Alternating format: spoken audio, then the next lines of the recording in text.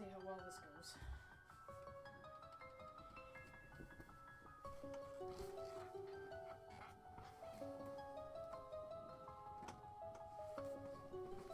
Trying to get my blanket top quick here.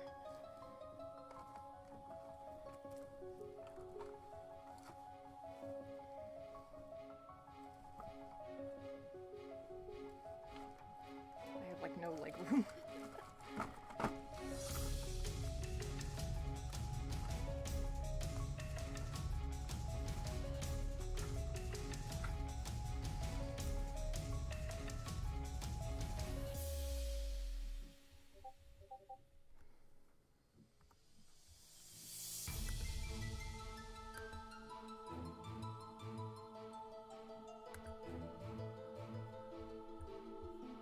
I can't see the chat yet, so bear with me.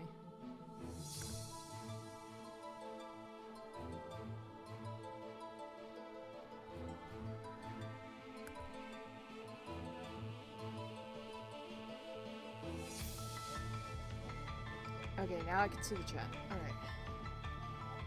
Hopefully the stream quality is not absolutely abysmal. I'll try and adjust my cam here.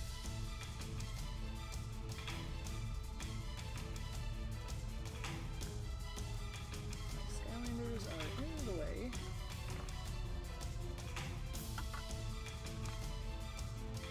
I have deodorants in here.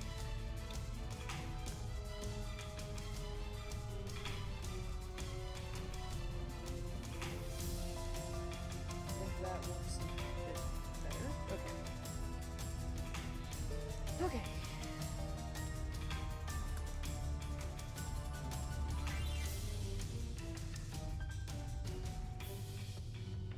My dog won't leave my head. Doggos. Hey, sweetheart. So yeah, I am looking for a Shiny Snom with a mark. I've already gotten one Shiny Snom during this hunt, but it was not marked, unfortunately, so I'm gonna keep trying. That was amazing, though, because I started this hunt and, like, 45 minutes later, I got a Shiny Snom on my... again, a few days before my birthday. Apparently my birthday is magic when it comes to Shiny Snom. And I apologize for the lackluster background, but my room is kind of a shambled mess. Like, I have two giant boxes right behind my chair. Because I have to wait for that confounded bookshelf to get here before I can do anything about all the stuff that was sitting on top of the dog crate that was removed. Aldino. This is like the Snom Haven, and I love it. You can just keep going back and forth, and there's a chance it'll spawn either Altaria, Snom, Frostmoth, or Audino. Well, oh, I ran into a Frostmoth.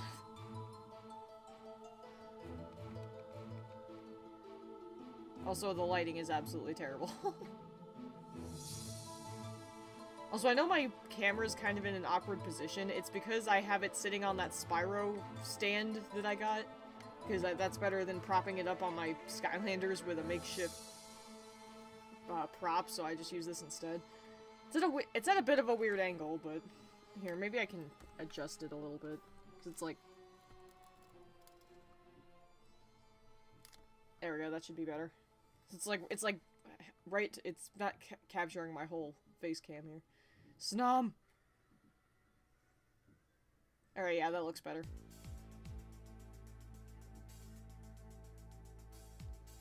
As far as I know, the music should be playing. I'm not actively listening to it myself because I'm not on my desktop, but...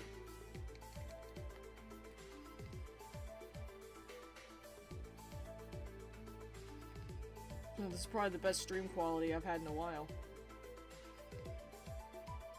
I'm like to bet that my stream quality is much better when I'm not using my PC to game while streaming.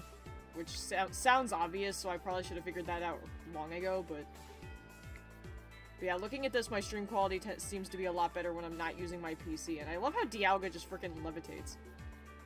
It's like a giant dragon that huge can just levitate. Cartoons, hello.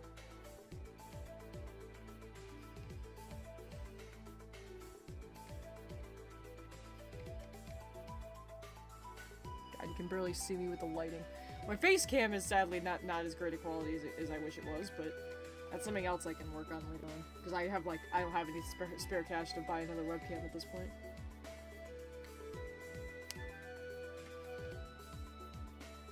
I gotta like keep the rest of the money that I have for a pre-order that is likely going to take the money out maybe in the next month or two.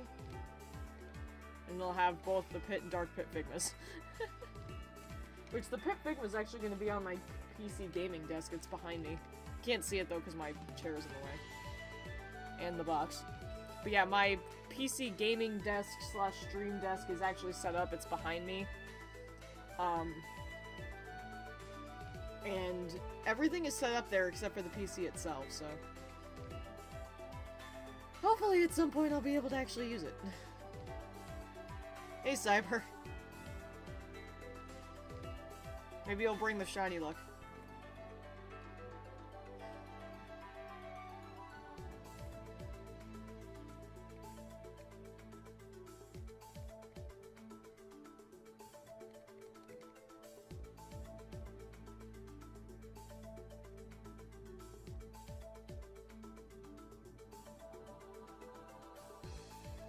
I need to figure out how to do your background on stream. What do you mean? And yes, it's a cyber. It's a wild cyber. Wild cyber appeared.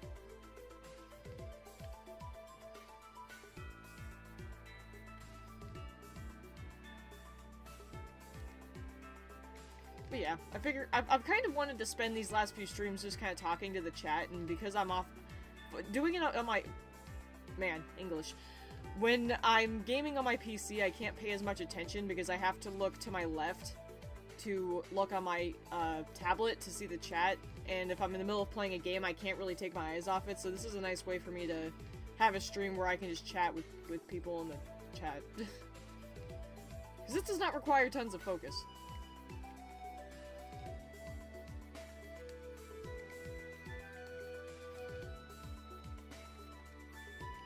I don't know if they're still doing this, but I can see. Someone I'm friends with in a server. Ooh, this one's got Nora. But, they're doing, like, a bot giveaway where they give away shiny eggs. And I've been hatching a few. So far, none of them I really wanted to keep, so if anyone wants one, then let me know, because I can tell you what Pokemon I've gotten from them so far, and they're 100% legitimate. Well, okay, let me rephrase that. They're genned, so they're obviously not, like, natural shinies, but the game won't see them as hacked or cheated, because they're not, like, Evo eggs. They're regular eggs. So, yeah. Basically, as far as the game is aware, they're perfectly legitimate Pokemon, so don't worry about it.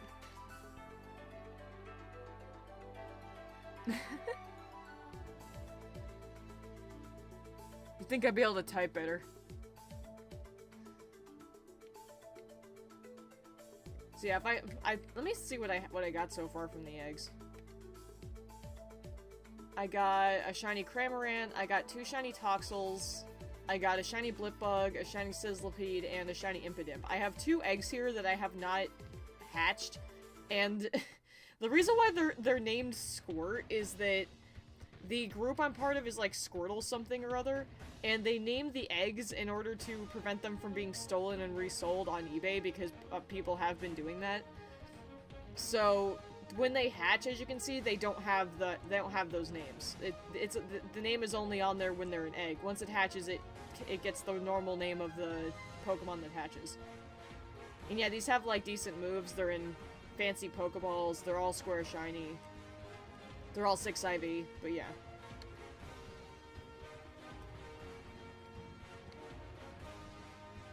So I'll see if that bot's still running. Oh, another Snob won the Nora. Come here.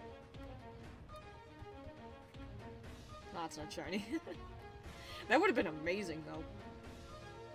But yeah, basically what I'm looking for is, I have the Mark Charm, so I'm looking for a Shiny Snom with a mark. I don't really care what mark, I just want one with a mark. And then I'll probably go and hunt an Eevee with a mark, because I would love to have a shiny Umbreon with a mark. That'd be really cool.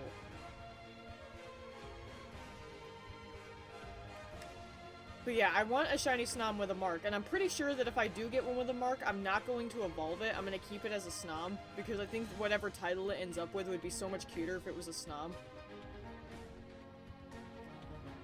Alright, so I found a trade partner. Is it the guy who's... Yep. Alright, so he's going to give me another egg. I don't need this Comfy.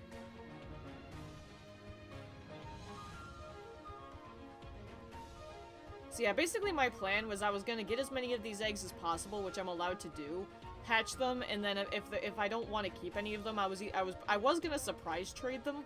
But if any of you guys, since I know my girlfriend now has Pokemon Sword and Shield, I know Cyber does. So yeah, if you guys see a Pokemon that hatches from this egg that you want, then let me know, because you can have it. Unless I really want to keep it, but I also wouldn't mind giving these away to just random people on the stream if they want one. Because yeah, these are not a dangerous tier game whatsoever. I have to go out, but I'll be back in an hour or so. Okay, cool. See you then, Volcarn. I'm probably gonna stream this as long as possible. I just have Sword. Yeah, I meant to say Sword, but I forgot momentarily and then just said Sword and Shield.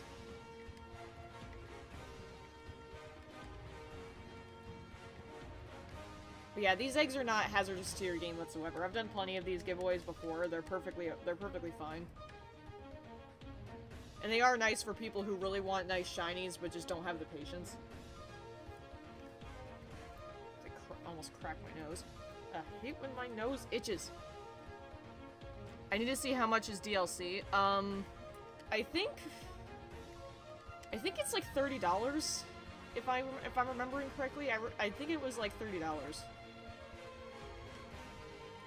The thing is, though, is that you don't have to have the DLC to get the new Pokemon. You could get these eggs, like, if it contained, like, say, a shiny Absol, then it'll still hatch and you can still have it. It's not gonna mess up your game. The DLC just adds the new areas. When the DLCs came out, all the new Pokemon that were added with a free patch.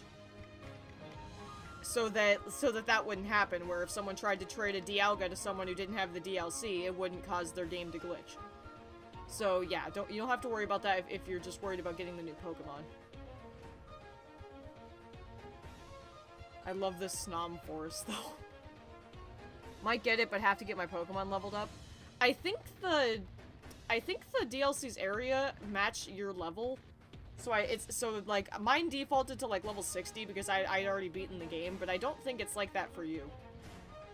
And and if it is, they probably have a way to block it off until you reach a certain part of the game, kind of like the tier 5 raids. So, yeah, I don't think you have to level your Pokemon up to do it.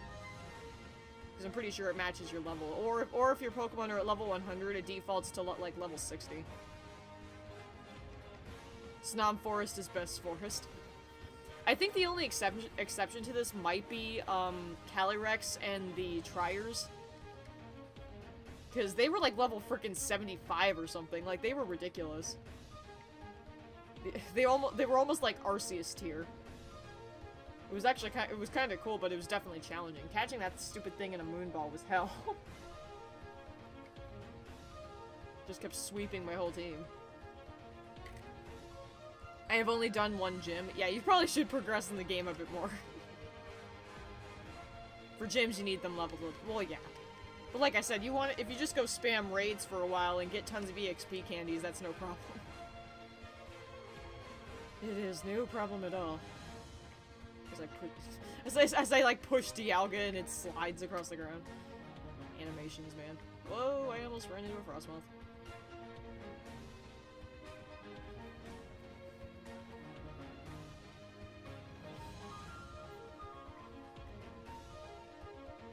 Probably should do them with you. Yeah. Especially when you get to the higher tier ones, because every time you beat a couple of gyms, the raids you'll find go up in difficulty. I think around tier 3 raids, I started having trouble doing them by myself. I so contemplated throwing a Master Ball at Calyrex, but held out. Yeah, I was tempted too, but it's like, I'm sorry, Spectrier freaking reminds me of Nightmare Moon, and I had to have that shit in a Moonball. I was stubborn. It's like how I wanted Keldeo in a Beast Ball, but oh my god, I can't believe that freaking only took 2 tries. That stream was lucky, because I think that was the same stream where I got my Shiny Suicune. That was a lucky stream.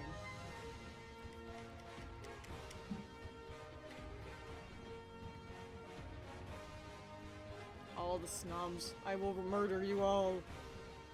For the sake of a higher chance of finding a shiny.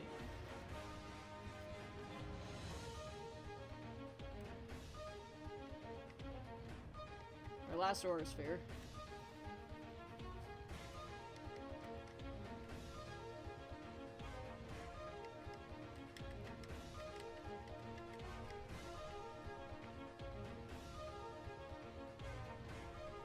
Yeah, I'm still searching for a shard. That's an Aura Frostmouth. Where are all the Snops? There's one. Come here, baby. Oh, jeez, for a second okay, I swear to God, after I shiny hunt for a while, I start, like, hallucinating colors, so it's like, I thought for a split second that was shiny, because it's shiny is not very obvious. But unfortunately the lighting can really screw with you. Like, the other day, I thought for sure I had found a shiny, because I saw it for a split second and thought it looked yellow, but then no, it was just the lighting. When it's sunny in this area, it seriously screws with your head. It's like, I don't know if I'm the only one who this happens to, but it's like every time I shiny hunt for a while, I start hallucinating and thinking it's a shiny when it's not.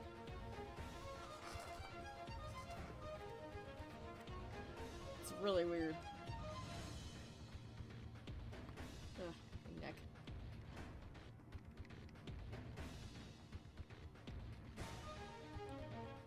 My friend who shiny hunts gets that often. Okay, cool, so it's not just me. It's not just me! I'm not freaking crazy, just a little bit. Snom! What do you think? Think it could be shiny for me?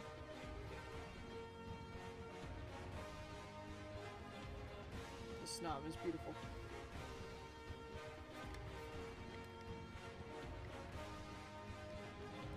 Love that jumper, by the way. It's a hoodie, actually. It's a Danny Phantom hoodie.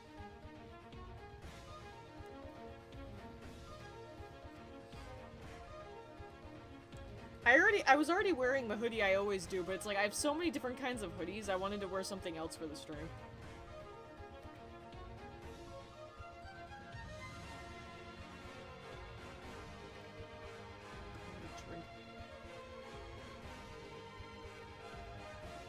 By the way, this new flavor of Mountain Dew is awesome.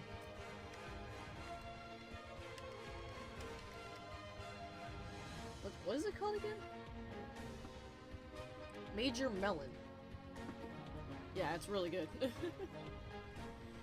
When I found it in the store the other day, and I didn't even think they would stock it for quite some time, but I found a 12-pack of it, and when I showed it to my mom, she said that apparently people have been raving about how good the flavor is, so that got me excited, and yeah, they're right.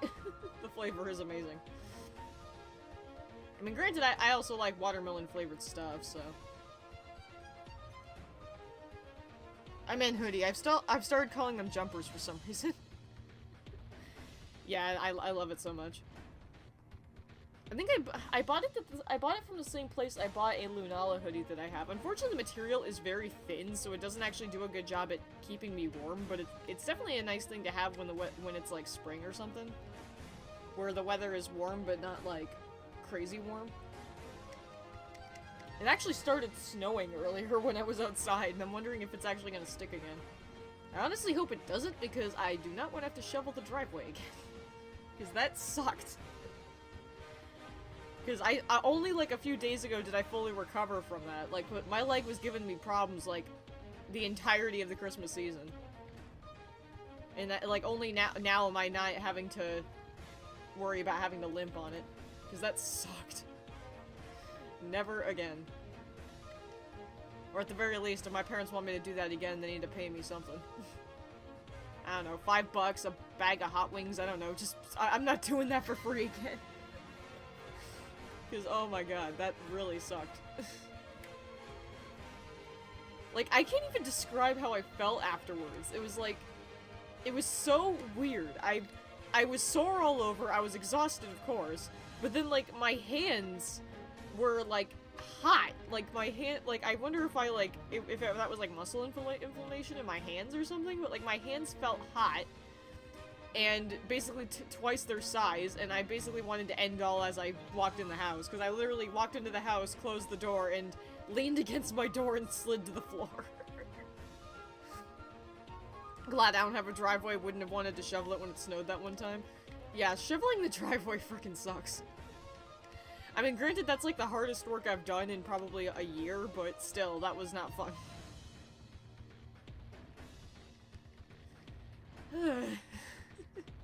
It's like, if you ever want to torture me, tell me to shovel the driveway.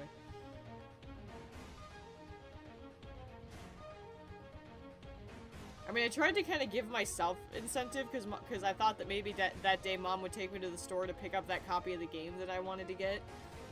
But she didn't, and she couldn't, so afterwards I was kind of like, well, that was pointless. My back is giving me problems now. What the hell? I'm not in the mood. Spine.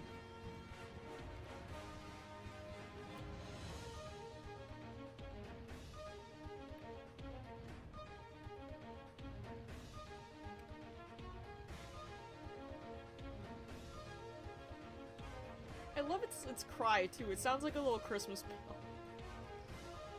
Oh my god, this thing is my child.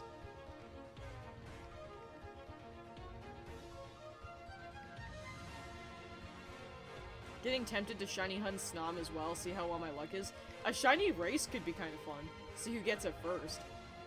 I mean, like I said, I'm looking for a specific kind, so I don't know how that would work, but I don't know, it'd be kind of funny to see who gets it first, although, let's be real, it would probably be you. Because my shiny luck is all over the goddamn place. I can't believe I got it a few days ago, because, like, I started the hunt, and, like, 45 minutes later, I got a shiny Snom.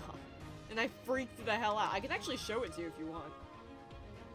How dare my keyboard desecrate the Snom? No! Okay. Where did I put it? I think it was... No, that's... Oh yeah, that was a shiny Snom I actually was given on Christmas. Someone on a Facebook group was taking genning requests on Christmas, free genning requests, which is kind of rare. So I asked him for a shiny Snom. And a shiny Umbreon.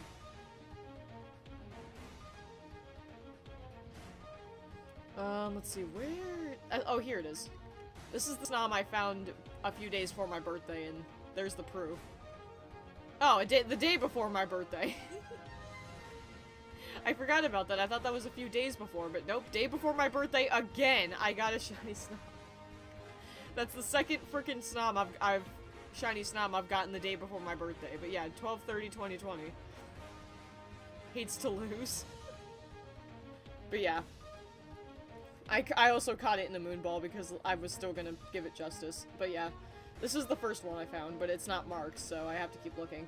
And then these were all the shiny Alolan Vulpixes that I caught during the event because multiple people I know had shiny dens of that event, so I got like a bunch of these.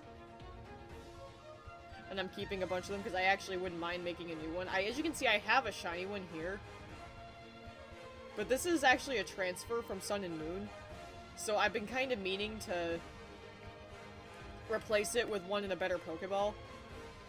And I do have one in the Moonball. Unfortunately, I don't have any in a Beast Ball, but I think I'll probably stick with the one in the Moonball, but I do like this in the Heal Ball too, so I don't know. All Snoms are cute, yes. Yeah, there are some Pokemon I still need to level up to train in the Crown Tundra.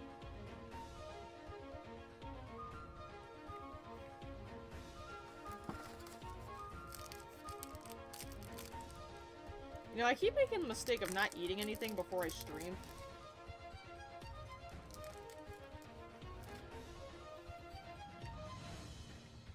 Because I'm too excited to stream. So I just end up snacking the whole stream.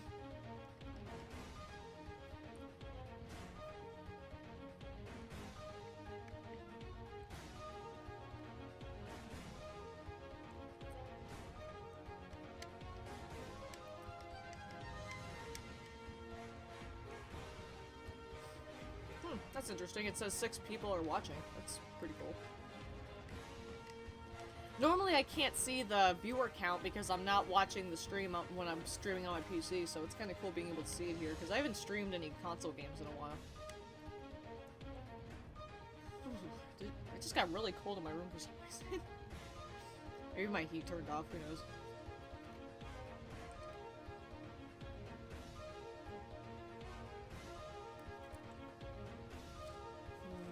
stores.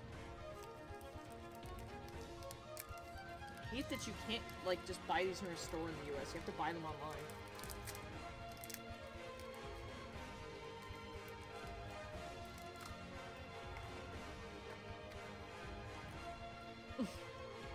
BRB grabbing my Switch I gave him.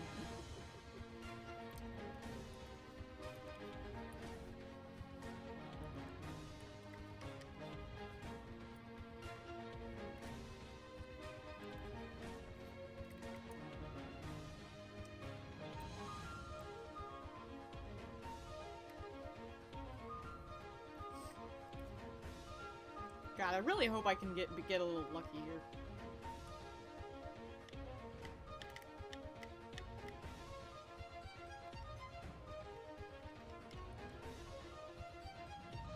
I really wish the background of this could look a little better. It's like most of it is you're just seeing my giant honkin' window.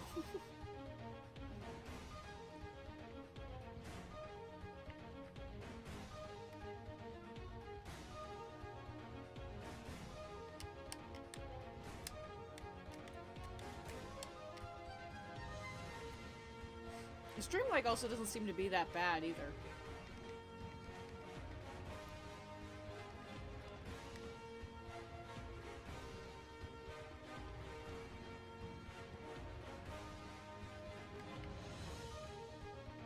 Which is always a blessing, because dear god, when the stream lag is really long, it really just makes it hard for me to talk to y'all.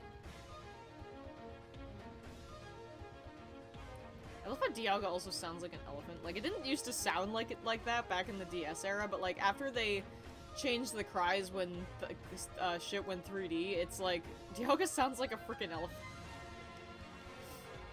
And I don't even think it's supposed to be, like, inspired by one at all.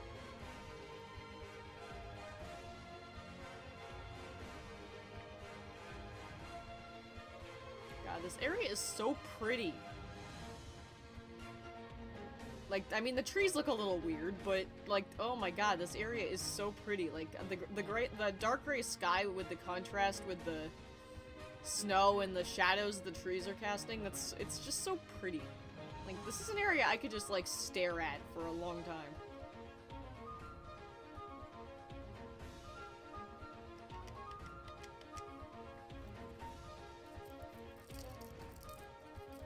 I have so much chocolate left over from Christmas.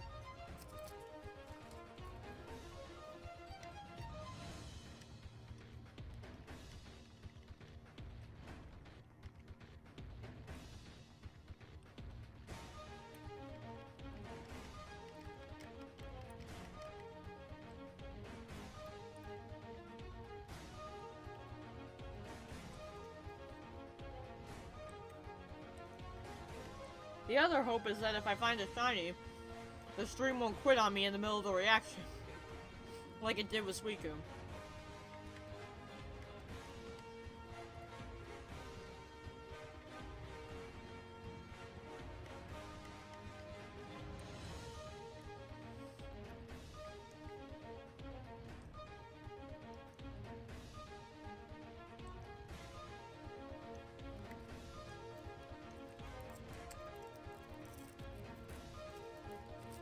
Grabbed a drink too.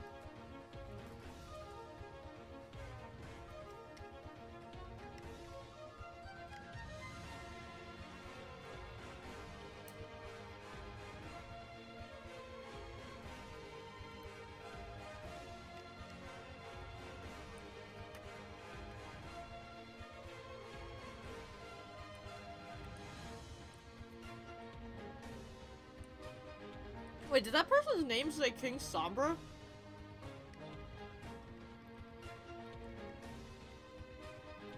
I thought that- wait, hold on. Hold up. Killed a Snom.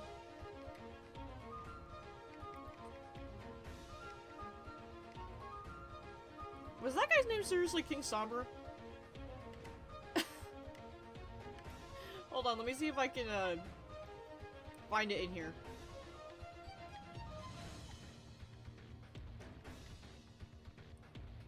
Yeah, there it is right there. King Sombra.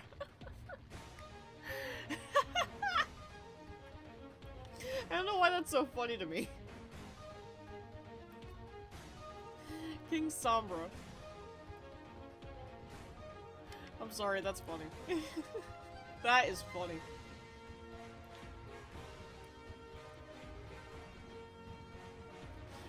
Oh my god. I've actually seen some interesting fandom references in the names before. There was someone named Inuyasha once. Like, one person came up on my feed and his name was Inuyasha. I think I saw a Shishomaru before, and I'm pretty sure I saw a Moroku. What else did I see? I've seen some very inappropriate names. I've seen lots of people naming themselves Ash. I've seen a lot of that.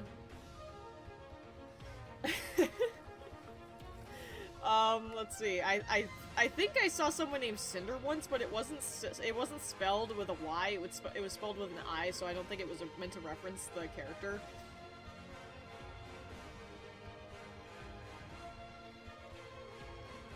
And I think I've seen a couple of names that were just different Pokemon. Yeah, I've seen some pretty funny ones. That's the first time I've seen a King Sombra, though. I don't think I've actually seen any MLP references before. That's really funny. King Sombra. God, can you imagine how funny that would be in a playthrough with everyone being like, King Sombra! Oh my god. That would be beautiful.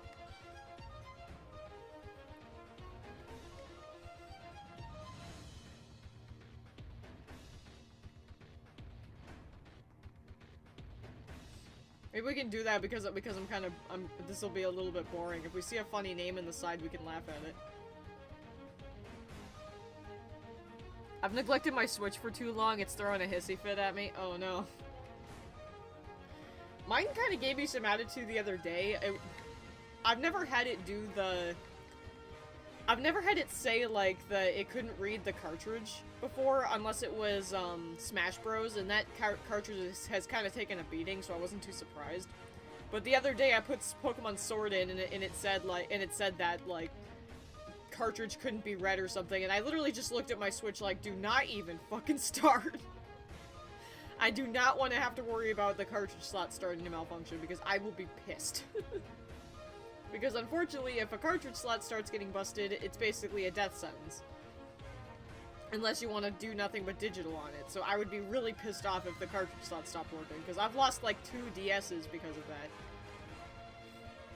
I've had 2 DSs break on me because the cartridge slots broke. And I was really pissed off about it. Especially since my 3DS XL stopped being able to read cartridges the day Pokemon Moon came out. I was so pissed. So I had to play that shit on my smaller 3DS. I only got to play through Pokemon Moon again once I got my purple 3DS XL, which is actually what Snom is sitting on. Which is this thing here. But because I've had to move stuff around in my room, I can't find my DS games. So I'm also pissed because the other day I wanted to play some Mystery Dungeon. But I can't because I don't know where my 3DS games went. And I'm probably not going to be able to find it until I figure out how to fix my room. So I'm kind of miffed, because every other time I've wanted to play the games, they were like right here, under my table, but for some reason they've gone missing.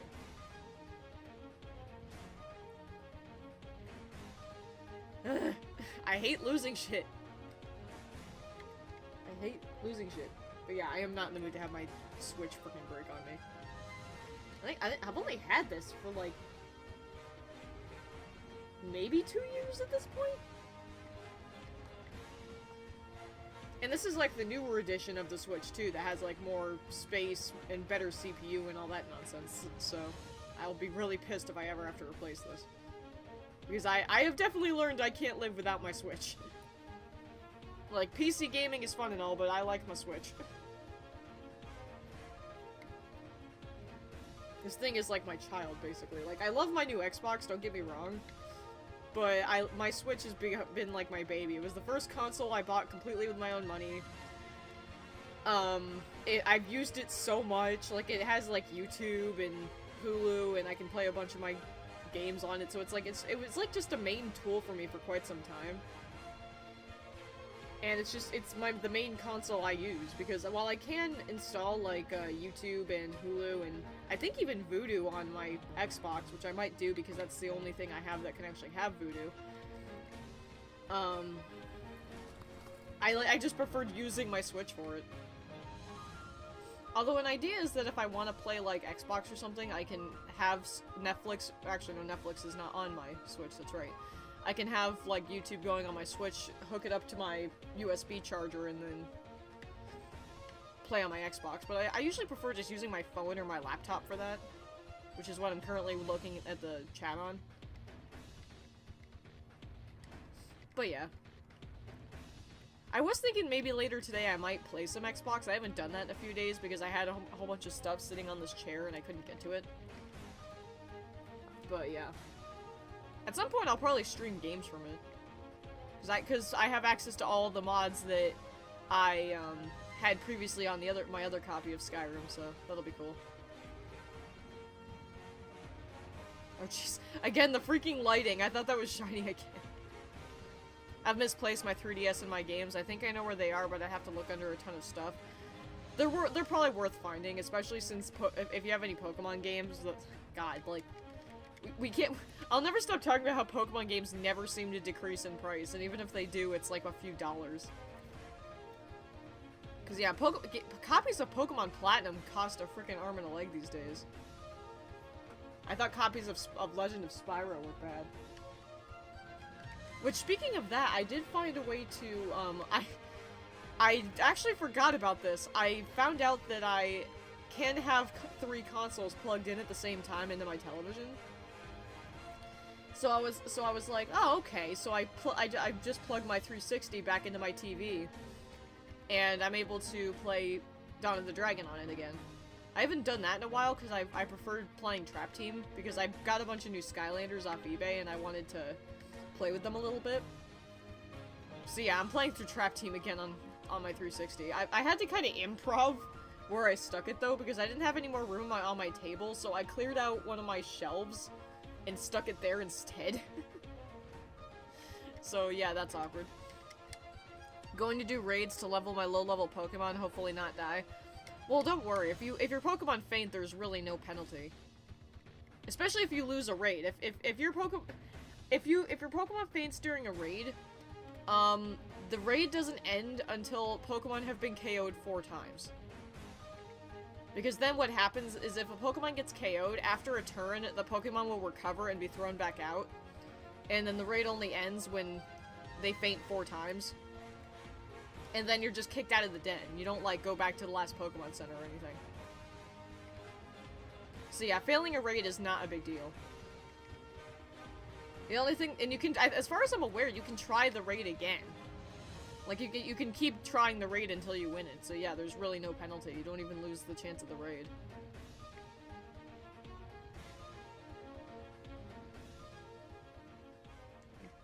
Come on, spawn Snoms. There we go. Sadly, no one joining. Yeah, unfortunately, I'm sure. Especially if they're a Pokemon no one's interested in.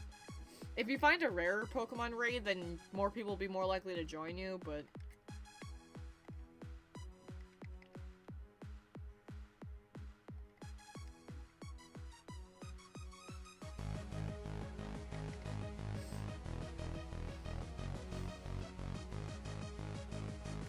I am so glad I bought this Spyro stand, though. This thing really is a great substitute for propping up my phone. Definitely worth the few bucks it was. I think it was like $15 or something like that. It was discounted on Amazon when I bought it. It's gonna go on my gaming desk as well. That's where it was before I started streaming today, but that's where it's gonna be, and that's how I'm gonna hold my webcam from now on. It'll be much nicer than having to prop it up on an MLP toy. Yeah, there you go, and Cyber can give you a hand. The plus of having friends.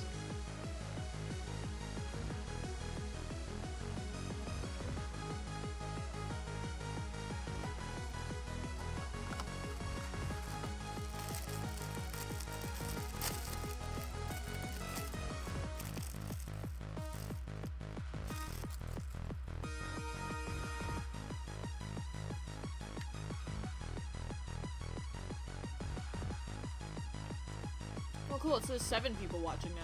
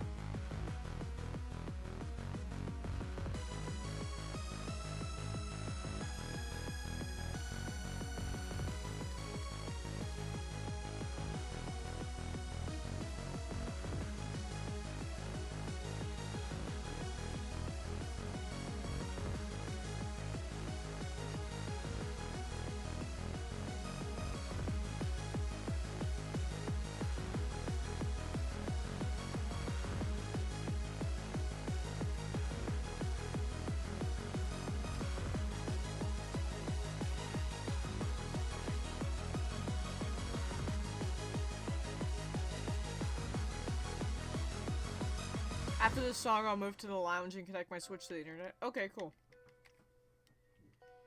It's sad that I have no clue what song is even playing right now because I'm not checking. Because I can't hear the music. I just turned it on my PC and moved over here.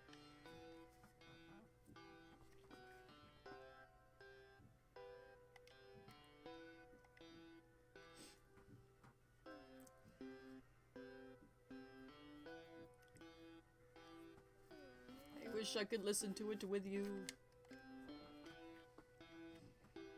But yeah, it's the only downside to not streaming on my PC is I can't hear the music that's playing. But the bright side to that is I can. That's sad. It stops. Lol. I'll be back soon then.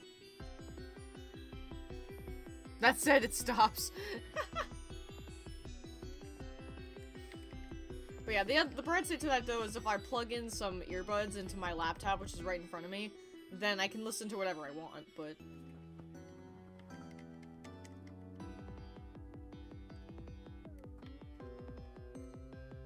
the only thing that it concerns me is I'm not sure how well my console streaming setup is gonna work with my computer now being over there. I'm pretty sure the cord will stretch, and I'm not too concerned about that, but it's like, I don't know. My PC is normally on the direct opposite side of this part right here, like it's right to my left, behind a wall. So that's gonna be something I'm gonna have to experiment with when the PC gets here. Under multi-FR. Hello. What's up? Cool name. Come on, shoulders. Not in the mood, shoulders. There is snoms to kill. Or there are snoms to kill. Man, my grammar is an all-time low today. I blame my lack of sleep, although I've actually got a lot of sleep, so I don't know. There's nothing to blame here except myself, I guess. God, I wish I had better lighting over here. That's all something I'm gonna work on once I get all this crap out of here. I'll try to, like, do better with lighting. I might, like, have a small lamp on my gaming PC desk, because that might help. But yeah, my lighting is weird.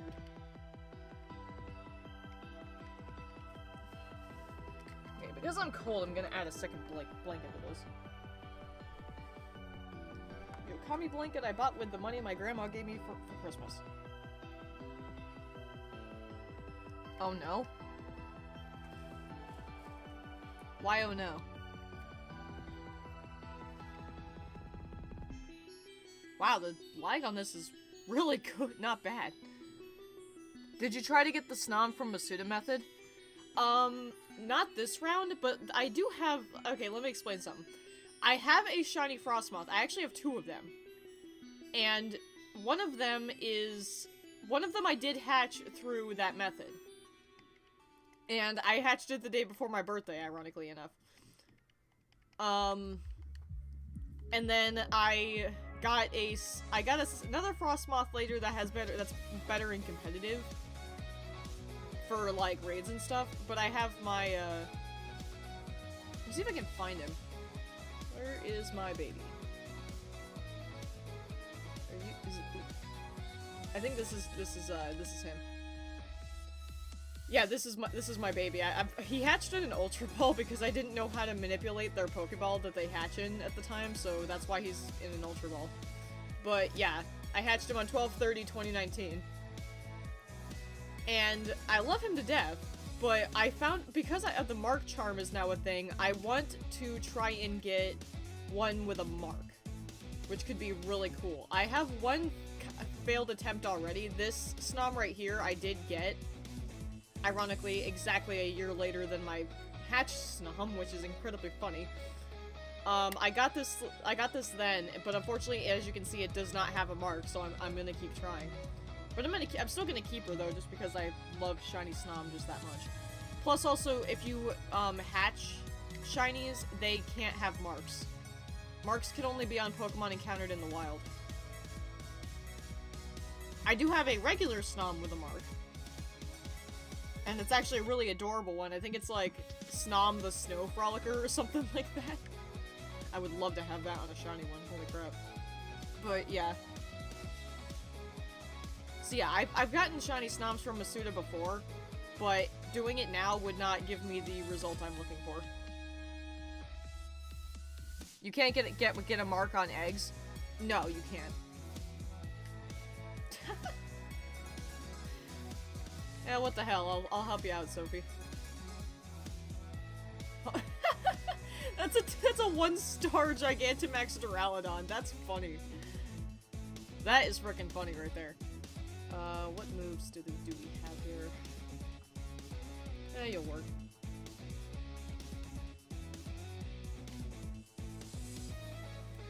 There are moments where, Jenners have been able to put marks on eggs so that they'll hatch as a Pokemon with a mark.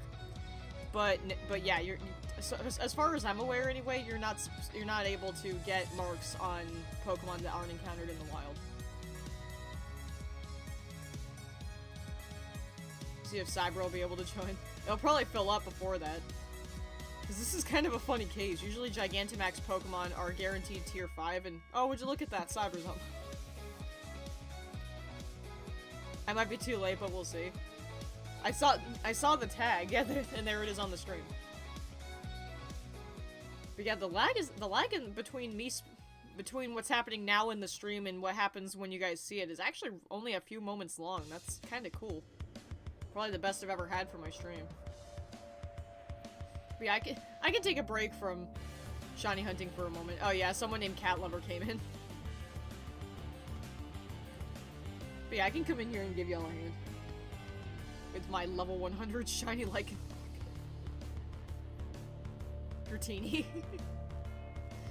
I don't know why they chose that, but whatever.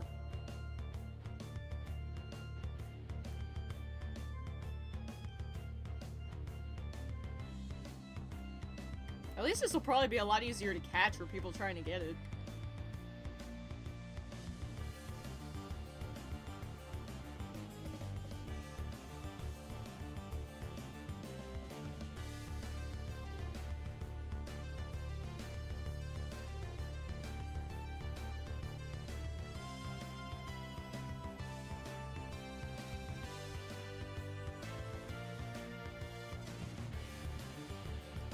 Probably gonna one-shot it, because the second my Lycanroc gets to move, it's gonna probably destroy it. Yeah, there it goes. Also, I'm surprised nobody's questioned why I named him Danny Phantom.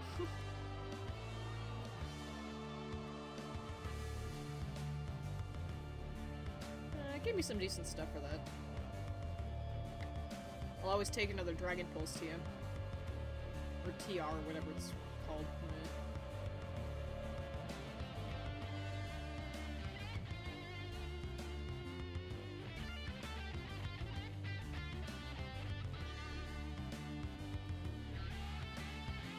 Yeah, I've got a bunch of really great shinies.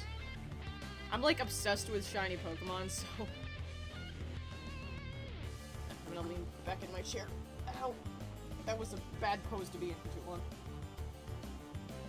My body does not like supporting itself for too long. It's like, if I'm not leaning back and get the weight off of myself, it tends to hurt me real fast.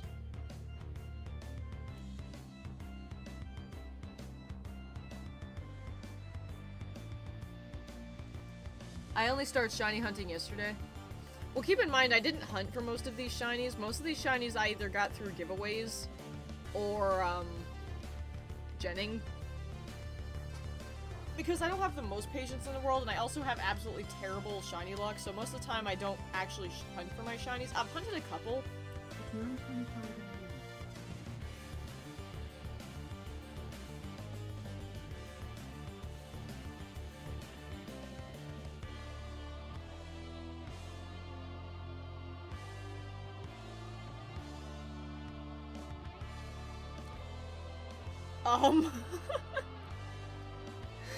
Well, I don't know if you guys heard that, but that gave me a minor heart attack just now. I don't know why she told me what time it was.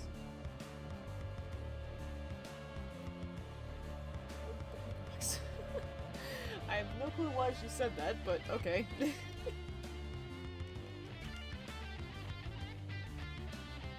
That gave me a minor heart attack. I was not expecting her to say something.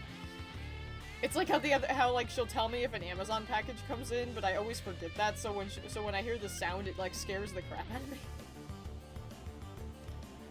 The drawbacks to having a voice activated thing in your room. So what was I saying before that interrupted me? Oh yeah, I know. I got a lot of shiny, but not my, so I'm starting to get my shinies. Yeah. Oh yeah, I remember what I was talking about.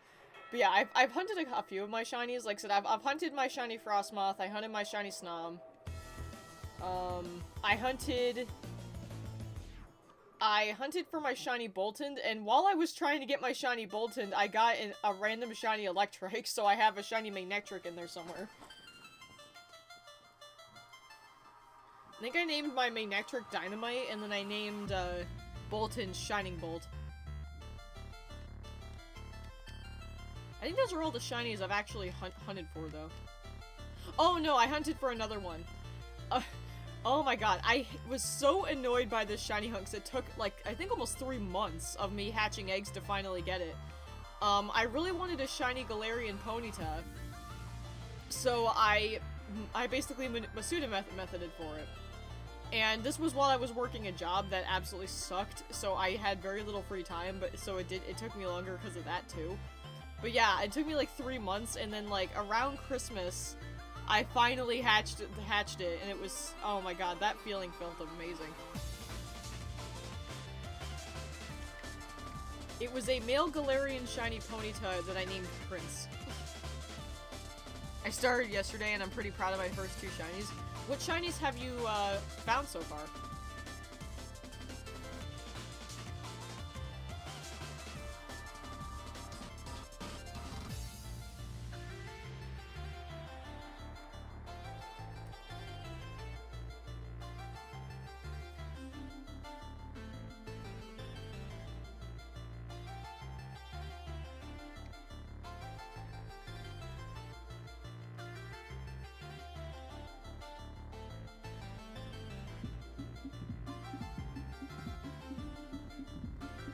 A Rowlet who is already evolved in an Eevee. Ooh, good choices.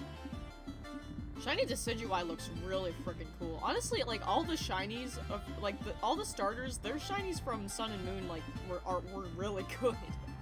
Decidueye was definitely the coolest looking in my opinion, but I always loved Primarina the best. And of course, Eevee's always, like, a great choice. One of my most prized shinies is it's a square shiny Umbreon in a Beast Ball. It's actually on my team, you probably have seen it. It's the Umbreon named Lumina. She's my most precious shiny. Yeah, she's level 100 in a Beast Ball, female, square shiny. With amazing special defense. And then that's her moveset. Curse, Body Slam, Mood Light, and Throat Chop.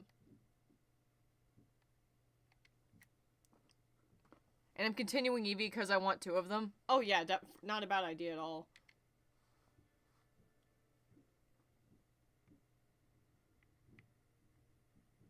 Having multiple shiny Eevees is the best. There was actually someone... Actually, let me rephrase what I said earlier.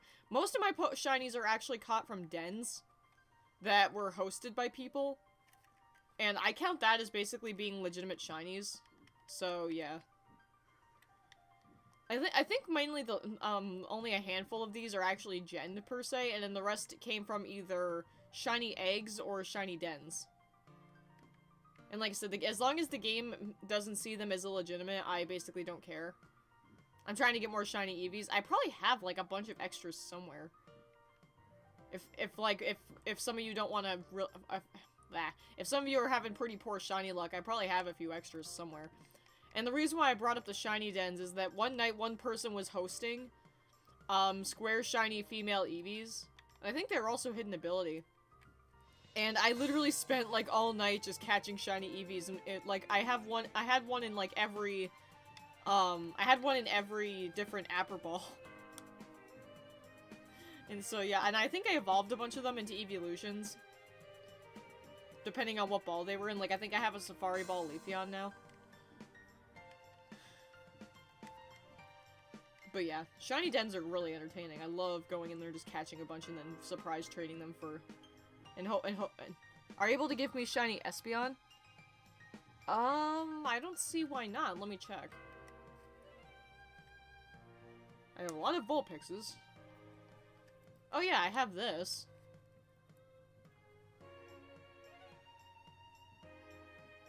Wonder if there's kids playing outside. I have this. I got this through a surprise trade. Or actually, wait, no. Where did I get this?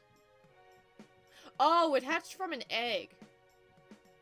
Okay, I hatched it from an egg. So yeah, you could probably have this Eevee. I know it's in my keeping box, but I honestly don't really need it. Do I have a spare Espeon, though? I don't think so. Do I even have a shiny Espeon? I don't think I even have one for myself. Why is there a shiny Fracture just sitting here in my box? That's weird. I guess I'll put this in my surprise trade box. Let's see, what do I have here? Yeah, it looks like I don't have an Espeon. I think I decided not to bother with that because it's a real pain in the neck to evolve. But yeah, I actually don't have a shiny Espeon myself. That's kind of funny. Yeah, these are those evolutions that I mentioned that I've caught in those balls. And yes, I named her Katara. Sue me. I might take you up on that if it takes any longer. Like, I'm pretty sure I have extra... Oh, is this another one? Yeah, here's another one. Here's another shiny Eevee that I could toss to somebody. I have a lot of extra stuff. Like, I think Raven traded me this one. But yeah, I've got like a shiny Shanks, I've got an extra shiny Skarmory, I've got a Toxel, I've got a... That's a regular Beldum, I don't know why I have that. I have the overwhelming need to call my shiny Espeon Mint. Oh, that's not weird at all, trust me. This is an event shiny Suicune. I'm like trying to figure out what I have here. I have a bunch of random Amoras and Snoms. Oh, here they are. Here are all my extra Eevees. Yeah, these are all the Eevees that these are the Eevees that I caught in those extra balls and then didn't evolve. So yeah, I have a whole row of shiny Eevees here. But yeah, I can say I have one in a Friend Ball, a Lure Ball, Level Ball, Heavy Ball, Love Ball, Sport Ball, Dream Ball, and Moon Ball. Where did this come from?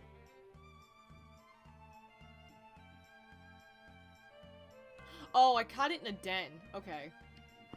So yeah, there's another Shiny Snom that I have. Oh yeah, and then Entei and Lugia. That's right. Do I have... I think I have extras of those. Let me check. I'm keeping this one because I think this is a Game Boy... Actually, no, that's a Pokemon Go Lugia, I think. Or not.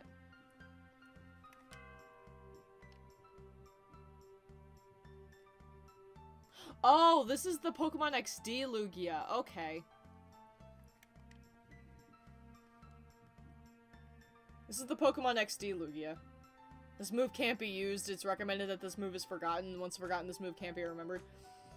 It's because, yeah, Deoxys isn't in this game, so Psycho Boost isn't either. That's kind of strange, though, that it keeps the data for what power and accuracy it has. That's kind of interesting. Like, if the move's not supposed to be in the game, because there's no... you can't use it in battle, but it keeps the data for it, even stating that it's a special move. That's interesting. Anyway, Entei and Lugia. I know I have it. I gotta have extra. Okay, yeah, here's the Entei. This is. Oh yeah, this is a Max Lair Entei.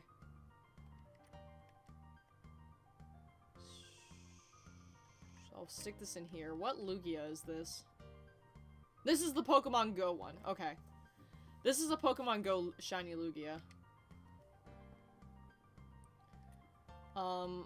Do I have an extra of that? Which is this one? This is the Game Boy Icon one. Okay, this is the Game Boy Icon. So I think I want to keep this Lugia because I don't have an extra of the Pokemon Go, but I know I gotta have extras of that somewhere. Oh, here we go. I think this is it. Yeah, this is an extra Pokemon Go Lugia, so I can give you this one.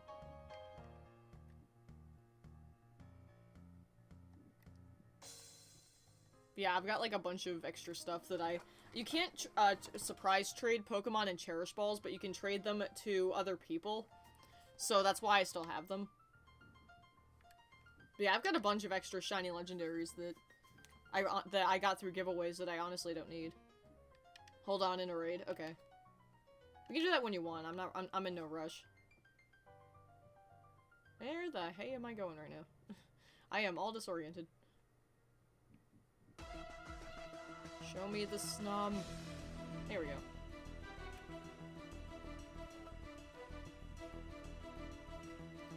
I showed my mom pictures of the evolutions, and she said Umbreon was her favorite, so she decided she could stay as my mother.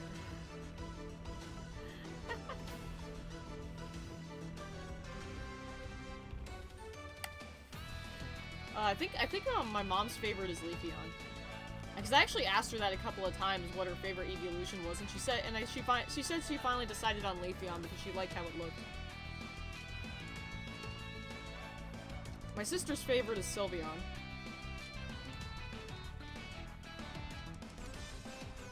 And I think we determined that my brother Aiden is a Flareon, so... Darn, missed the raid, sadness. Aw. Rip Cyber.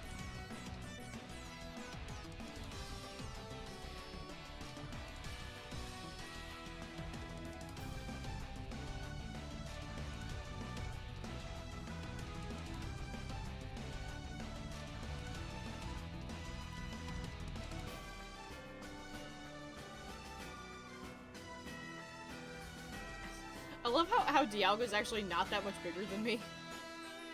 Like, a fully grown adult would probably be about the size of a Dialga, which is kind of funny because in like, the anime, it's usually portrayed as being, like, freaking gigantic.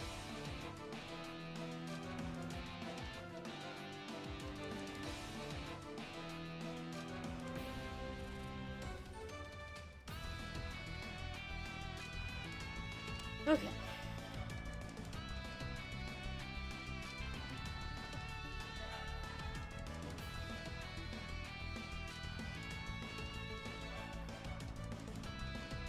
This is the code here.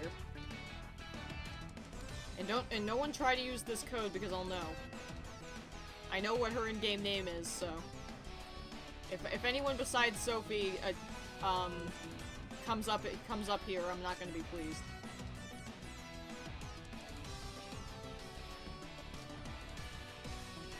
Let me know when you're searching, because I don't want to get this off screen until you can see it. Because I know your memory isn't your memory isn't good like mine.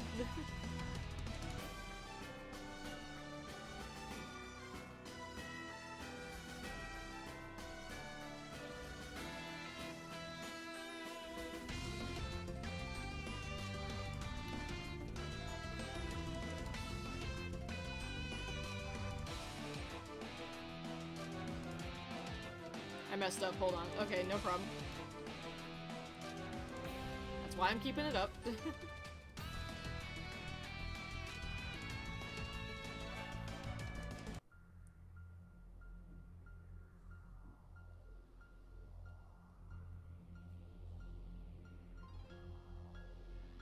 I have Kami blanket.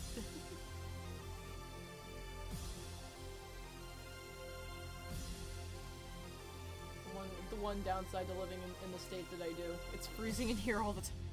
Okay, done. Alright.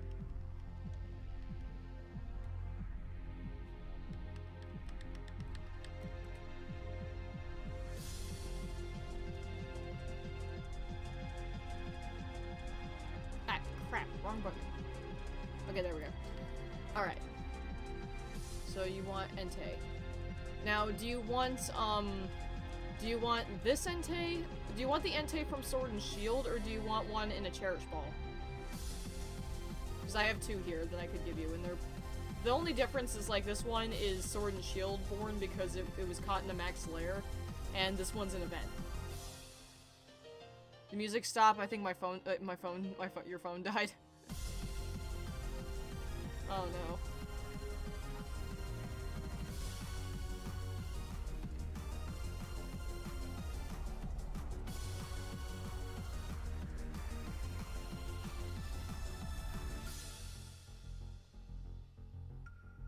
Sword and Shield? Okay, so you want the Max Slayer Entei. Okay.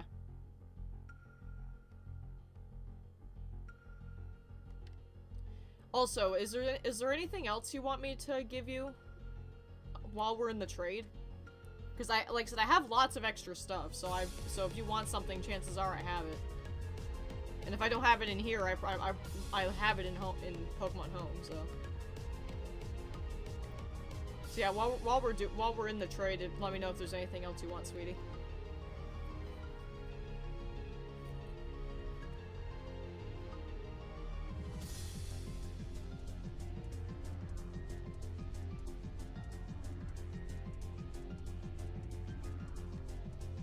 The funny thing is you could use this Lugia on your team. Because it's only level 20.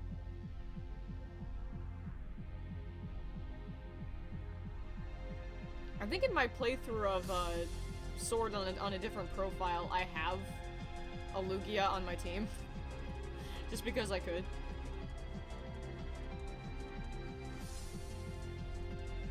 You don't know? Ah, it's like knock someone over.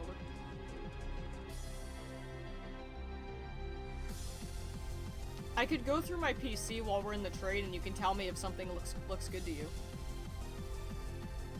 What are the Pokemon at the bottle? Oh, you mean at the bottom? Oh, I figured. The Pokemon at the bottom in the box are Ponytas. They're the Cantonian versions, and they are shiny.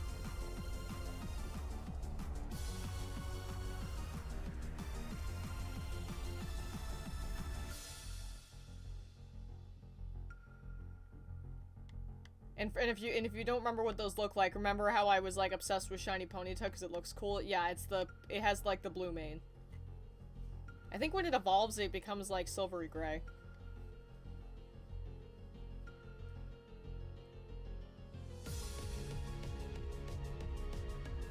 Are you gonna select a Pokemon to trade me, dear?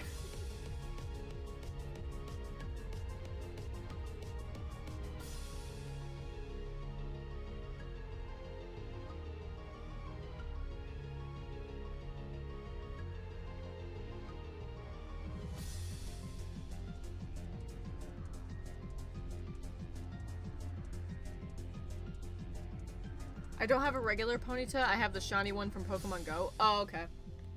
But yeah, that's what regular Ponyta looks like. Unfortunately, they didn't quite, I wish they would do this someday, because they did it with Pokemon Home, is I wish that if a Pokemon was shiny, its sprite would reflect it. Because currently in the game, if whether a Pokemon's shiny or not, it keeps the same sprite. Yeah, in Pokemon Home, that's actually not the case. In Pokemon Home, if a Pokemon is shiny, it will show up in its sprite, so I hope they do that someday. I don't know, maybe if they ever do Gen 4 remakes, they'll do it.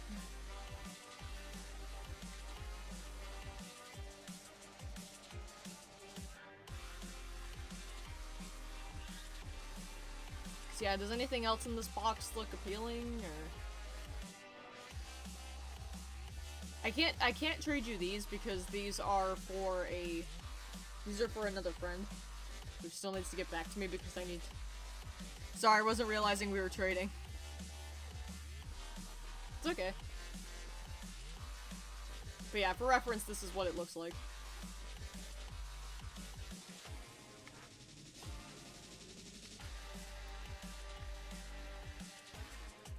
Okay, this Jolteon's also for somebody else, I think. Yeah. It's actually funny because this is the oh, let's see. Jolteon knows that, yeah, that's for somebody else. Gen 4 remake is official already, I think. No, it's not, nothing's official yet. There's been like lots of teasings and rumors that something was leaked, but there's no confirmation yet. That's not a shiny Jolteon, unfortunately. That's a regular one. This is actually a- wrong button. This is an example of me having a shiny locked Pokemon. I usually don't have these very often, but I kind of have these as trading fodder because people are like really into these. This is a Pokemon that normally cannot be shiny, but you can trade them for some reason. Like, usually if a Pokemon is illegitimate, that you can't trade them, but for some reason the Galarian birds are able to be traded even if they're shiny, so it's very strange. I think that's it. Alright.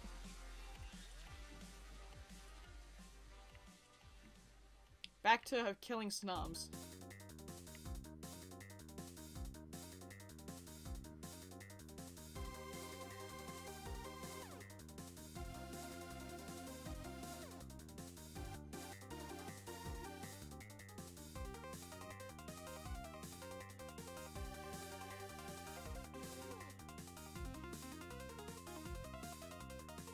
The Galarian birds aren't shiny locked? Yes, they are.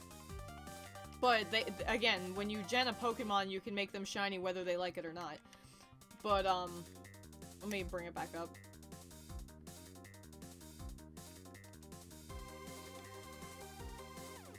Basically, even if Pokemon are shiny locked, they can still be shiny in the game because they will still have a shiny form.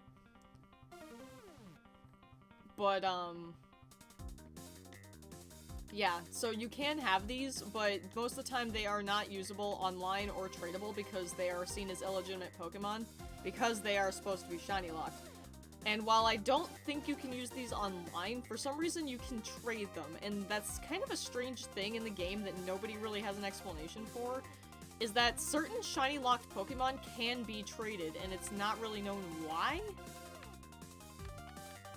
But yeah, this is what Galarian Moltres looks like shiny. It's actually really unfortunate because all the Galarian legendary birds have really cool shiny forms because they're all based on their Cantonian forms. Like, Galarian shiny Articuno is a bright blue, and then this is Moltres is an original colors, and then same with Zapdos. They're basically their original colors, but they're shiny locked, so... I don't understand how they can include Caterpie, which is Gen 1, but can't include Cyndaquil. I don't know. And yay, Volgorn's back. But yeah, I have 2 of these. They were being given away, and I just kind of took them in case somebody wanted them. Because I know some people were collecting these. But yeah, like, this is basically what Galarian shiny Articuno looks like. It's pretty cool. I unfortunately don't have any of the others, I just have Moltres, but... I also have this. I think this is a Pokemon Go shiny? No, it is not. Oh, yeah, this is the Dream Radar Tornadus. That's why it's level 5. The ID number is interesting. Yeah. Yeah, I have, like, a bunch of novelty shinies from, like, different areas. Like, I think these are all... Let's see, what are these? Yeah, these are all Pokemon Go shinies. Like, these are all shinies that you can get in Pokemon Go and then transfer. I have, like, so I have a bunch of, like, novelty Pokemon. Like, and here I have the, have Shiny Giratina and Dialga from that event back in Heart Gold and Soul Silver. Because those did have a chance to be shiny. Those were not shiny locked, so... Or, oh wait, no, these are Dream World ones, okay. These are Dream World ones, my bad. But yeah. I love how Entei is 100 and the rest of my Pokemon team is level 20. But yeah, this is like a random events box. I have like a bunch of strange Pokemon from different places. Yeah, and these are all Pokemon with marks that I have. I actually found a few with some interesting marks. Like, this Pikachu has a common... It says uncommon mark, but this is actually the most common one. I have an Eevee with the same thing. I have an Electrike with the same thing. I have an Amora with a flustered mark. I have a... It's actually funny because now if you toss out the Snom, it says Snom the Pompous. And it was very funny to me. And then... Oh yeah, this is the one I found on stream. Yeah, Snom the Snow Frolicker. I found this when I first streamed the Crown Tundra when it came out, and that was a really great start. Because I think it was like snowing in the area where I caught it, or something like that. Like one-shots the gym battles, lol JK. Well, it's not gonna obey you, that's the thing. You're gonna have trouble getting it to obey you, which is the double-edged sword to that. And I just realized how...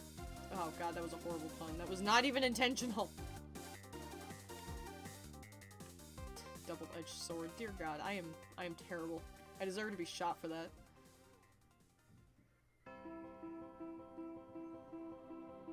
God. It would be totally my luck that, like, looking for a Snom, I'd find a shiny Swablu. I would not be surprised if that happened. That happened when I was hunting my Yamper. That's how I ended up with a shiny Magnetric. It was actually funny, because I was hunting for a shiny Yamper. Snom has every right to think it's better than everyone. But I was hunting for a shiny Yamper on the route where you can catch, like, Eevee and stuff. And I was looking away because I was basically laying on my couch with my Switch in hand watching something on TV. And I wasn't paying attention. And I looked up at the show, looked back, and I had encountered an Electrike, and I was about to attack it. But then, thankfully, the camera was kind enough to show me the Electrike, and I stopped for a minute and was like, wait. Because it was a bit bluer and didn't look like an Electrike. I was like, wait a minute. And I didn't see it. When it came into the field, I wouldn't have seen the sparkles, so I was like... I decided to catch it just in case, and I could easily just surprise trade it if it wasn't shiny. And then lo and behold, I catch it, and it was a shiny Electrike. I was like, what the heck? I don't even think I ran into it. I think it just ran into me. So yeah, that could have ended very poorly if I hadn't seen it when I did. So yeah, Oh, it has no moves left. Whoops. Whoops. Sorry, Dialga. I forgot that you ran out of PowerPoints. My bad. Probably even the shiny Vulpix you had me was being stubborn. Yeah. Traded Pokemon can be a real pain in the neck. And I'll send out my shiny Flygon. God, this thing looks so cool. Aw, it's cute. Why aren't you a Bug Dragon type, though? Seriously, you should be Bug Dragon. That would be such a cool Pokemon. Like, actually, is there a Bug Dragon? I don't think there is. Actually, all my boxes are full of Eevee. That sounds awesome to me. There's worse things you could have in your PC. If you gotta have anything, it might as well be something cool like Eevee. But yeah, it's like, I'm sorry, Flygon should be Bug Dragon, and like, we need a Bug Dragon type. That would be so cool looking.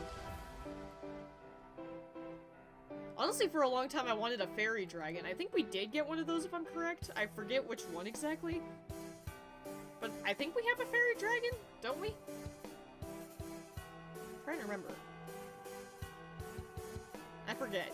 But I remember back when the fairy type first came out, I was like, we need a fairy dragon type. That would look so cool. Because there's so many things you could do with that in terms of a design. Like, design a fairy dragon type Pokemon, that could be cool.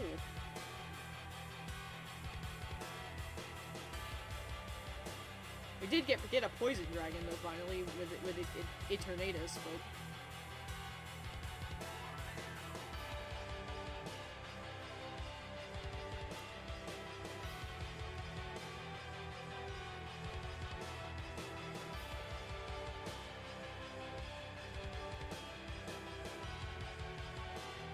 all the 2 boxes just filled with Litten.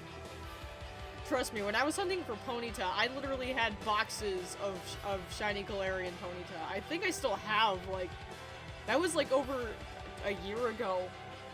And I'm pretty sure I still have some in Pokemon Home somewhere. I was so sick of seeing Ponyta in my boxes. Like, I actually ended up filling up my entire boxes with just Ponyta. It was painful.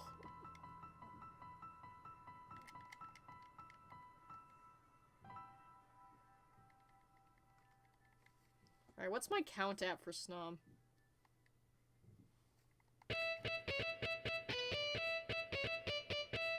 I can hear the music from here from my headphones. Oh my god. I think it was in the count. Yeah, here we go. 276, okay. I think I have to go up to 500 to have the highest chance or something like that.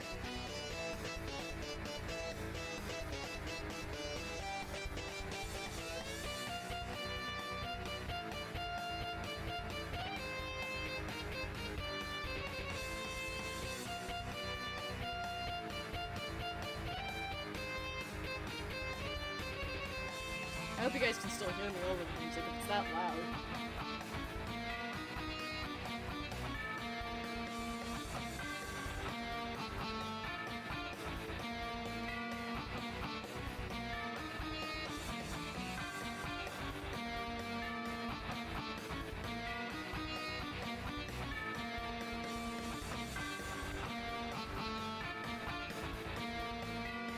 Can still hear you all right? All right, cool.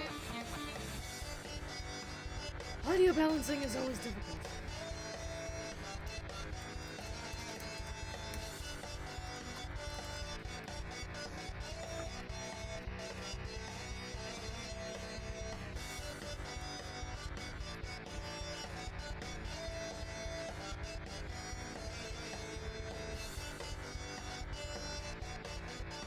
Helps that I'm naturally loud, so...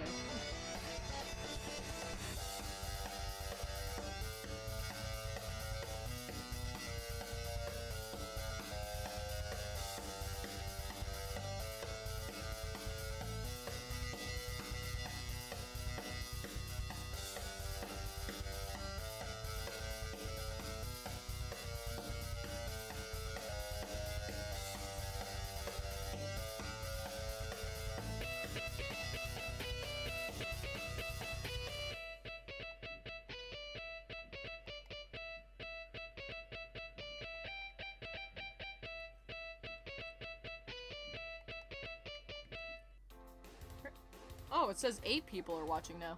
Wow.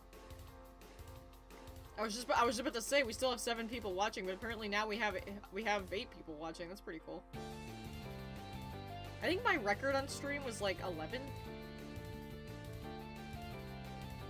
But it's still pretty cool to have 8 people. Somebody is crashing around upstairs. I don't want to run into this Swablu.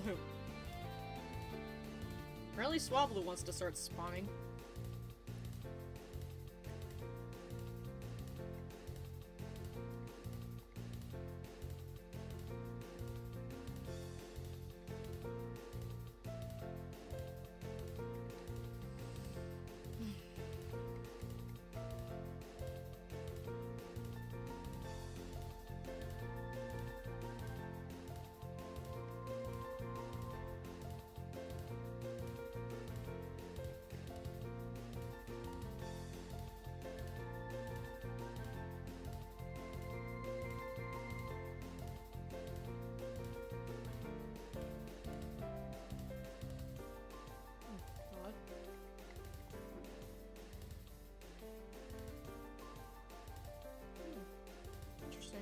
don't get mail on Sundays. I swear to God, if that's my bookshelf, I'm going to frickin' lose it. Okay, I'm gonna be right back and check what that is, because they rang our doorbell. If I can get out of my chair. I hate having such a claustrophobic area of my room. See, I'll be right back. Come on.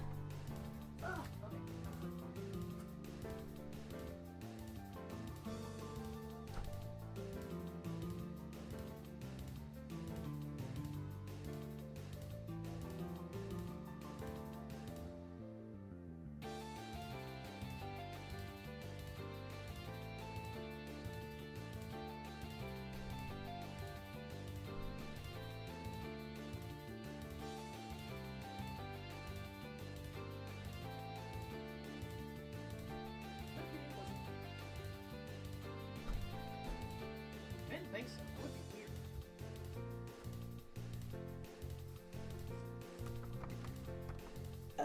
weird. As I do complicated gymnastics to get in here. Yeah, it was wishful thinking. It was something for my dad.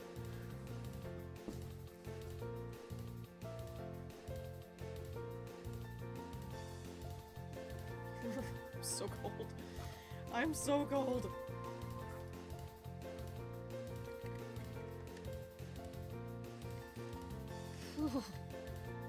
I'm gonna get my new Skylander today. The post sent me an email 2 days ago telling me something was here, but we don't get the post on Saturday or Sunday. We just don't get mail on Sundays. That's why I thought it was odd that we got mail. Yeah, my bookshelf, I think it said that it's like the 19th is when it's supposed to get here, but it's Amazon, so it could get here at any point. But, yeah, I mentioned that earlier. I bought like a bunch of Skylanders off eBay that I didn't have.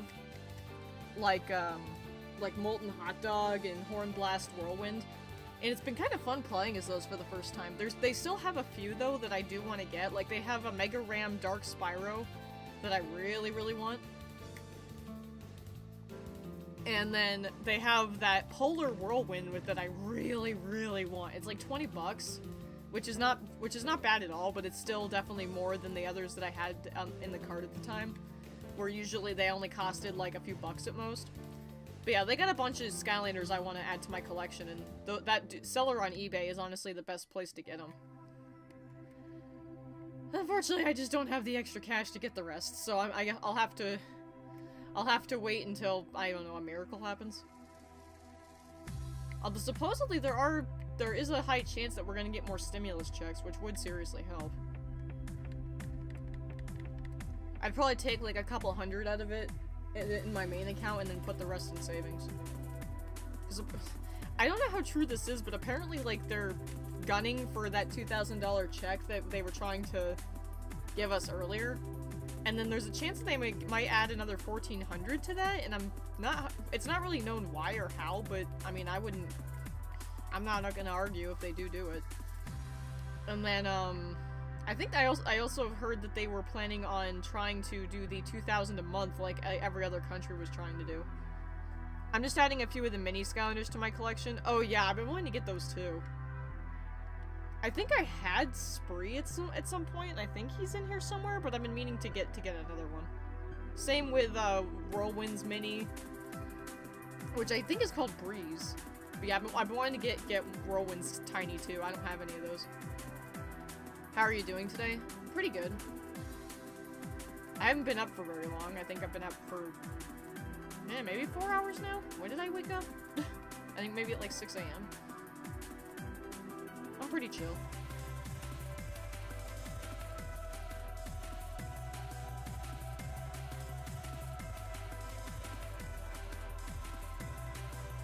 Other than the fact I'm freezing, but that's nothing new. I'm always cold. First Skylander I got off eBay was Drobit. I just had to. Oh yeah, that's another one I've been wanting to get.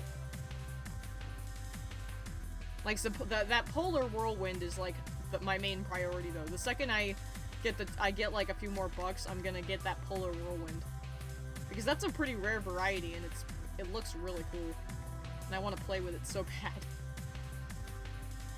I also wouldn't mind collecting more of the Eon's Elite Skylanders, but those are probably going to cost a ton. I have the two that I care about, which are Spyro and Whirlwind, but I know there was one for, like, every element. If I'm remembering correctly. And then, of course, there's the frickin' portal that I need to get for Xbox One that we're struggling to find.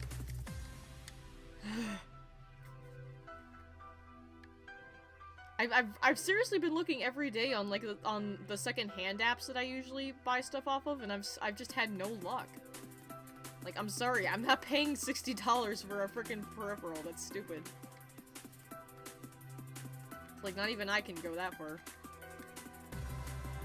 It's like, I'll pay 20 bucks for a rare variety of Skylander, but I won't pay 60 for a portal.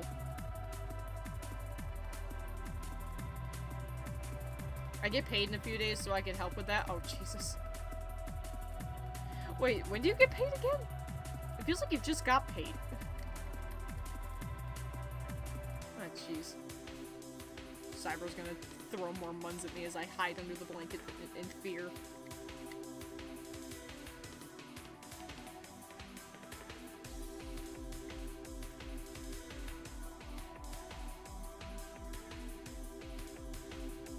$3 days away? Oh, wow.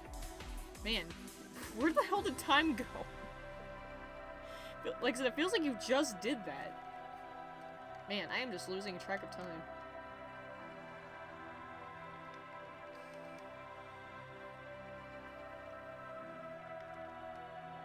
Cyber gonna freaking kill me.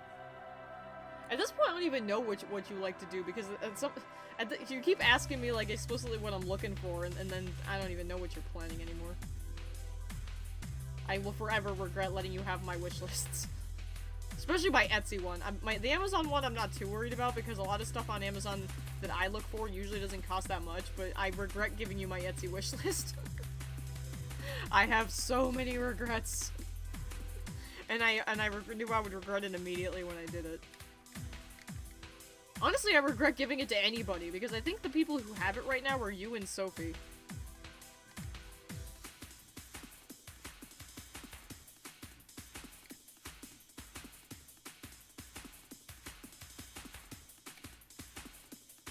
It's like so much. I have so many regrets.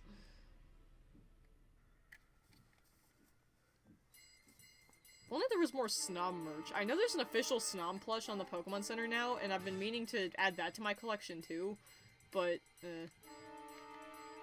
honestly, I'm just happy with the one that I have. This is just the most perfect Snom plush. I don't need anything else. So I'm gonna pay my therapy bill first. I definitely have no regrets. Well, yes, you should definitely pay your bills first. I'm not your priority. Bills definitely take a priority. Girl. Hi, Digi. Man, my lighting is really erratic right now. I didn't really look. The snow, it didn't look like the snow stuck or anything, so I'm curious if it actually will snow pretty hard. Can always look later, I guess. Need to get you all the things? No! No! No, you don't. No. I will resist feebly. I know it is feeble, but I will try anyway. Actually, I think the word I was looking for there was futile, but whatever. No. Where is the Snom? Stop giving me the moths. There's one.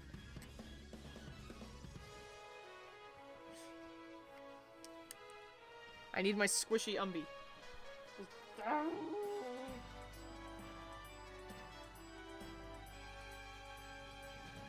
By the way, this thing is so squishy and I love it.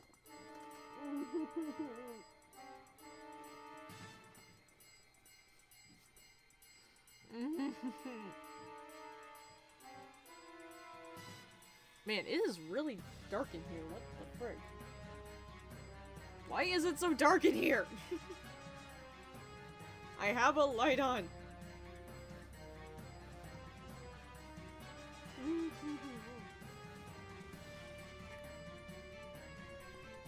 Hi, Umbra. Vaporeon's gonna be in my lap now. How am I? That's a good question. I'm not sure anymore.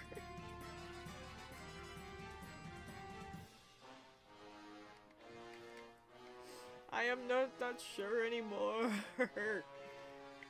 Ah!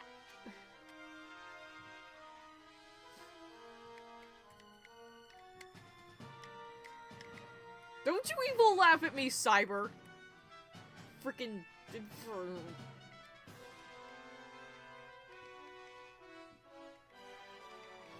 Jesus.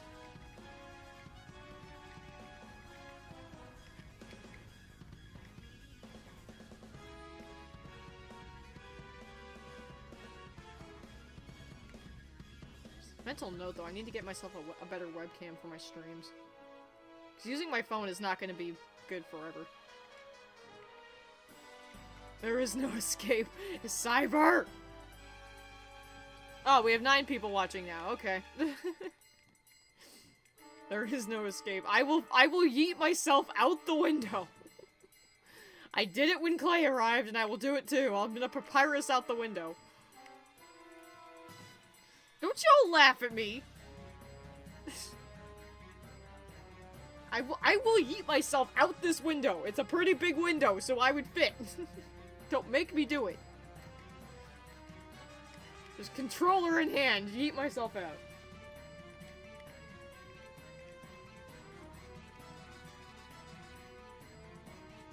I am doing alright, just woke up to be honest. Yeah, I basically woke up and started streaming. I was in the mood to stream my shiny hunt, so.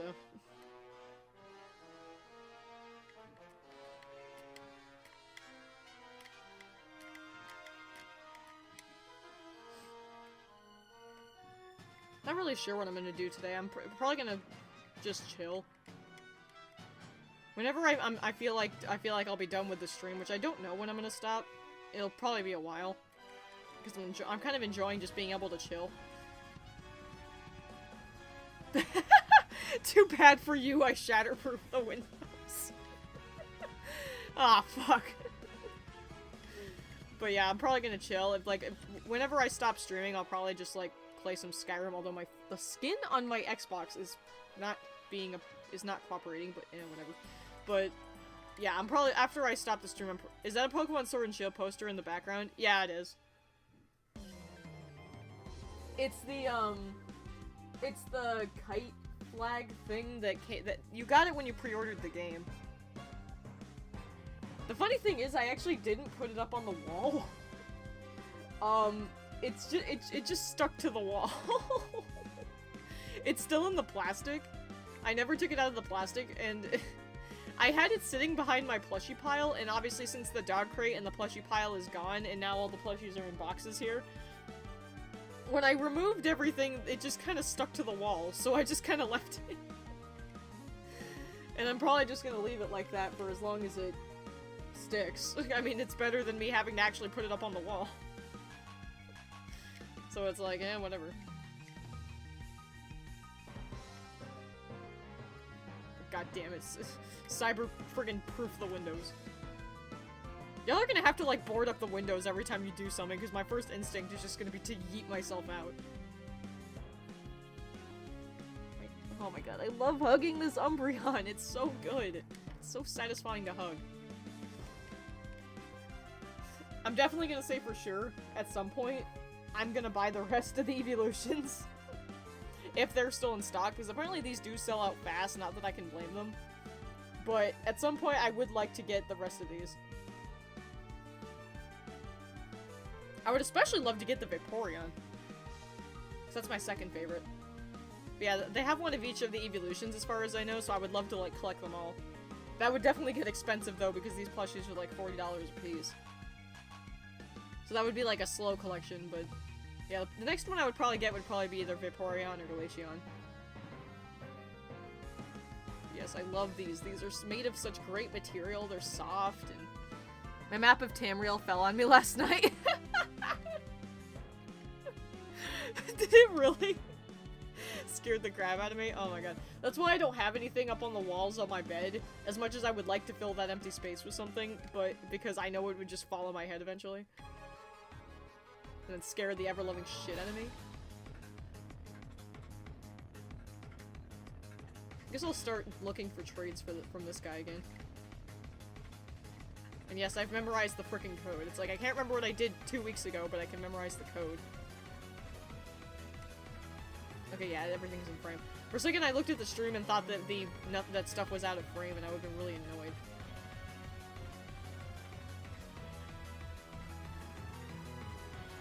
I keep being afraid that my AC remote Wii will fall down from the wall and scare me as well. Oh, the price you pay when you put stuff up on the wall.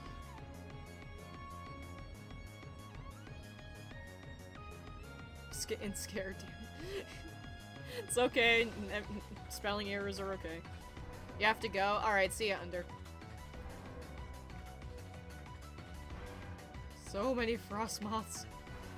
So many.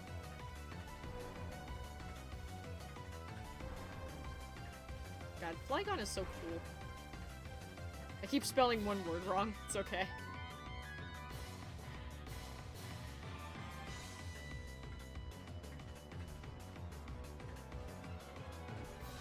It's the first time it's done that, I think, in 2 years, so I'm not all that torn about putting it back where it was. Haven't played Skyrim in a while. I first played it on the PS3, and since then play it on PC whenever I have the time I want to play it. I've played it on so many different consoles. Like, I had it for Xbox 360, I have it for Xbox One, and then I also have it for PC and Switch. So it's like, I just have multiple copies of Skyrim at this point. Because I recently got my Xbox One, so... That's probably what I'm actually gonna do later when I end the stream. I don't think I ever finished that thought, but yeah, I was basically probably gonna kick back, play some games on my Xbox, and chill.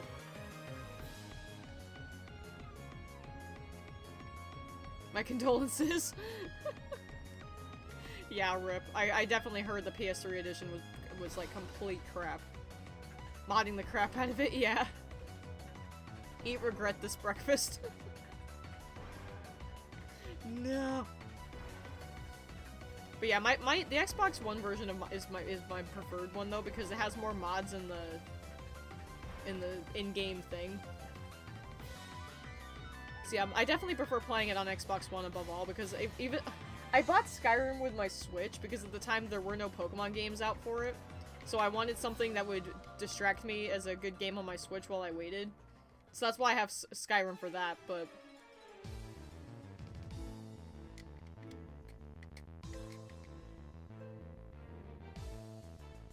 Yeah, I'm probably never gonna touch Skyrim on Switch again unless I want to, like, I don't know, I guess play the vanilla game with no mods. Which I might sometime. But at some point I definitely wouldn't mind streaming Skyrim on my Xbox One. So you guys can see more of what my original file was like. PC version I have is the Legendary Edition, not the Special Edition. One of the best mods I've got at the moment is the Skellies play spooky scary skeletons when you get close. Oh my god. I can't find this mod again for the life of me, but at one point I had a mod installed on the other Xbox One when I played Skyrim that changed the title screen to Nyan Cat, both image and song, and in combination it also made it so every time the battle music would usually play, it plays the Nyan Cat theme instead. That was so awesome, and I loved it. Yeah, exactly.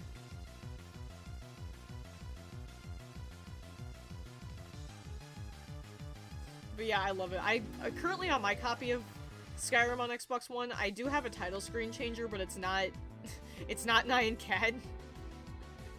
It's it basically makes the title screen animated, shows like a scene where a dragon is fighting a village, and there's like animated ash falling, and it has like a different version of the song. It looks really awesome. Yeah, I've got a bunch of interesting mods on it right now. I have the Inigo mod on for the first time. I've been enjoying that. He's a cool character. And then I also found a mod that basically mods Eevee into Skyrim, but not like an actual Eevee, but they mod a fox into the game that can be a follower. And it's called Eevee. And it's even cuter because you can give it different salts, like void salts, frost salts, fire salts, things like that, and it will change its elemental ability, because it has the ability to attack enemies with elemental magic, and what element it is depends on the salts you give it, so that's what kind of makes it more like Eevee. And it can also hold items for you and do other stuff. I think it's also invincible, like, it can still take damage, but I think it's listed as essential, so it can't die. Which I'm glad, because I would be absolutely devastated if that happened.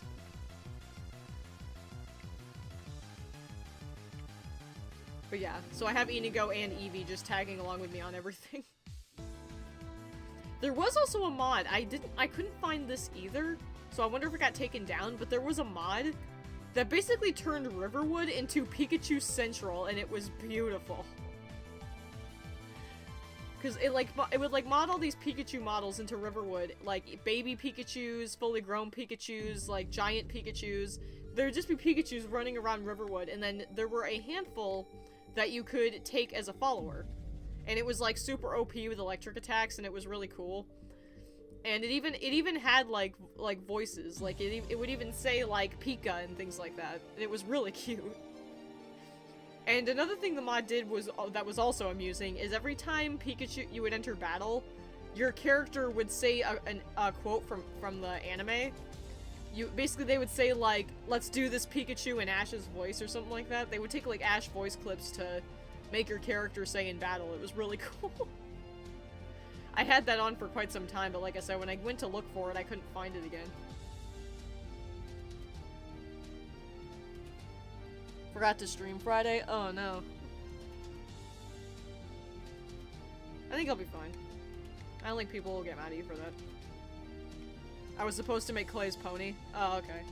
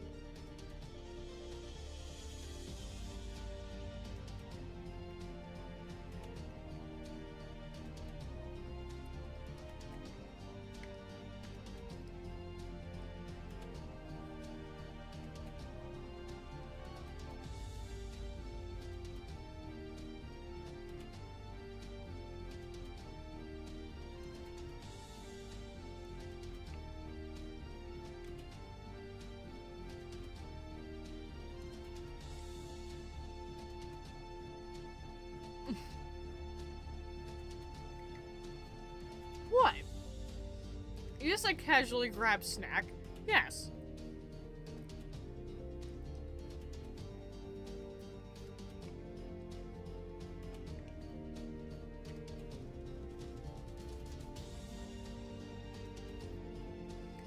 Man, come on, man, I'm hungry.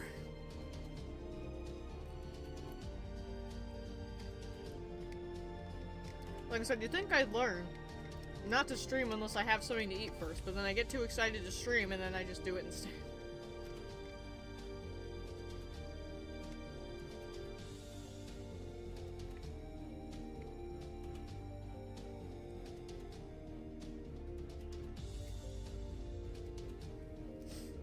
Oh yeah, that also reminds me, I have my phones, the Spyro stand that's holding my phone sitting on these right now, but I did buy 2 new games to try out. One of them is Puyo Puyo Tetris for Switch, and I just thought it would be a fun game, and I also bought, I bought Borderlands for Xbox One. It's like a collection where it has, like, 2 of the Borderlands games, and it's, like, remastered with all the DLC or something like that. And I found both of these games in the Target close to my house while I was, like, browsing the video game section.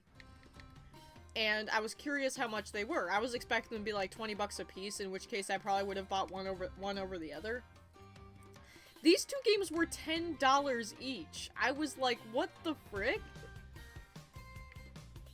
I was like, wait a minute, seriously? Like, these games are $10? And I was like, hell yeah, I'll buy them both for that much. That's really good price for a Switch game and an Xbox One game. Should probably buy ESO while I'm sitting here. Probably a good idea. Never buy Fallout 76? Yeah, don't worry, I won't. I actually don't even really play Fallout. I tried Fallout 4 one time, and while the story really captivated me, like, right away, like, I was immediately enthralled in the story, I was not good at the gameplay. Like, the gameplay just was not, I just wasn't good at it. I managed to kill the freaking Deathclaw, like, in the beginning, but then, like, after that, I just started struggling, and I just lost interest. I might go back to it someday, though. Because I've heard, like, it's basically, I'll probably go back to it at some point, though, because it really looked like a good game. I prefer Fallout 3 and New Vegas more, to be honest. I've never played a Fallout game before. Fallout 4 was the first one I ever played, so gives you a little perspective.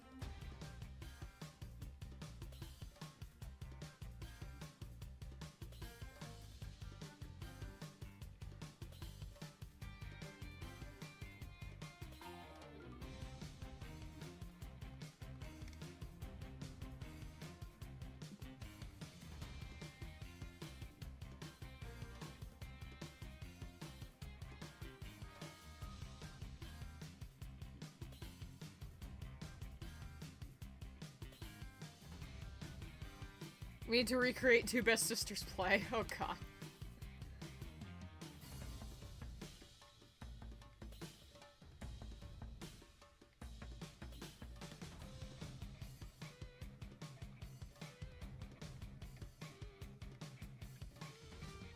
God, that video was amazing.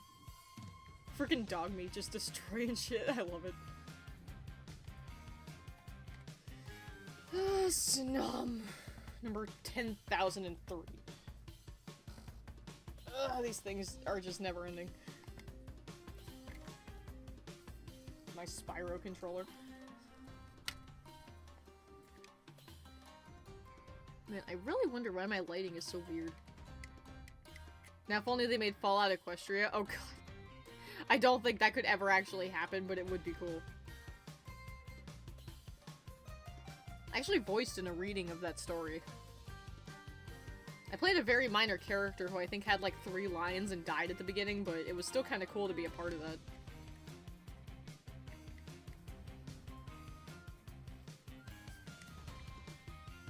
I think there's like physical copies of Fallout Equestria books. I'd play the hell out of that if it was real. Yeah, same. I'm pretty sure there's real books, though. Like, I remember seeing that they were selling hard copy books of Fallout Equestria, and I was tempted to buy one.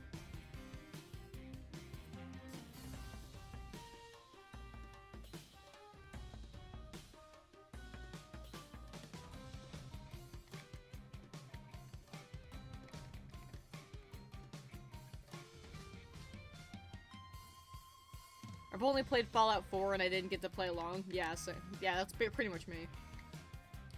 I'll take Skyrim any day, but Fallout's just not my thing. Like I said, the Fallout 4 has a great story from what I saw. I haven't seen anything more on this game because I don't really want to... I don't want to spoil the story in case I do go back to the game at some point, but what I saw of the story, I was a pretty big fan of. Ashes of Equestria is a game, but I haven't heard any updates of the game ever since then. Yeah, unfortunately, there's a lot of MLP games that just never got finished. I have a few MLP fanfics that were printed. Yeah, I saw that a couple of people are able to print their MLP fanfics as hardcover books, and I would love to add those to my collection sometime. While browsing DeviantArt, I've seen, basically the covers they commissioned for the books. Because that would look so cool on a bookshelf. Like, I would love to collect those. I actually have a lot of books, just unfortunately I don't have any place to stick them, so they're just kind of in random places. Again, more things that bookshelf will help me with, whenever the hell it gets here.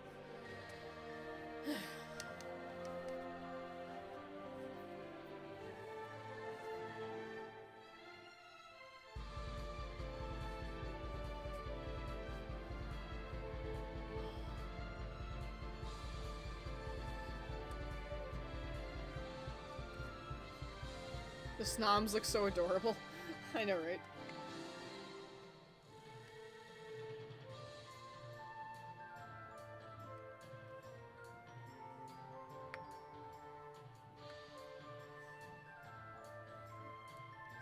There was, I think the same people who sell these blankets that I got for myself and Sophie, they also sell hardcover books of that. Like, I think they did have a Fallout Equestria book in that shop, and then they also had one that's in my Etsy wishlist called Tales of the Moon. And I don't really know what it's about, but I'm assuming it's, like, stories based on Princess Luna. Because the cover had her on it, so I thought that would be a cute thing to have at some point.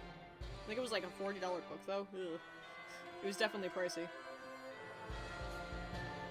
I swear it's my first language.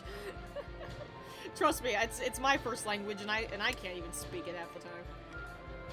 Though granted, apparently that's kind of forgivable, because I've seen from I've asked like a bunch of people who don't have English as their first language, and they say that English is apparently not only one of the hardest languages to learn, but it's also known that that English is kind of a stupid language. Because of our words, the words we have and stuff, it's like, I'm like, I don't blame you. English can be really stupid sometimes.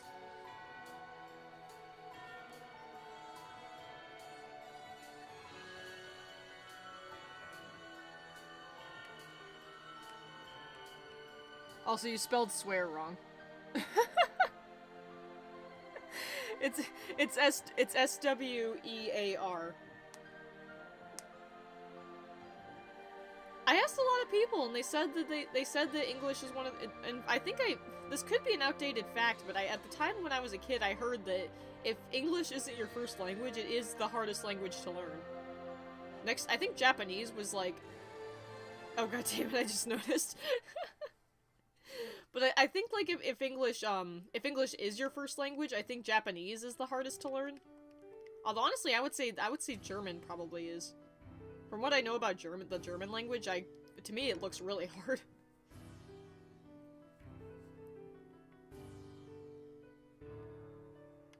And again, I couldn't learn another language if my life depended on it, so English can be hard even for me.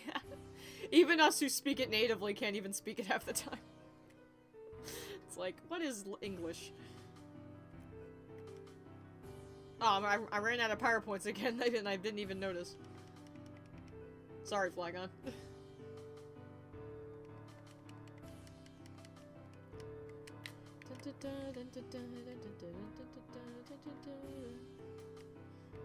Alright, okay, I guess I can do this.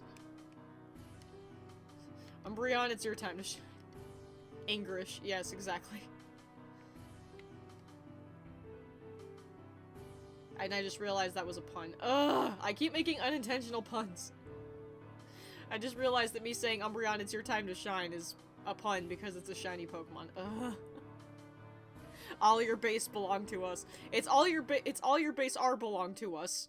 Get it right.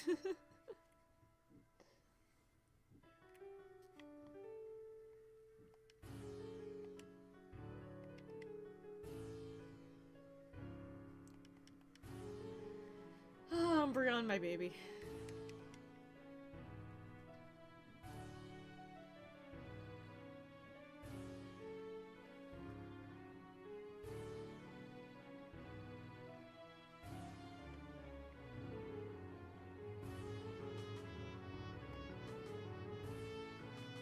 Pretty much, and then there is autocorrect in Siri who messed it up. Yeah, pretty much.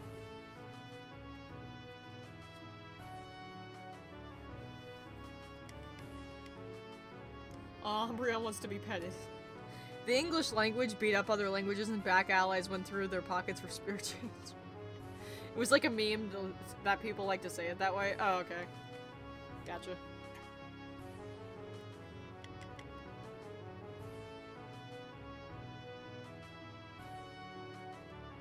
I love how Umbreon looks in the snow. Look how pretty my baby is. Look how pretty my baby is. She even wags her tail. I like how Umbreon wag their tail when you talk to them. It's so adorable. It's like I could weep.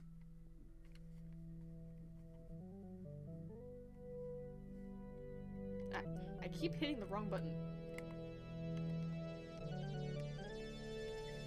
I was trying to block that person.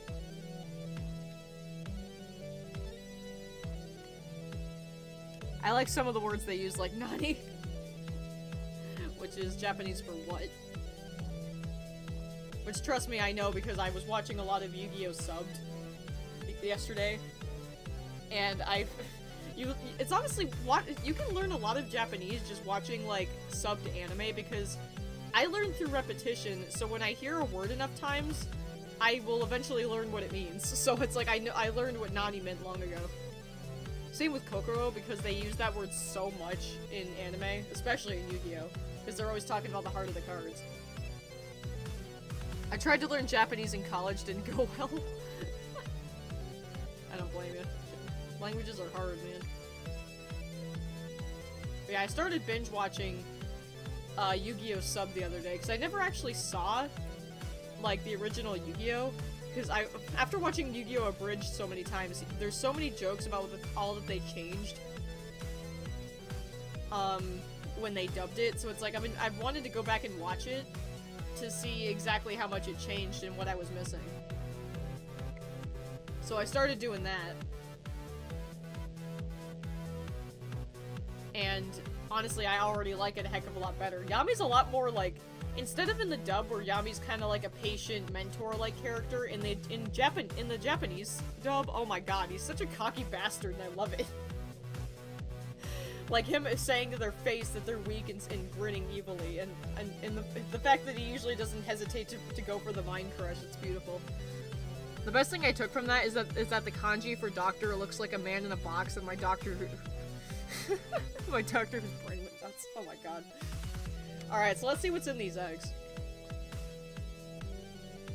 I'm probably not gonna get lucky and get any more of these because haven't had the best of luck, so we'll see what's in these last three that I have. Tangela.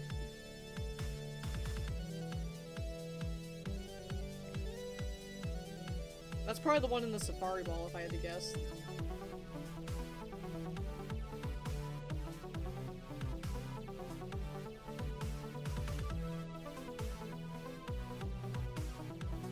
A Hoot Hoot. Actually, I don't think I had a shiny Noctowl in this game yet. I might actually keep that.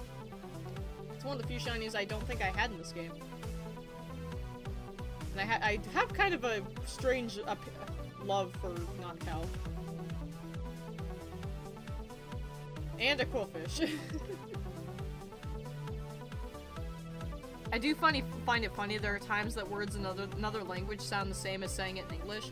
Or they'll sound very similar. Yeah, I know what you mean.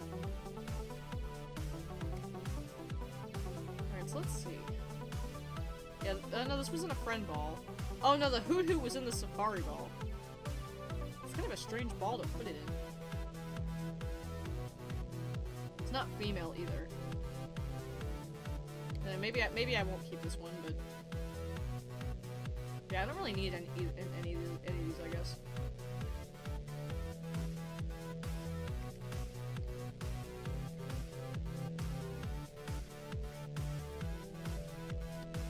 I might try to get a better Hoot Hoot at some point.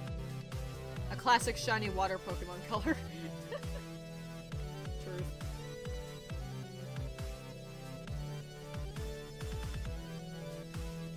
I can keep trying for something better.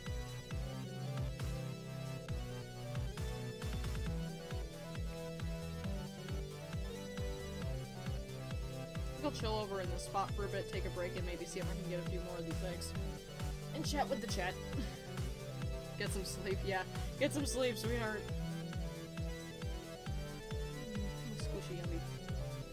It's not a question mark to my right. Is there a Snom over here? Okay, no, it's just my Umbreon.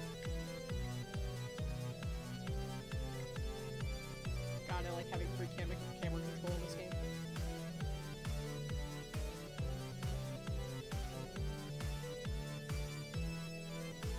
Why is it so dark? I don't understand. Hold on, let me see if I can fix this a bit, because you literally can't see me.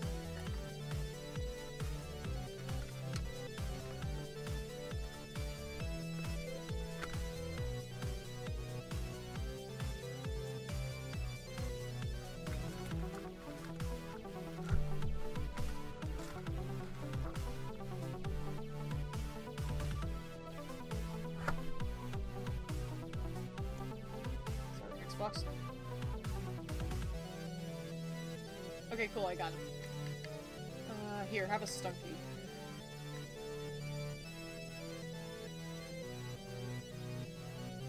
Almost hit 950 subs. Any plans for 1,000?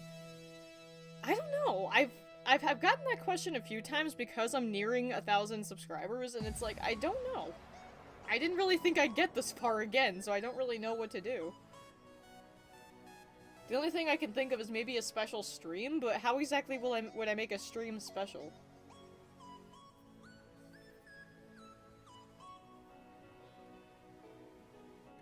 Like I said, I don't really know. The things I would usually do for a sub special, I've kind of already done in the past, so I don't really know. I mean, I'm open to suggestions if anyone's got some. And I'll see if it would be doable. This is not helping the lighting at all.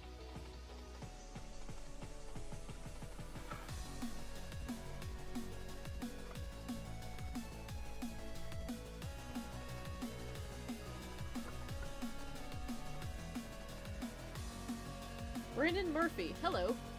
What's up?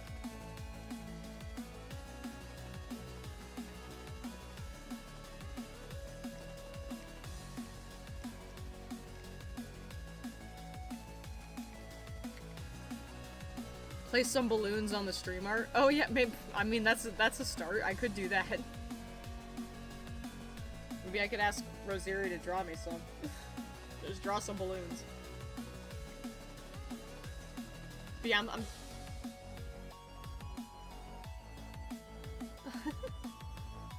Aw, that's so sweet of you. Every time someone calls me cute, it's just...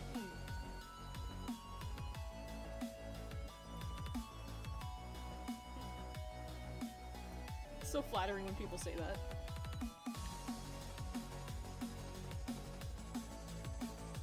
Okay, yeah, it's still switching. Oh, for God's sake, can I stop coughing for a damn second? Great, you're turning into Kiki.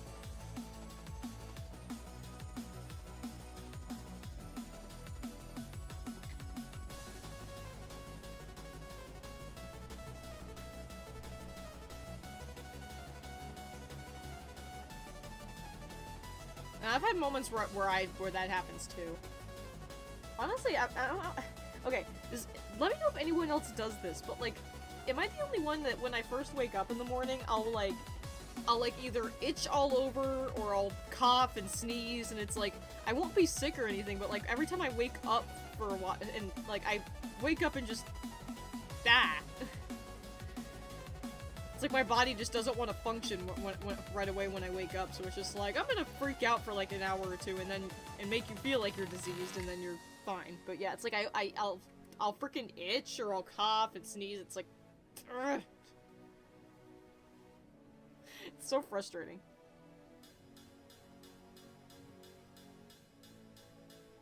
I do sometimes cough a bit when I wake up. Okay, so it's not just me. My PC is acting like a jerk. Trust me, I can relate. My PC's been kind of a jerk lately, too. I think it's because my throat is dry. Yeah, I've started to wonder if I should keep, like, a water bottle or with me at night, because every time I wake up, I'm always, like, dry in the face. I always feel like I have hay fever when I wake up. Makes it even worse when I do have hay fever. Oh, that's true. That's very true.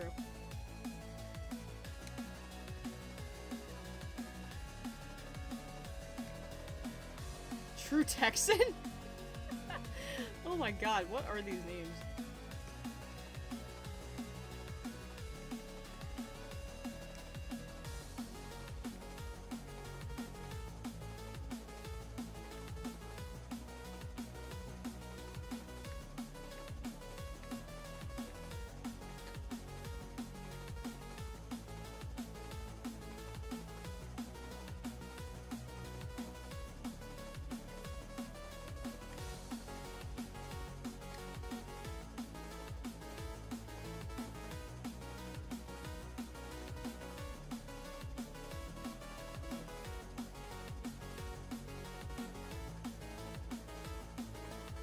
Umbreon's making noises. Right, Umby?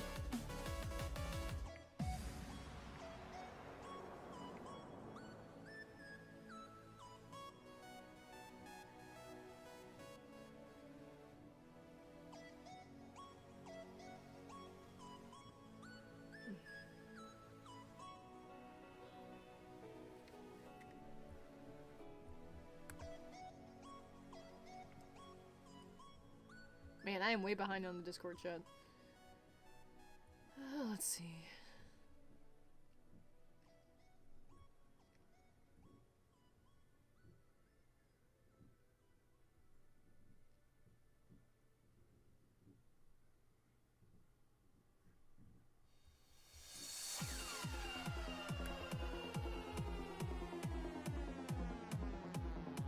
Oh yeah, for sure. They're adorable. Honestly, ever since I was a kid, the evolutions have always been just favorites of mine.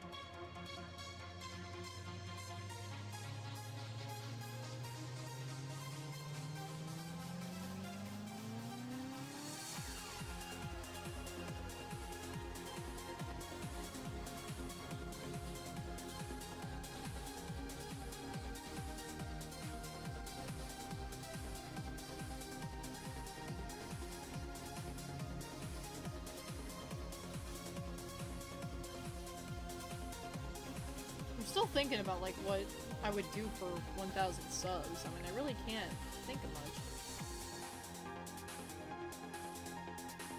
Like, so the only thing I can really think of is to plan a special stream or something, but I'm not really sure what I could make all that special about it.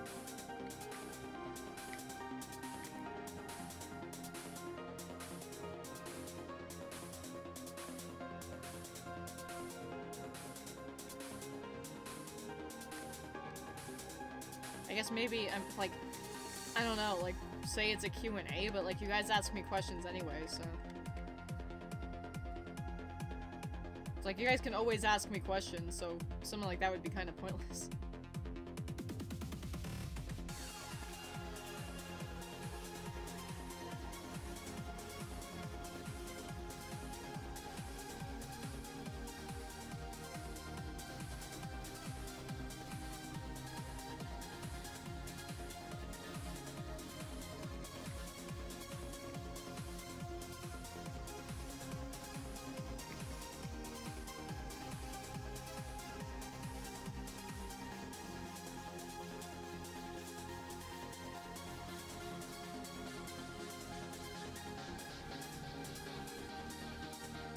Why is it every time I go to mention the silence, someone breaks it?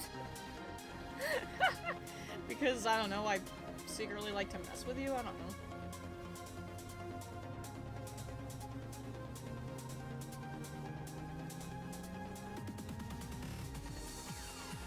I felt the need to break the silence, I mean...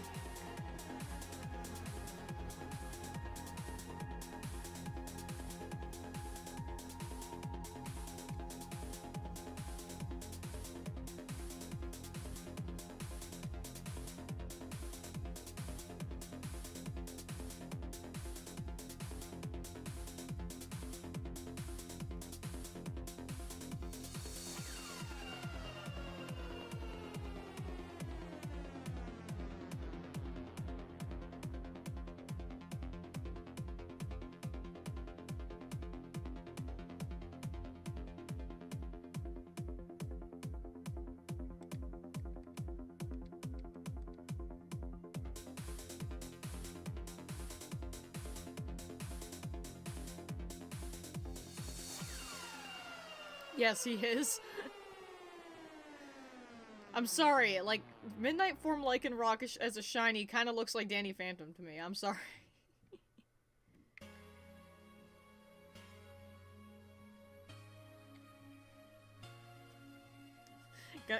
Going to wipe out the whole Snom population at this point. Well, pretty much, yeah. Gotta weed out the shinies.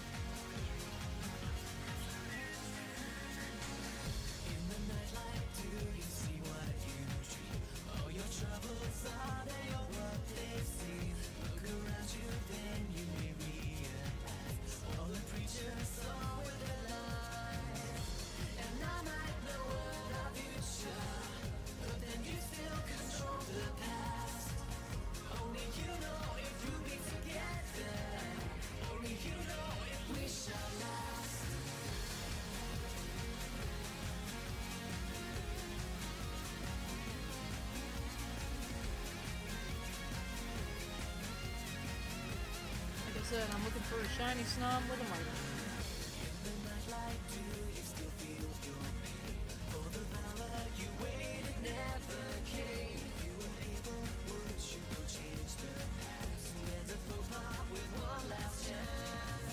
I guess the only thing I really want is, like, I would like to have more people in the chat so there could be more interaction. That's honestly all I'm really wanting out of the stream. I just wish more people were here so that you guys could have more people to talk to.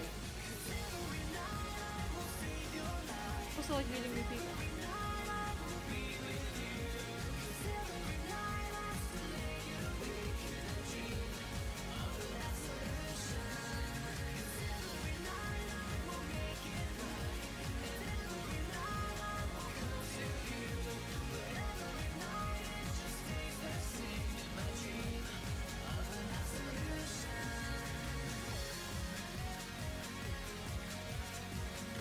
also like when there's not very many people in the chat, stuff doesn't really happen too often.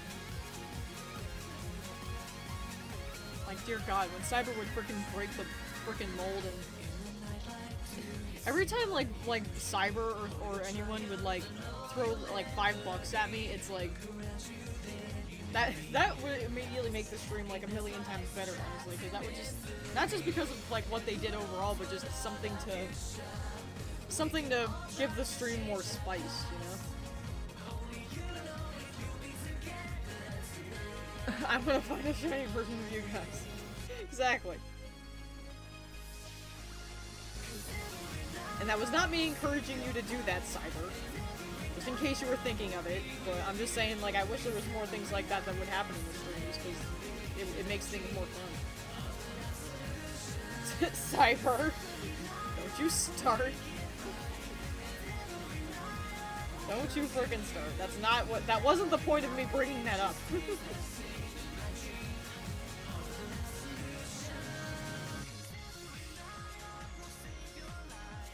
Honestly, I wish Panda would come in here. I miss talking with her. Talking about plushies. How good she is at making them. I really was happy to see those progress pics that she showed the other day. Where she was working on Ash's, Ash Dragons, and then she was working on the wings for me and Psycho. It's like, seeing that again really was cool. I find it funny that with that name, considering my pony Sona's name is also Cyber. Cyber Gamer. That's a cool name. That's a really cool name for a pony. You could do a lot with it, with a design too, with a name like that. I know, but it has been a while. Cyber, you've done plenty. You've already gotten me like several things. For God's sake, the freaking... I'm trying to reach it. Hold on.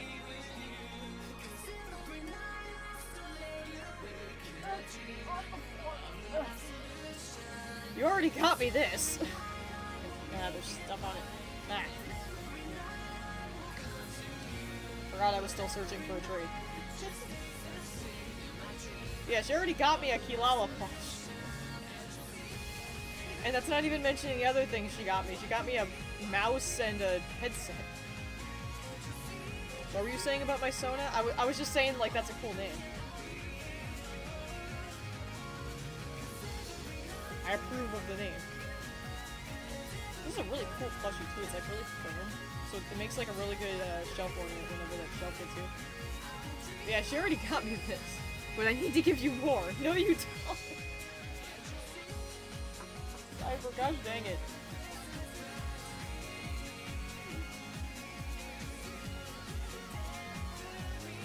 Yeah, she already got me a freaking headset, a mouse, and that plushie. It's okay, Cyber. That's like, that wasn't the point of me bringing that up. For a moment, it sounded like you were commenting on his design. I was just saying, like, with a name like that, there's a lot you could do with a design. Like, when I hear a name like that, I think of, like, the colors cyan and, like cyan contrasting with a dark color or something like that. Got the new mouse yet? Yeah, I have 2 now. Because Cyber doesn't listen to me. So now I don't know which one to use. Okay, so I bought one already. And then Cyber saw that I had another one in my wish list. And the reason for that was I found that after I bought the one I currently have. And I told her that it was okay. I didn't, because I already bought one, and that one might be for a later time. And then I got the package with the headset, and it had the mouse in it anyway. She bought me the freaking second mouse anyway, so now I have 2 extra mice, and I'm not sure what to do. I don't know what you mean. Oh, bullshit. So much bullshit. You know exactly what I mean. You were never innocent, woman. There is no innocence. Do not even try to play me. Test both and see which one you prefer, I guess. One of them's wireless and the other one's wired, so we'll have to see, but yeah. Oh, Jesus. One, I think, is more meant to be a gaming mouse, whereas the other one is basically, like, aesthetic only. So, yeah, I can test that. But, oh my god.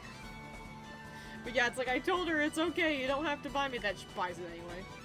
It's like, I opened the thing with the headset, and I'm like, why are there two things in here? And I pull out the mouse, and I basically just was like, Cyber, god damn it. I can't win.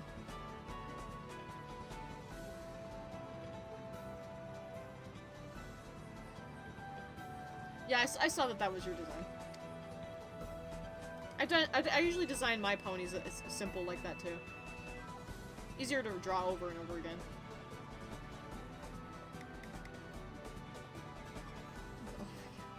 But yeah, Cyber, it's like, Cyber is death to my sanity. That girl will not stop.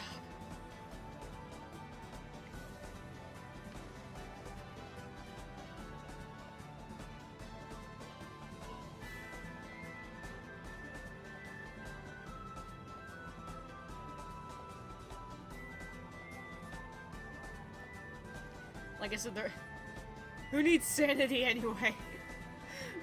Like I said, there's a very good reason why I regret giving her my Etsy wishlist, because every time if she ever gets me something from that, I will feel bad, because freaking everything on Etsy is expensive. She's already spent a heck of a lot of money on me, because that headset wasn't cheap. The headset was like $50, I think, or something, which I know for like a headset that's not ridiculous, but to me, $50 on something like that is still pretty expensive. So yeah. And that's not even mentioning the freaking Pit Figma that she bought me, which I think is over like $200. It's gonna sit on my computer desk. It currently is, actually. It fell over because it's top heavy and it was leaning against the Spyro thing, but yeah, the Pit and Dark Pit Figmas are gonna be on my computer desk when it gets here. When they both get here, I guess, since the Dark Pit Figma's not scheduled to ship, I think, for like a couple more months.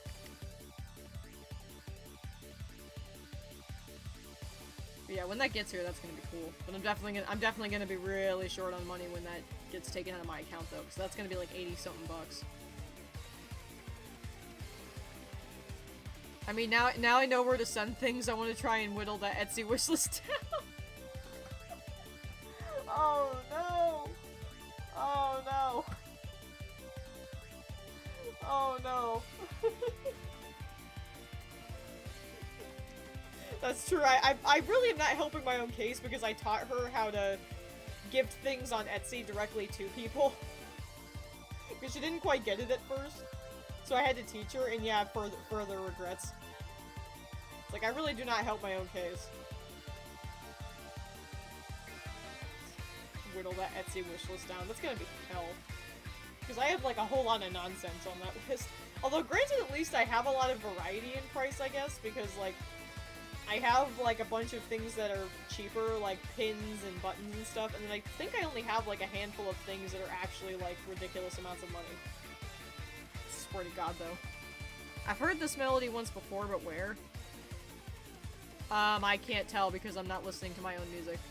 I can't hear my own music right now because I'm not using my PC to look at the chat, so.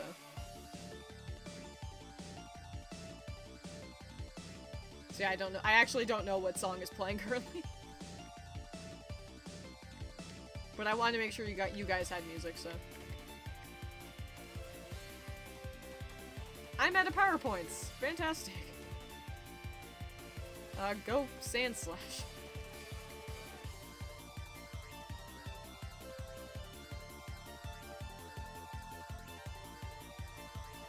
I'll mostly focus on the small things first, but I'll try bigger things here and there. Oh god. Honestly, you think a lot like I do, because if I was, I guess if I was in your position, what I would do, if I was doing that for somebody else, I would probably, like, I don't know, the way I would probably do it is get them, like, a few small, like, balance it out, like, get them a small thing or two, and then get them something a little bigger. Like, I'm just basing this on how I would handle this if I was in her position. Like, I would probably get something big and then, like, a few tinier things along with it. I don't know. That's kind of where my brain goes, because to me that's just more organized or something. I'm not really sure. It's hard to say. Seriously, that freaking Lycanroc looks like Danny. All it needs is green eyes and it would be a dead ringer.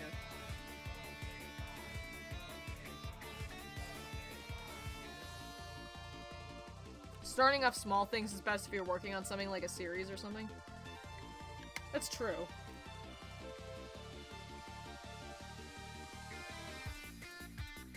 Seriously, it's even got Danny's hair. Look at it. And it also fits because it has like the black and white hair. I'm sorry, it looks like it. There's just a lot of enamel pins that I've fallen in love with over the years. Like, didn't you get me that Rainbow Umbreon one? I forgot about that till just now.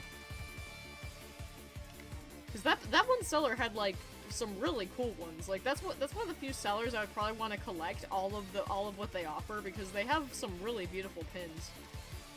They had like they had rainbow ones for Umbreon and Espeon, and then they had shiny versions of them all too, and they were all beautiful.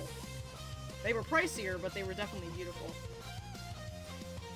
Yeah, I think on top of it all, she also got me that rainbow Umbreon pin that I've been wanting for so long. Whenever the heck that gets here, because Etsy stuff takes forever to get here.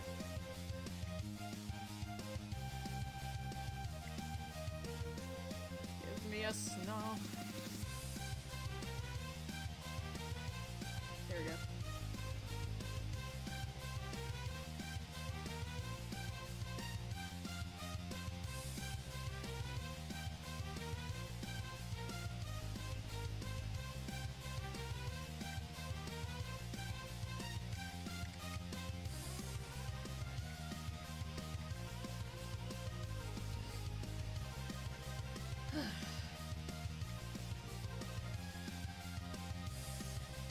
Out of curiosity, did any of you guys see my new intro? If you did, what'd you think of it?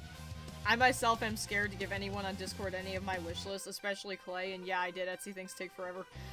Yeah, don't let Clay have anything, because that man is going to, like, he wants to see the world burn, but in a good way. Yeah, it was good. Oh yeah, oh, you saw it? Yeah, I had fun putting that together. There were some things I didn't get to add into it, like I forgot to add a clip of Spyro and Cinder, and then I forgot to also add a clip of Dust. But yeah, I added a few things that I fell in love with over the course of 2020. AKA Resident Evil 4 and Henry Stickmin. Which everything together was probably a really weird combination for people to see. It's like, I have broad interests. It's also the fact that anyone looking at that is probably gonna not realize I'm a girl. I've had so many people ask me, like, what my gender is, and I'm just like, I'm a girl. Is it that hard to understand? Apparently it is. I mean, granted, my voice is deep, so I can kind of understand that, but it's like, I kind of came to realize when looking at that intro that anyone watching this is totally gonna think I'm a dude.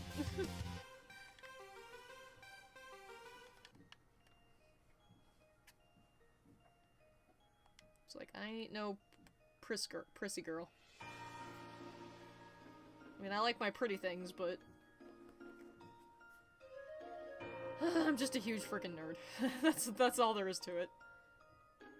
That's really all there is to it, is I'm just a huge freaking nerd.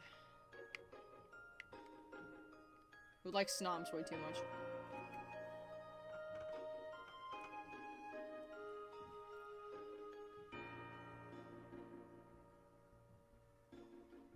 From my point of view, the voice is obviously is female. Oh, okay. I had some people ask me that, like, I am back as promised, Voltar, you adorable Philly Pokemon trainer.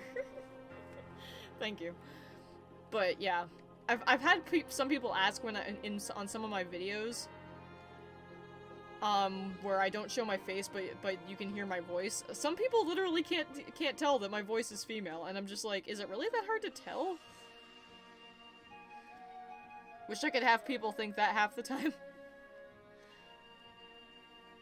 Yeah, I've had more than one occasion where people couldn't figure out based on the voice if I was male or female.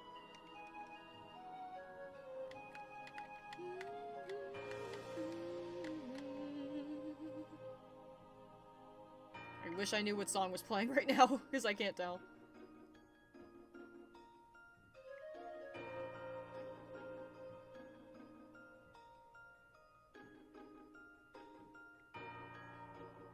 Every song that plays, though, in the background are songs that I'm a huge fan of. Most of them are video game remixes, and then there are a few that aren't.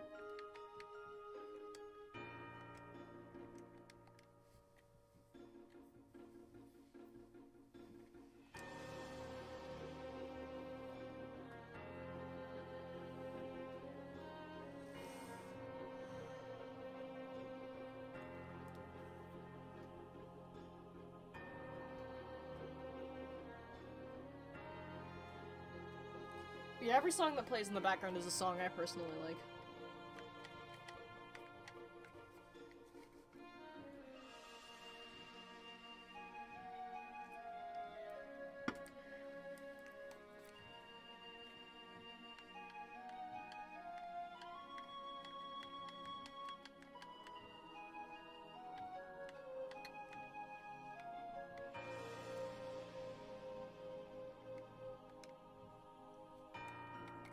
I'm glad you like the music I have in the background. I'm glad you approve of my choice.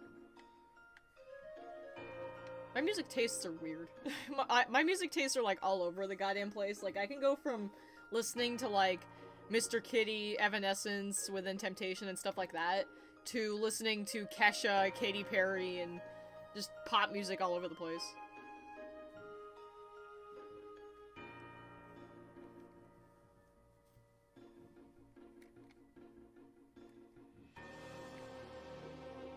I saw a meme once that like described that really well, where it was like my music tastes and it showed like two completely different people, and I'm like, yeah, that's me.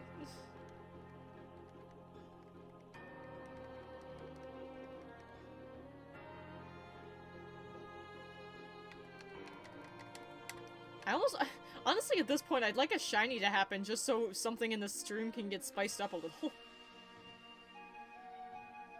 I kind of want to get you into Hollow Knight since the music, design, and story are amazing, but it can get frustrating at points, and I don't want you to I don't want to do that to you again. Don't feel bad about that, please. I still feel bad about that. I have seen it like a couple of times. I know nothing about the game, but I've seen people like sing praise of it, so I might try it at some point. I'm pretty sure it's on Steam. So maybe at some point I'll give it a shot. It's better if I try that kind of stuff on my own time anyway, because if I do it on stream, I feel pressured to do it well, and then if I don't, I start panicking. Poor Snommies, yeah.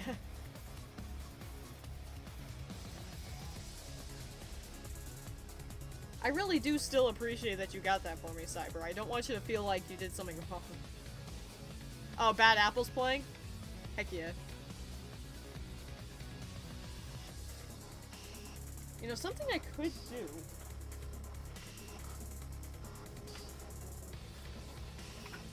Let me put my earbuds in and listen to the stream. It might get a little weird, but at the very least I'll be able to tell what music is playing. Once I find the earphone jack. Hold on.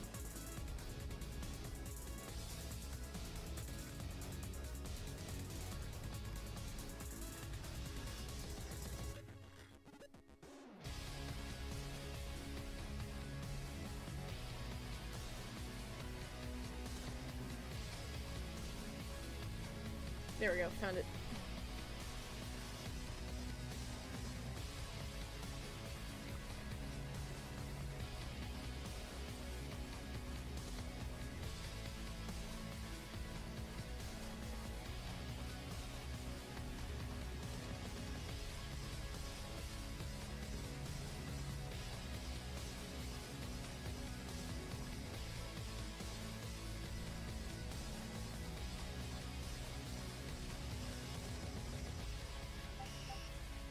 Oh my, okay, hold on. That's not the earphone jack, I'm just on crack. Yeah, oh yeah, it's a mashup of Infinite and Bad Apple. Okay. It's okay, Cyber, it really is.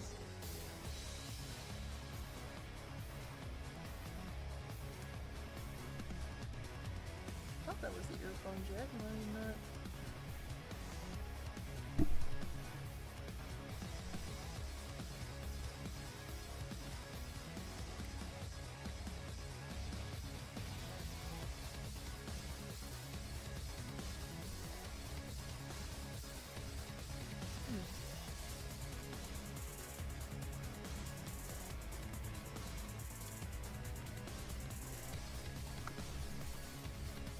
There we go. Okay.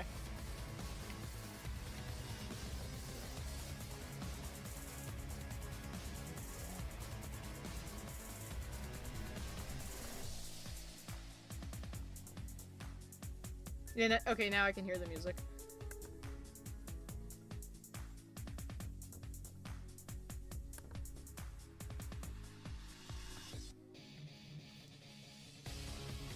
I have heard of mashups before. I listened to a few mashups of Evanescence and Linkin Park. Oh yeah, there's a lot of good mashups.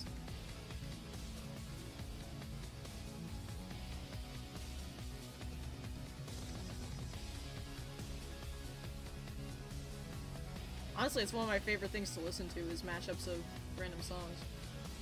There's actually a mashup of Bring Me to Life and All Star that actually sounds really good.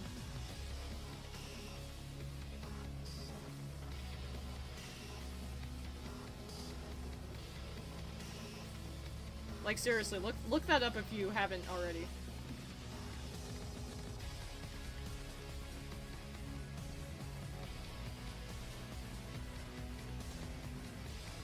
Is the Infinite theme and Open Up Your Eyes? I think there was a mashup of that, but I wasn't a huge fan of how it ended up sounding.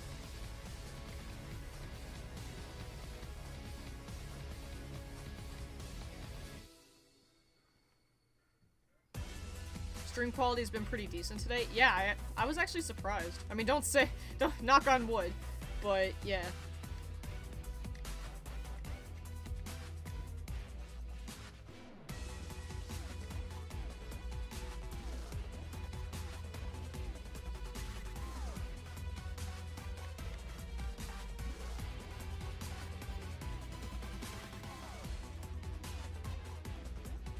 I think the big part is that I'm not using my PC to stream and game at the same time, and that was probably what a lot of the problems were, is my PC just couldn't muster up the strength to do it all.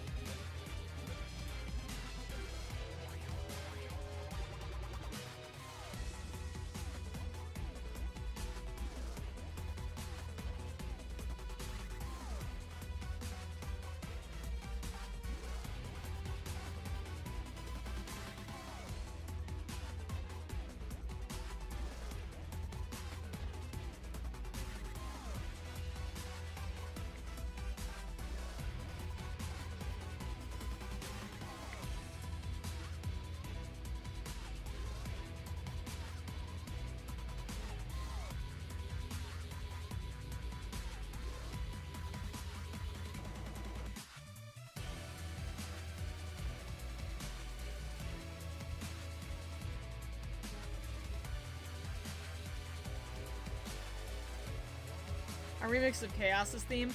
It's actually another mashup. It's a mashup of Infinite's theme, I believe, and Chaos's theme from, I think, Trap Team?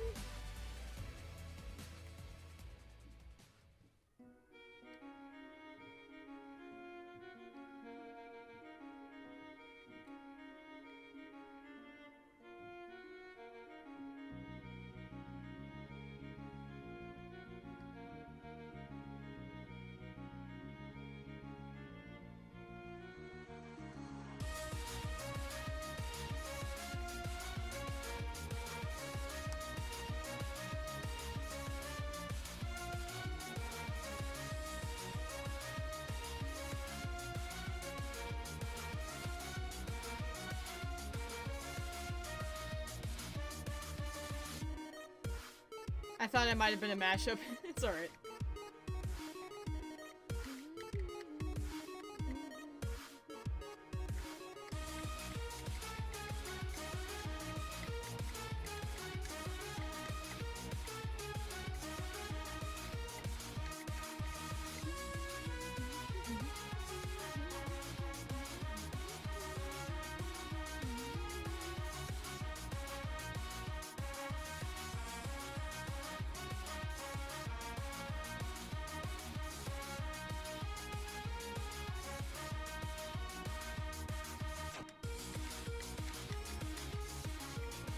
All I can say is thank God I have a wireless controller. Which is also thanks to Cyber. Cyber's just doing everything for me and I have no words.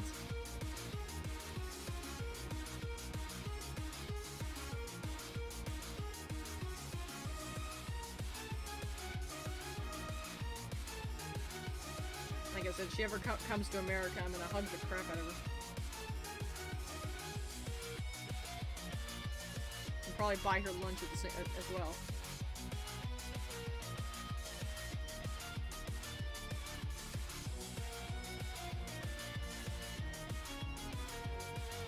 Buy her a whole damn pizza.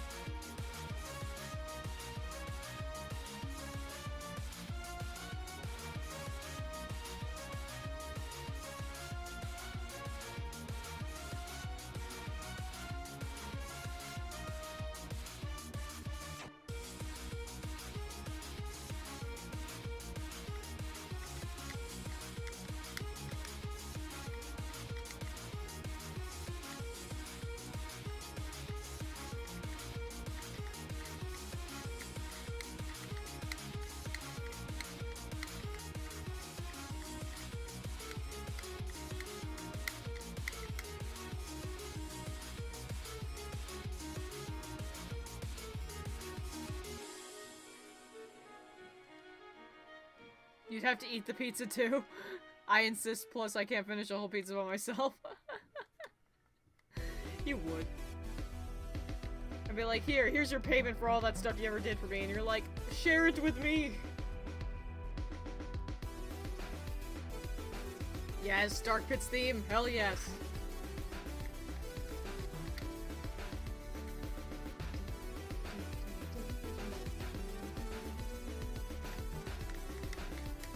Dark Angel boy.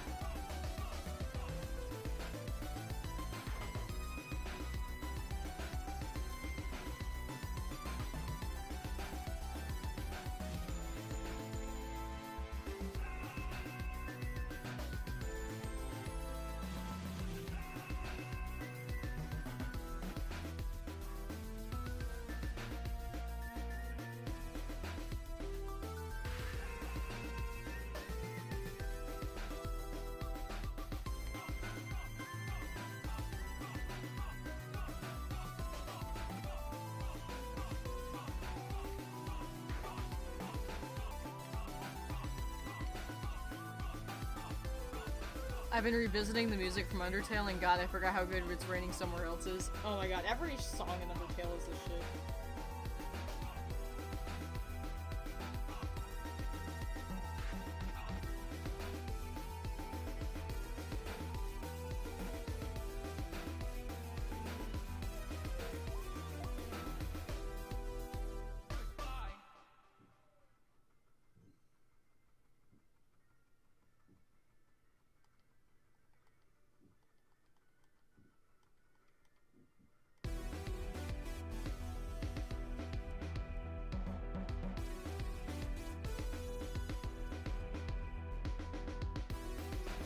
Oh yeah, I forgot. This ended up in the playlist twice and I never removed it. Whoops.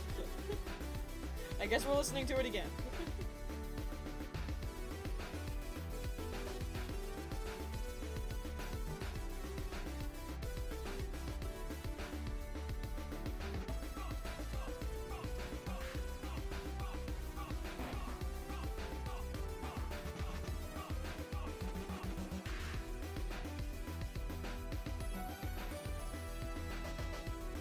To each their own. I do get people getting tired of it because Megalovania just became so popular. And I don't really blame you for that.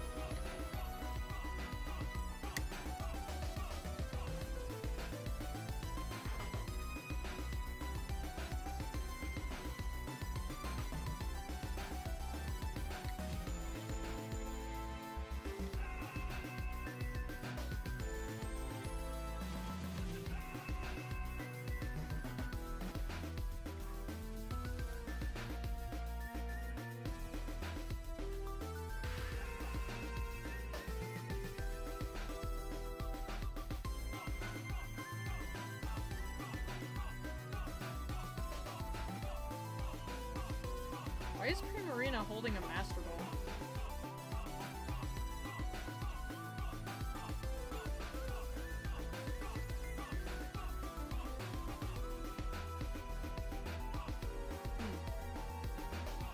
Back when it reminded me of how This Day Aria was overplayed as hell. Back when it was popular in 2012, I think. Oh yeah, true.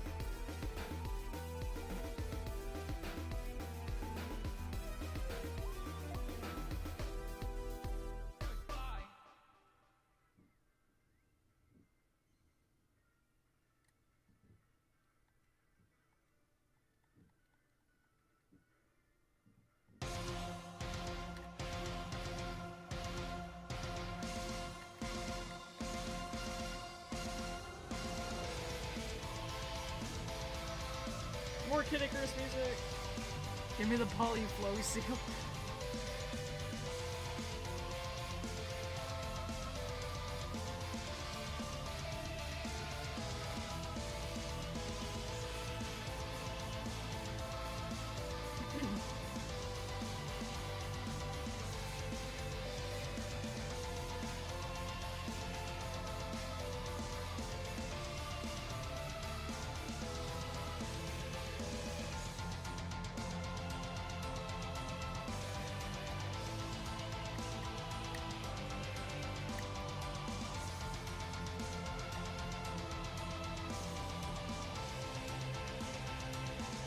One Winged Angel was one of the most overplayed game songs in the early days of YouTube. Oh yeah, I believe it. This is a orchestral remix of Destroyed Skyworld from Kid Icarus Uprising, I believe.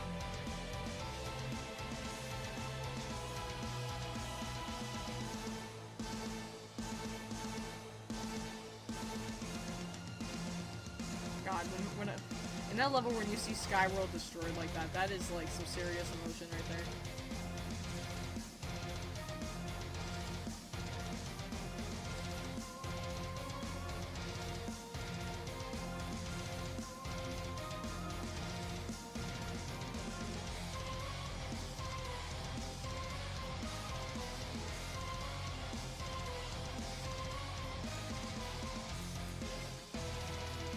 I am playing Conquer Live and Reloaded demo on the OG Xbox. Oh my gosh. I never played Conquer's Bad Fur Day.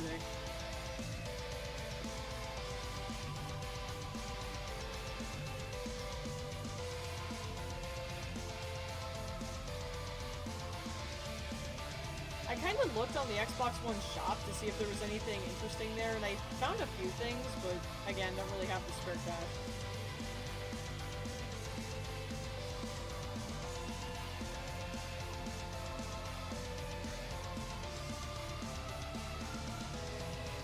At one point, though, I wouldn't mind going on the Xbox shop and seeing what's there.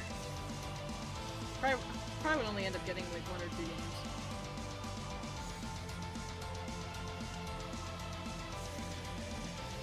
Yeah, I heard that Conquer got a remake of the game. I'm playing a Crash clone based on Lilo and Stitch on my 2004 childhood PC. think I know what game you're talking about.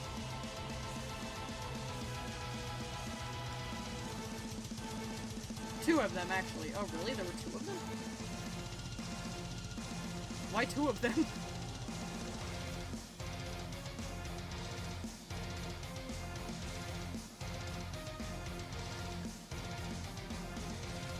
I'm just sitting here doing nothing. Mood.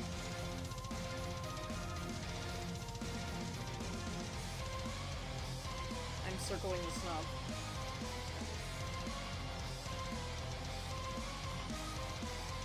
Live and Reloaded being the only made from scratch. Oh, okay. Gotcha. Makes sniz.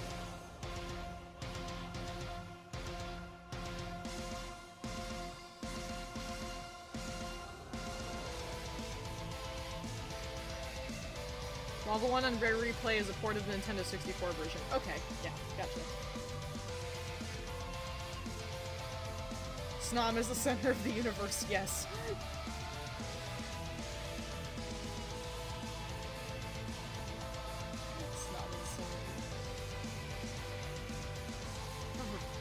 Cold in my room. At controller.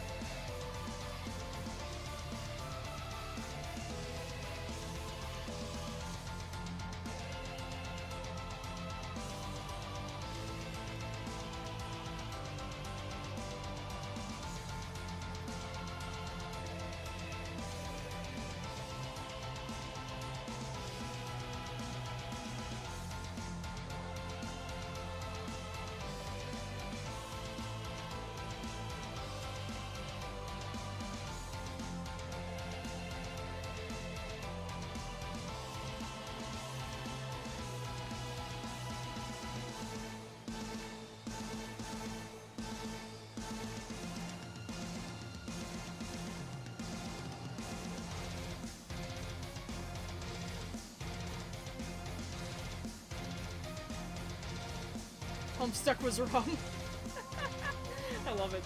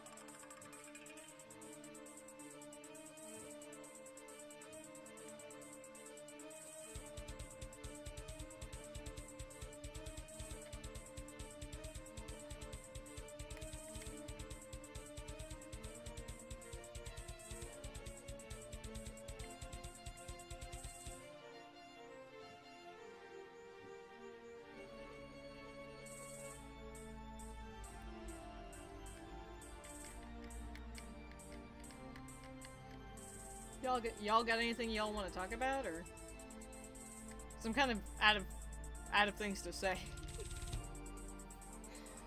I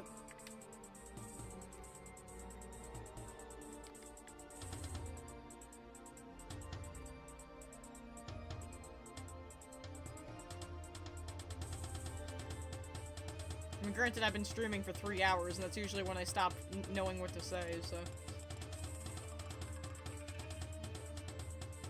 Nothing comes to mind, Seth.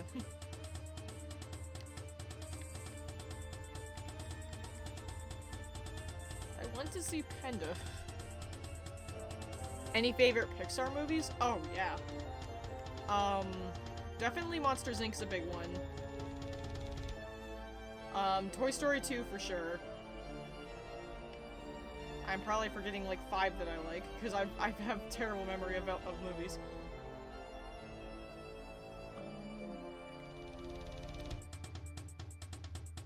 Alright, hold on.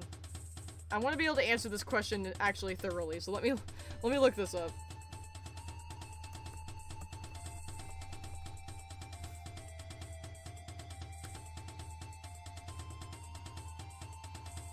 Okay, so, yeah, my favorites are Cars 2, Toy Story 2, Monsters, Inc.,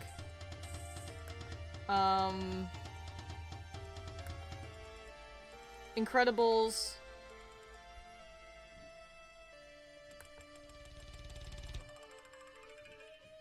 and I guess Inside Out. Inside Out's pretty good.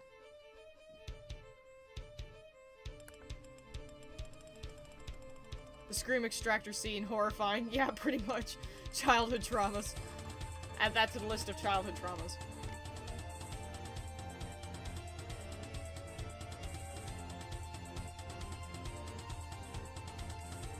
I remember I really liked Ratatouille as well. That was a movie I watched a lot as a kid.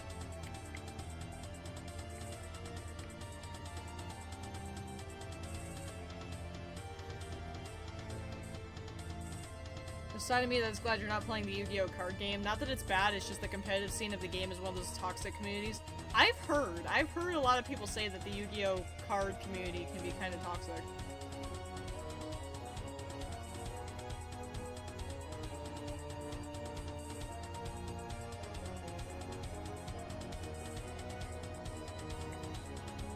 I don't really play any card games anymore. I used to play the Pokemon card game a little bit, but I've just retired to just collecting the cards because I love the cards.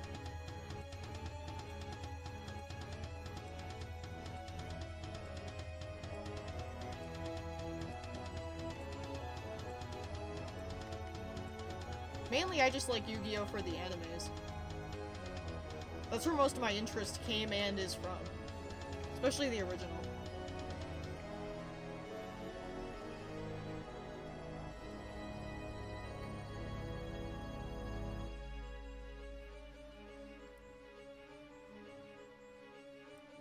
Oh yeah, and speaking of unpopular opinions, me talking about how much I like Cars 2, I like Yu-Gi-Oh! Zexal, please don't kill me.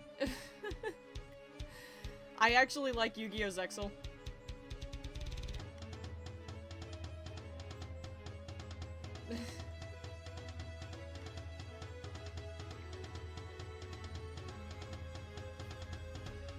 Honestly, I don't think I really dislike any of the animes, to be honest. I mean, like, some of them are a little duller than the others, but, like, I like GX. I think the only one I haven't watched a ton of is 5Ds. Because the motorcycle thing was kind of stupid.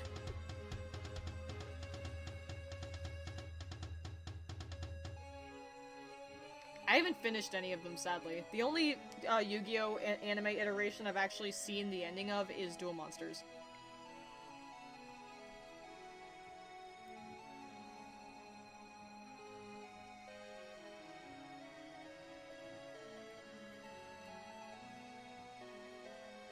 The 2 frame per second nightmare I had to deal with. Why would you want to do that to yourself, Volkor?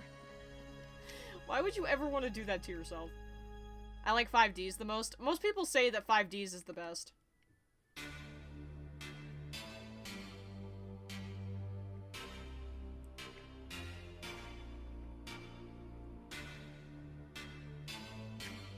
I think that honestly, Duel Monsters will probably always be my favorite because I just prefer the characters and the plot. But yeah.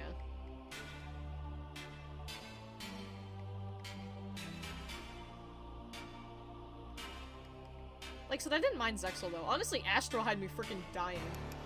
His entire character was basically to point out everything Yuma did wrong and basically sass him, and it was the best.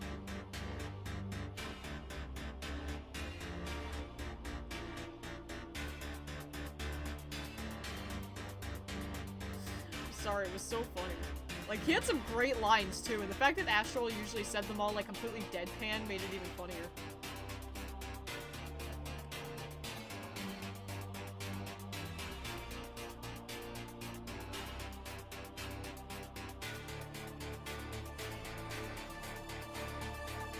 But the number one thing that I will say gets annoying after a while is the fact that every single protagonist just has increasingly stupid hair, and I'm just like, every time they come out with a new protagonist with a stupid haircut, I'm just sitting here like, but how?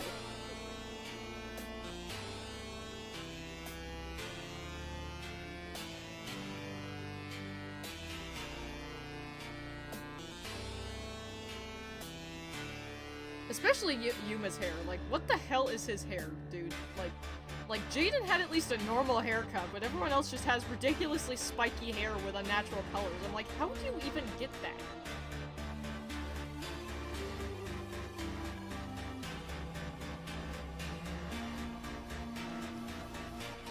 Yeah, the only normal one of the bunch is Jaden. Pretty much. He's the one who went all Ultimate King or whatever the frick. That's as far as I got in the series. And I did skip bits and pieces here and there, so yeah, there's a lot I don't know about the shows. But yeah, I've never seen the end of any of them because Hulu doesn't have all the episodes.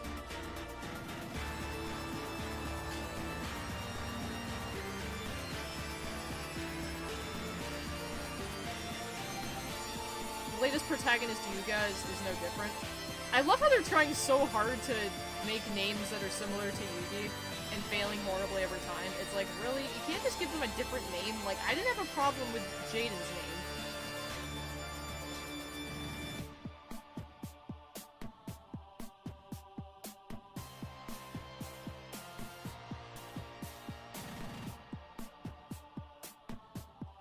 It's like, why do they all have to sound like Yugi? Oh, was I so obsessed with a mediocre Crash clone? I don't know.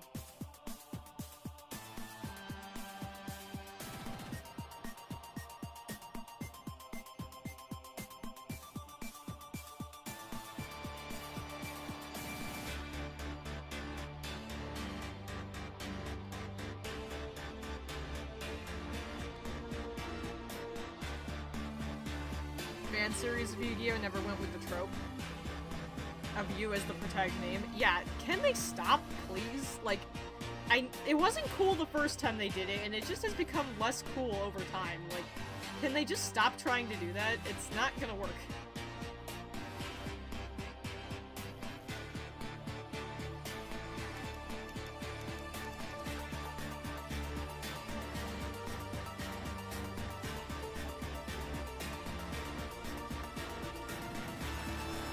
No, I just felt down a hole the game didn't show me. Why did I like this game so much?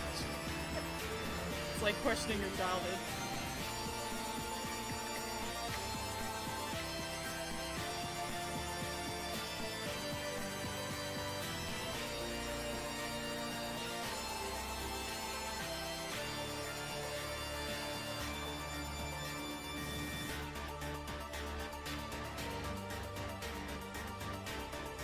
I just imagine Lilo frickin' falling down a hole and dying. Is that weird?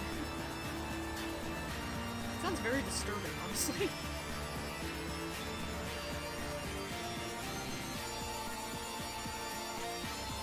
Check this Snom out. Really? Of all the numbers it could have possibly been.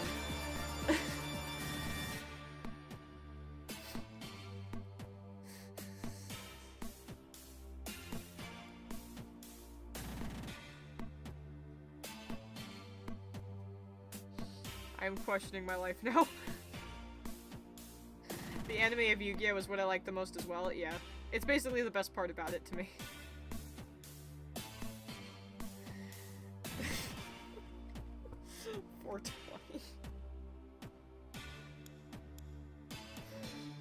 Of all the times I could have checked this to have it be any other number, it had to be when I was at 420. What?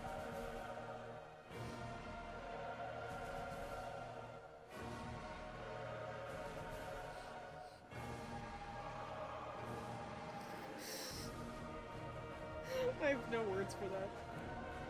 I'm taking a screenshot of that. What makes 420 special? Anyone want to tell him? Ah! friggin' Frostmoth in my face.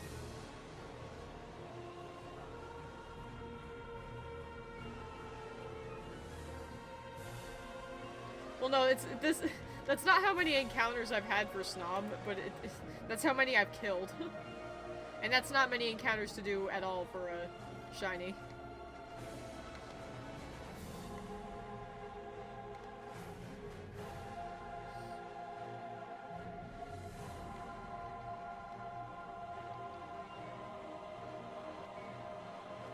This song? Yeah, I know, right?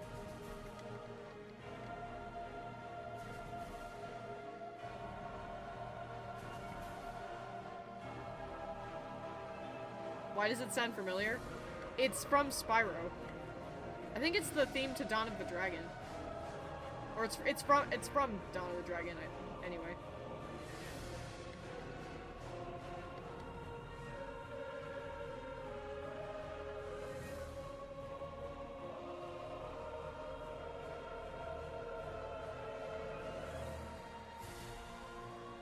Oh no, this is a mashup. This is, I think, a mashup of, I think this is a mashup of, I want to say Malifor's final boss theme and Cinder's. I'm trying to remember. This sounds like a mashup to me. Well, hunting for shinies for long periods is gonna make you want to smoke something. Truth. I might end up having a drink later at this point.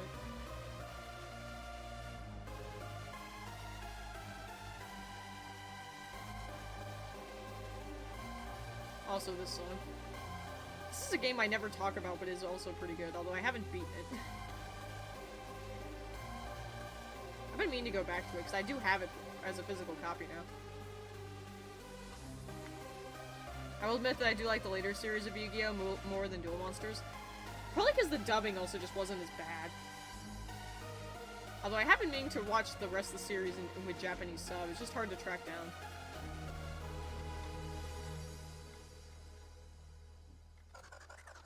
I remember when Yu-Gi-Oh! Zexal first came out, they were airing it on like Nicktoons Network or something like that. It was like a secondary Nickelodeon channel, and they were airing the episodes of that show when it was new. And I didn't watch it because I was told it sucked, so I hated it. But then when I actually gave it a chance a few years later, I was like, huh, I actually don't hate it.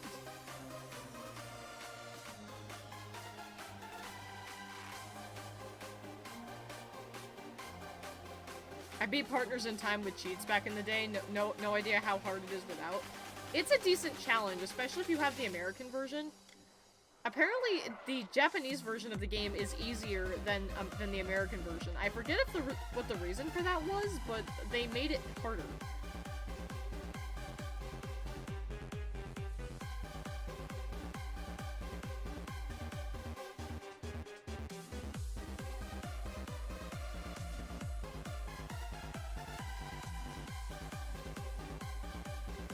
I need to take out my PS2 and play that copy of Dawn of the Dragon, see how it goes and what bugs I can get.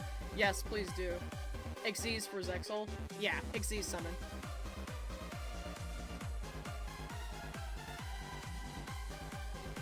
Yeah, it was Xyz for Zexal, Pendulum for Arc 5, and Link for Brains.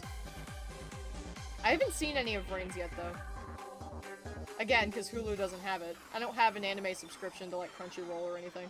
I kind of wish I did, though, because there's a bunch of things I'd like to give a bit of a try. Lord knows these days I'm looking for something to watch.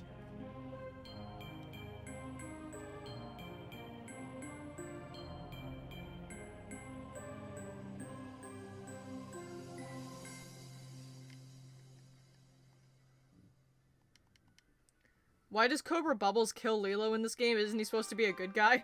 Well, technically, in the context of the movie, he was meant to be a villain, even if his intentions were good, because, you know, the whole plot was he was basically intending on taking Lilo away from Nani. I think websites like Watch Cartoon Online have Yu-Gi-Oh! Brains, both sub and dub. I don't like using those websites if I can help it. That's what I'm currently using to watch Duel Monsters subbed, because that's the only place I could find it. But I would rather have... Those websites are dangerous, because they have lots of ads, and they're constantly coming up, and you have to be really careful on those sites. But why would he kill Lilo? Probably My guess is that in the game, because he was seen as villainous, that's just the whole... It's not meant to be consistent, he's just basically supposed to be an enemy.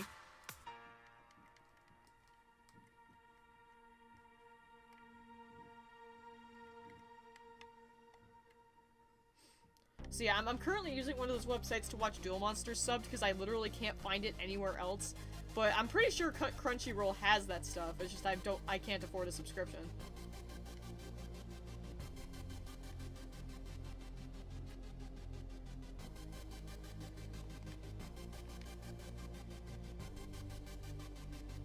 At the very least, even if they don't have the sub version, I would take the English dub because they would have all the episodes. And I could actually see how all those end.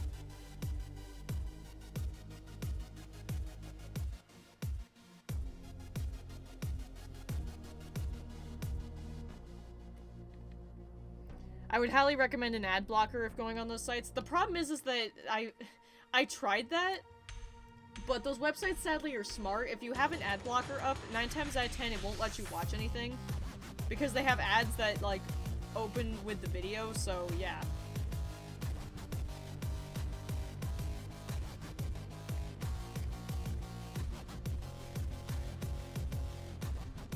Thankfully, usually you can solve it by immediately closing the ads they open up, but yeah. Having an ad blocker basically stops you from being able to do anything.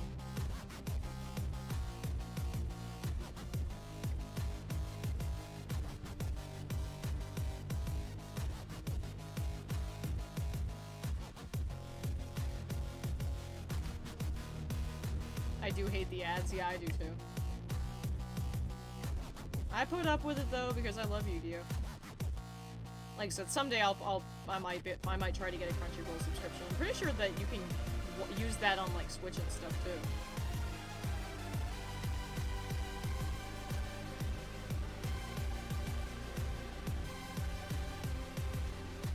It also reminds me I gotta look for some place that has Monsuno. I love that show, but only caught it on TV from time to time. Because chances are you can be targeted for identity theft. True.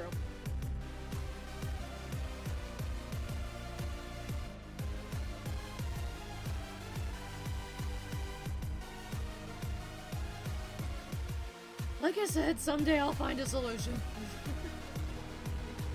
I actually don't even know how much Crunchyroll costs per month. Can anyone answer that?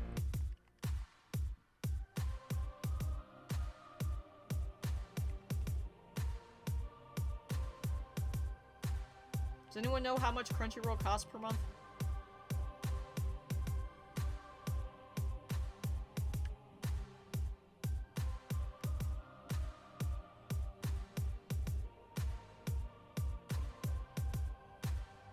To be honest, and from what I saw in clips, it has elements of Pokemon.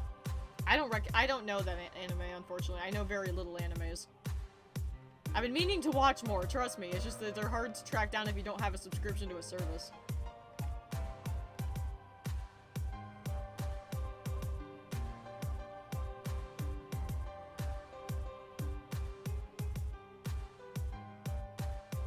I had to watch more of Yashahime too. I watched like 3 episodes of that and then didn't see it again. I need to catch up on it. Because they're updating that right when they're finished, so...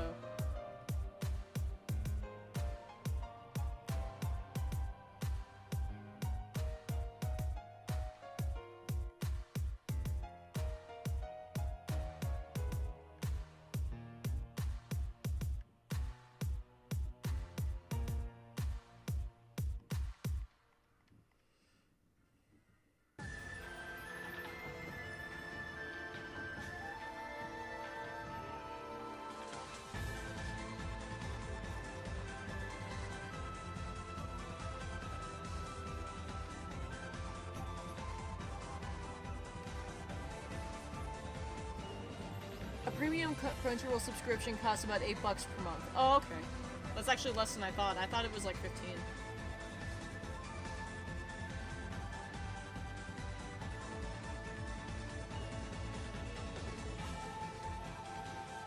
Good thing to keep in mind.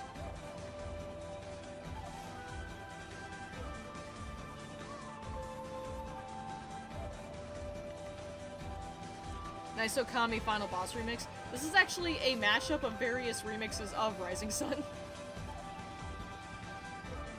I want to ask you if you ever checked out Duels of the Cyber Realm yet. No, I haven't gotten to it. Yeah, Okami, yes. Goddess Pupper. I'm actually wrapped in my Okami blanket.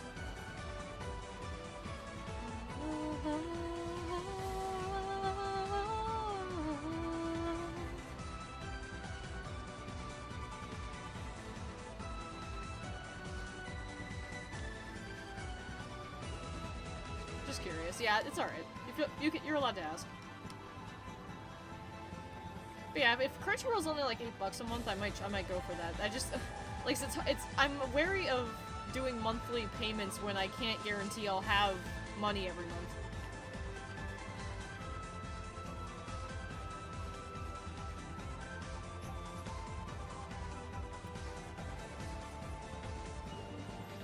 Because the last thing I would want to do is have that happen and then it goes to charge me 1 month and I can't pay for it. I would be really upset if something like that happened.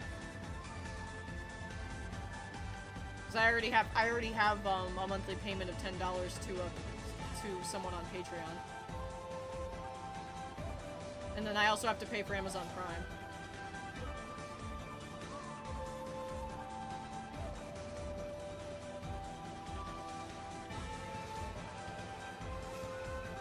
Which I think that's like another $15 a month or something like that. It's like either $8 or $15. It seems to change too. I don't remember exactly how much Amazon Prime is per month.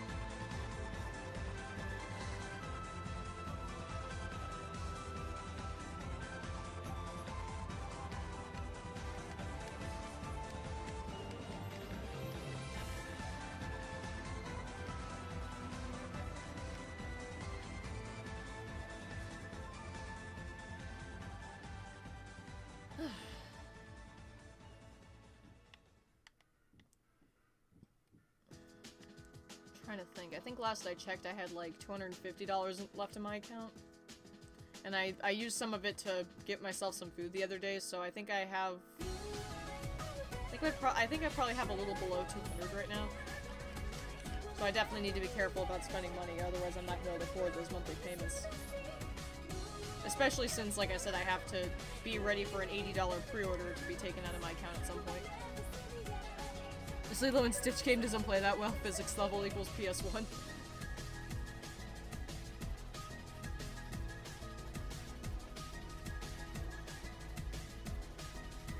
Why are all the eggs named Squirt? It's a precautionary measure that this group had to start doing with giveaways when they give away shiny eggs. Because people were taking these shiny eggs and then selling them on eBay. And no, I'm not even joking. They were basically taking them and selling them secondhand to people who wanted them. Which, because people do sell, like, shiny Pokemon sometimes for a pretty low price if people want to pay for them, which I have done before. But, yeah, they had to start naming the eggs because people were taking them and selling them. So it's basically a precautionary measure so that if someone tries to sell eggs from these giveaways, they're gonna know where they came from. But they're not, once they hatch, they lose that name.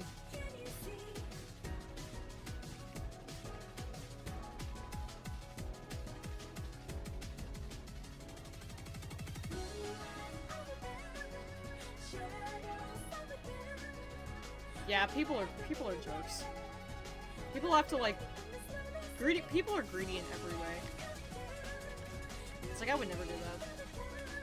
I prefer just hatching them and sending them out on surprise trade, to be honest.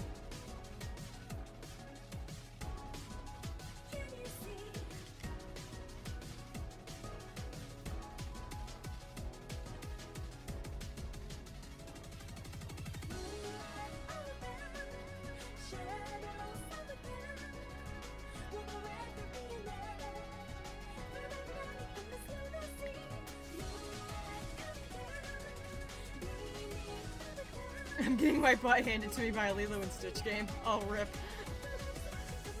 Your own childhood is beating you.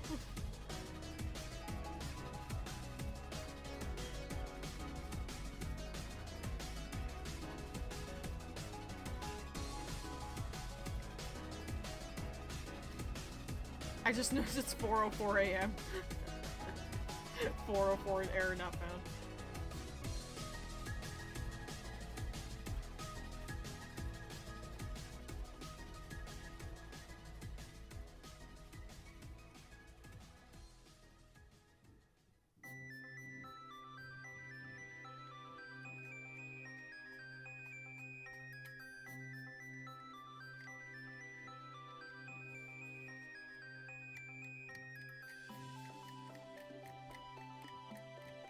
These stupid enemies get invincibility frames when they attack. Oh, that sucks.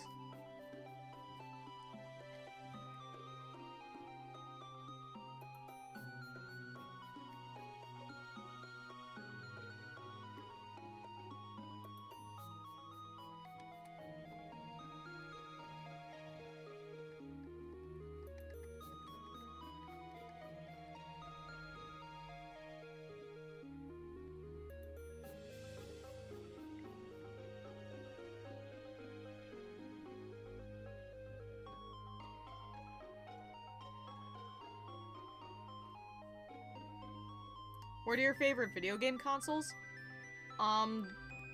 The DS, that's a good question. Definitely the Switch is one of them. DS is another one.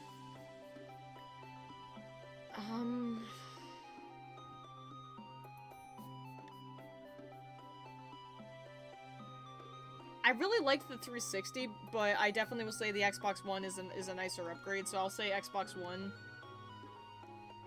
And then I liked the Wii U, okay? I liked the Wii U. So yeah, I guess I'll say DS/3DS, Switch, Xbox One, and Wii U.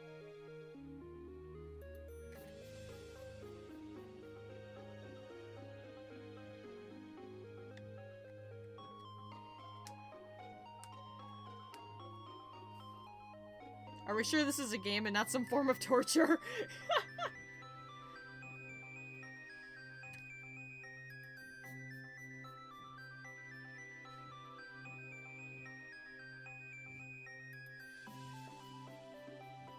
Wii U was flawed, but I have good memories with it. Yeah, same. Same with the Wii, honestly. I really don't like the Wii, though, because freaking Wii remotes, man. But yeah, I have lots of good memories with the Wii and Wii U.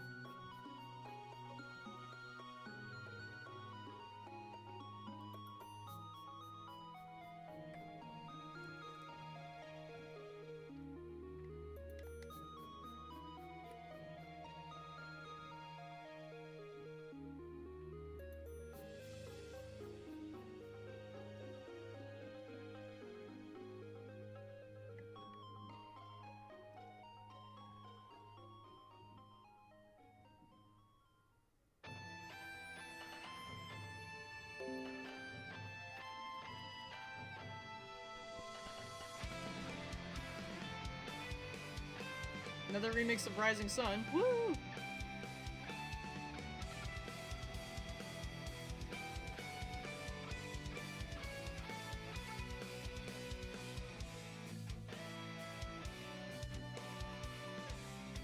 The Wii was a bit underrated at IMO. Sure, it was essentially a GameCube Pro with motion controls, but its online features were underestimated and overlooked. Well, granted, I tried to use the online on it, and 9 times out of 10 it sucked.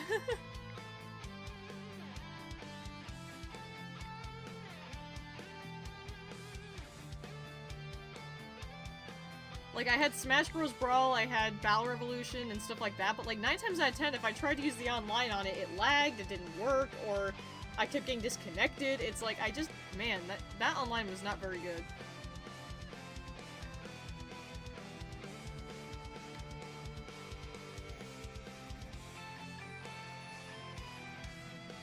I don't think it was, though, because I've seen a lot of people who say they had a similar problem.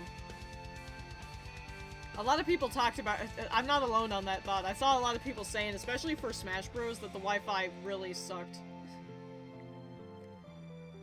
I think they had a peripheral to make it better, but obviously a lot of people didn't really want to spend the extra money on it.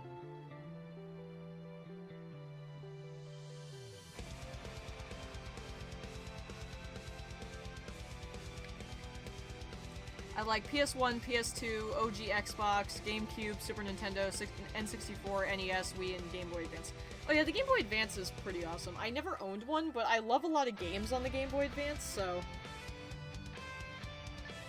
I have a Game Boy Advance now, but it's the one that's not backlit. I would love someday to own a Game Boy Advance SP. Especially one of the Pokemon ones. There were like a bunch of Pokemon-themed Game Boy Advances I would love to own someday.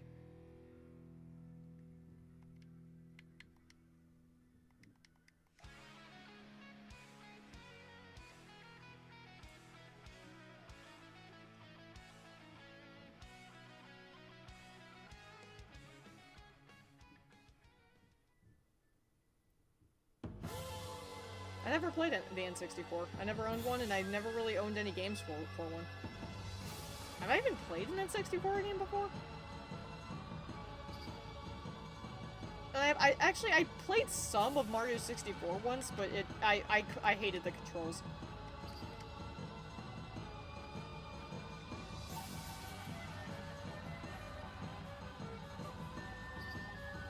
Trying to play with that bulky controller on the OG N64 was painful, because I couldn't figure out what I was supposed to do. I didn't get how the controller worked. It was kind of amusing.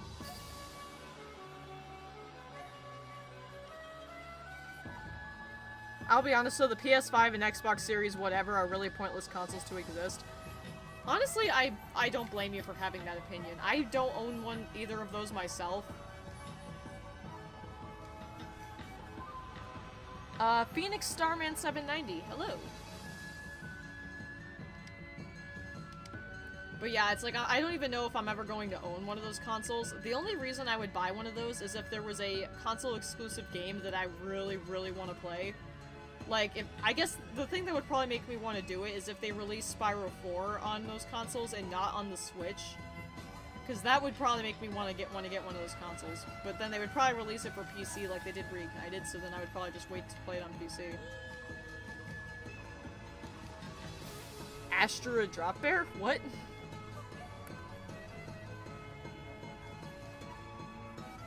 What did Ash do? Discord, open faster, please.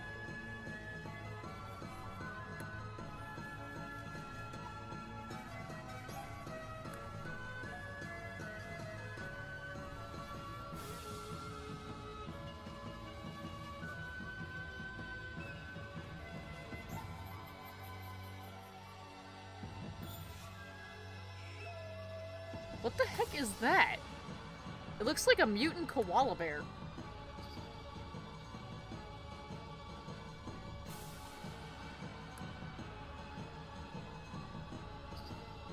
The PS5 and XSX will become more popular over time. People said that the PS4 and Xbox One were pointless when they were new.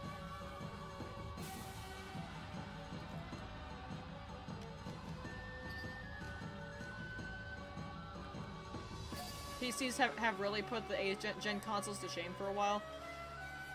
Yeah, honestly, I can't think of much that would make me want to get a new console. Because it's actually kind of funny because after they were released on my birthday, instead of buying myself one of those, which trust me, I couldn't have anyway, because they're out of stock everywhere, I literally bought myself an Xbox One for the first time up on my birthday, which was on the 31st of December. And that kind of goes to show that I see it more worth my while to buy an older Xbox One than buy a Xbox Series X.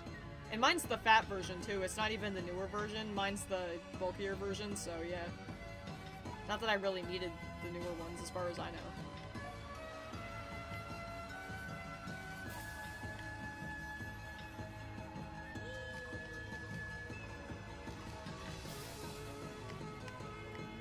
I won't lie though, if I've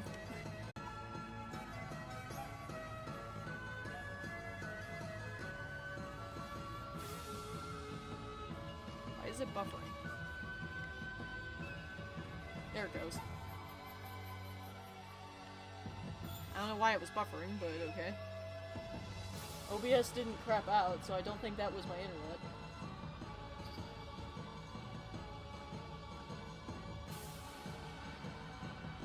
Okay, I'm not sure what happened there.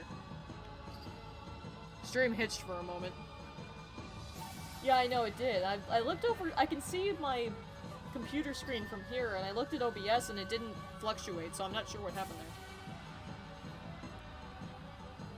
I think that might have been YouTube.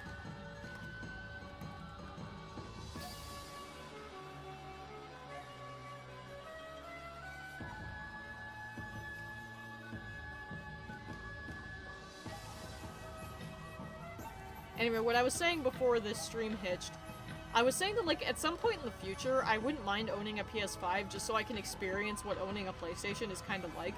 Because I've never owned one. I've never owned a PlayStation. We've only ever had Xboxes.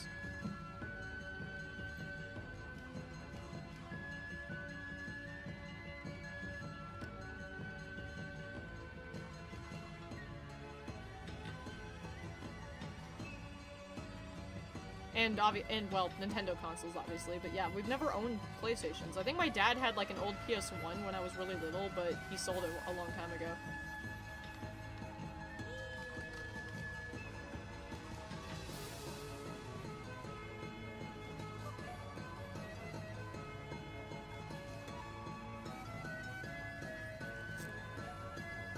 You ever experienced the original first Xbox? No.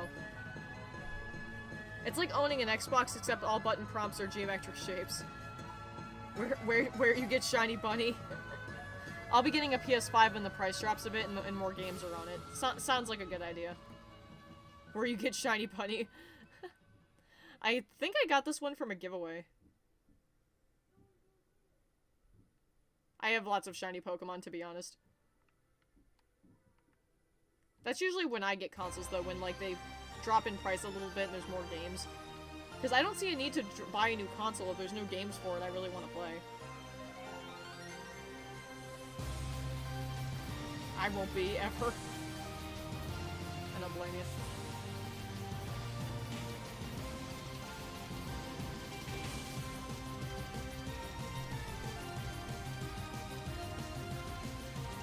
Who doesn't like the shiny monsters? My dad doesn't really care for shinies that much, but that's just because he doesn't really get the hype, and I don't blame him for that either.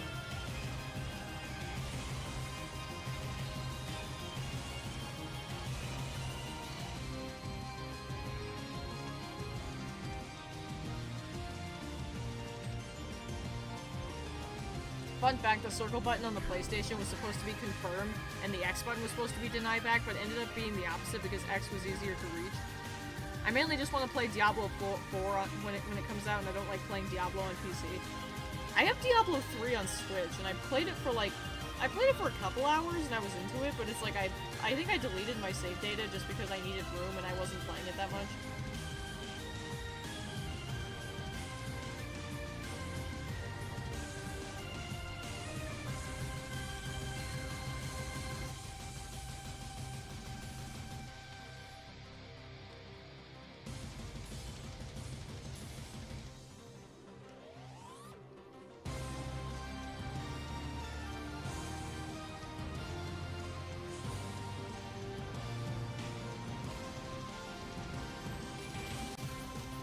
If I can join your Discord server. I don't know. I usually don't like giving that link out willy-nilly.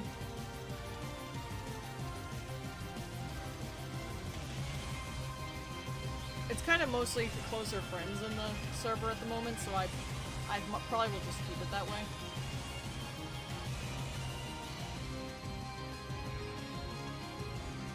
Are you giving away Pokemon at the end of the stream? I don't know. I have some shiny eggs that I was hatching, and I don't really want any of them, so I would be willing to kind of give those away if anyone wants them.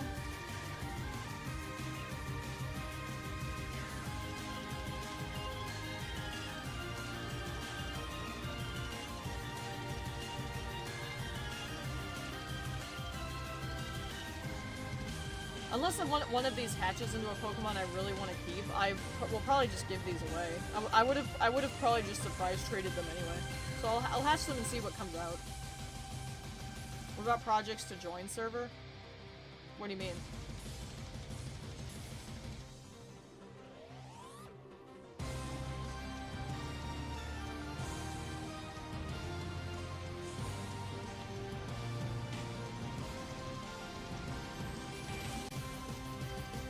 A shiny basket.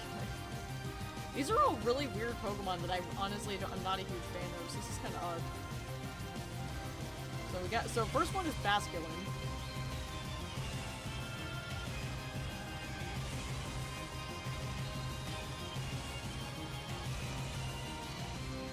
A Sandile. That's a little better.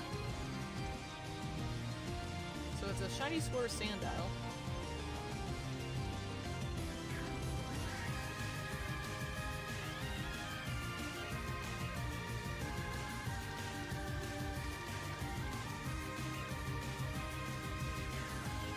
Daramaka. I know this one was one people really wanted.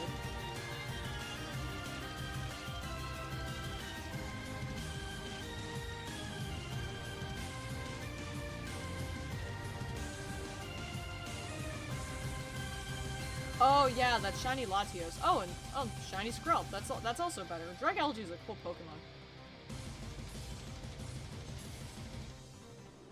Do I have a spare shiny Latios? I'm pretty sure I do.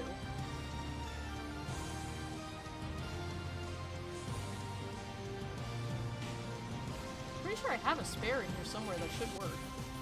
I'm pretty sure I released that Latios that didn't work. Yeah, this one is one I think I can give you.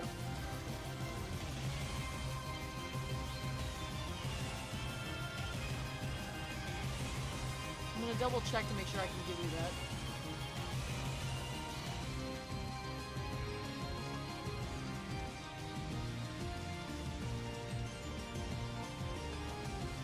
Yeah, I think I can give you this one, and this one will work. Oh, you meant Latias? Oh, okay. I think I have one of those too.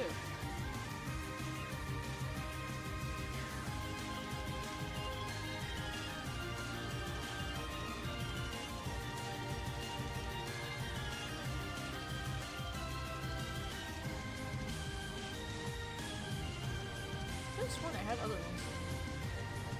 That's fine. I can give you this one. This is a Pokemon Go shiny Latias, so it's a bit more special.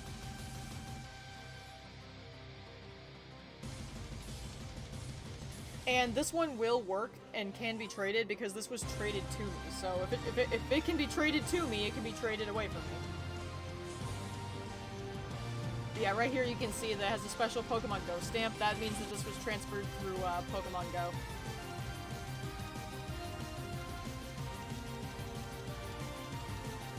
So yeah, if you want, at some point I can trade you that. Danny Phantom Hoodie. Yeah, you just noticed? Yes, I actually was able to get one of these.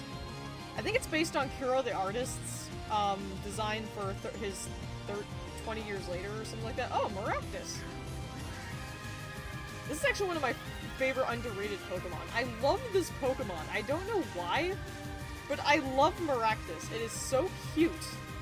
And I just love its design too. Plus its shiny is really good.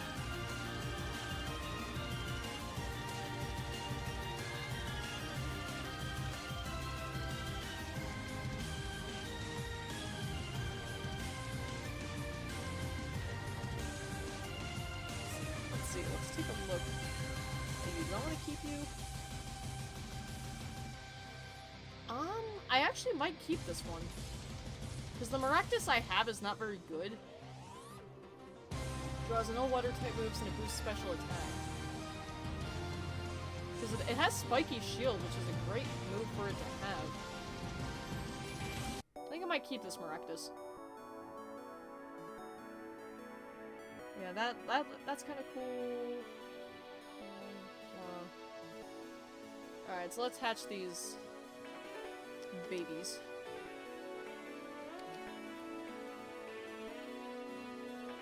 Later, and I feel like you should keep that particular Latias. No, it's okay. Seriously, I can get more of them, no problem. They do giveaways for that kind of stuff all the time. I'm seriously not missing out by trading you the one that I have, even if I don't have any extras.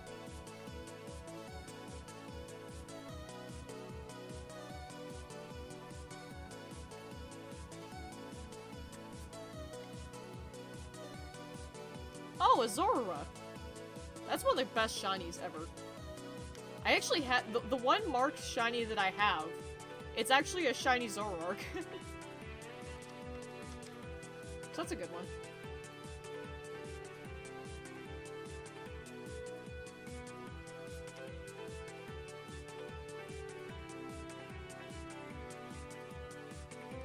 A Fungus. This is another good shiny, it's purple. OMG shiny Fox Boy. Yes. Let's see what this is. Oh, a Spritzy. This is one of those Pokemon I always forget exists. And I always feel bad for forgetting that it exists because it has such a great shiny, but...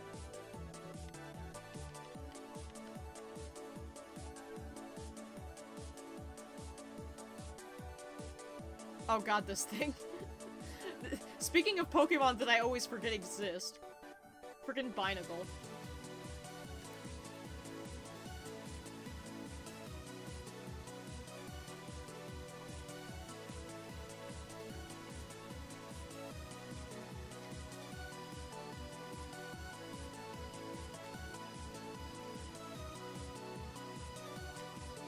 Alright, so let's take a look. Zorora is male, it's in a Moonball. Moonball, Green Ball.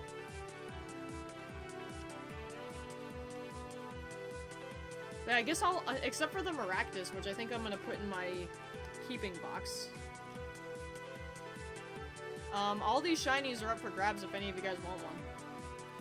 Because I don't really want them.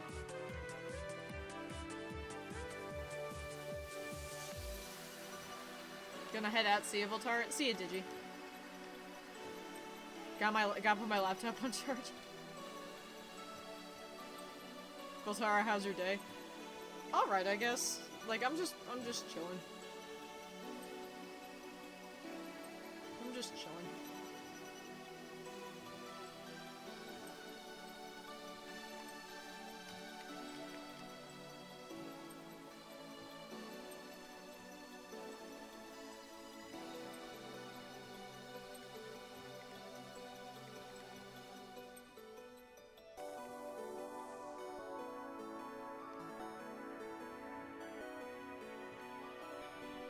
Call dibs on the shiny Sandile? Okay.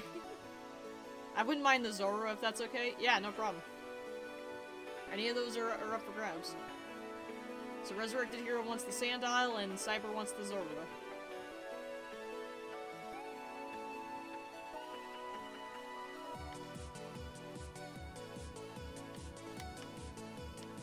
And while I'm at it, I'll trade Resurrected Hero their Latias that I own. I still am sorry that happened. I was hoping that Latias was legit, but unfortunately a lot of Pokemon I transferred from earlier games tend to not fall under the legitimate category, so yeah. And yeah.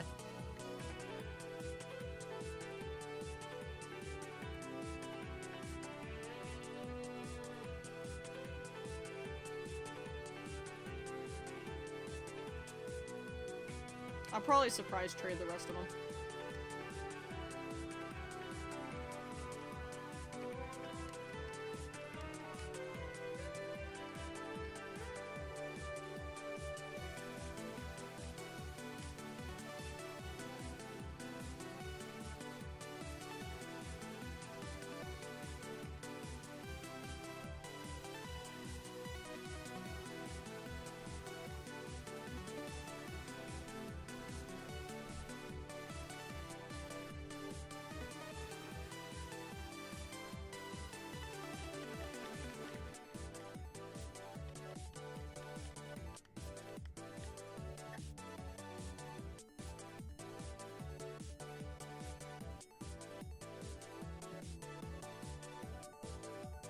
What do you mean?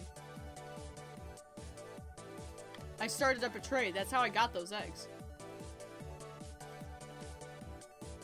I'm in groups where they offer giveaways to members, and this is one of the giveaways that's going on right now. They have a bot sending out shiny eggs.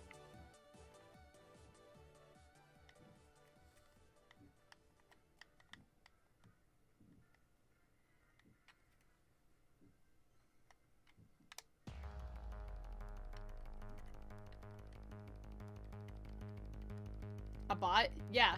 There's in the Pokemon community there have been bots that can be made that you can set up between Discord and a Switch to do things ranging from trading gen requests, basically allowing you to create any Pokemon you want, and then people use them for giveaways too, so they can constantly gen and send out certain things without having to have someone sitting around for hours doing it.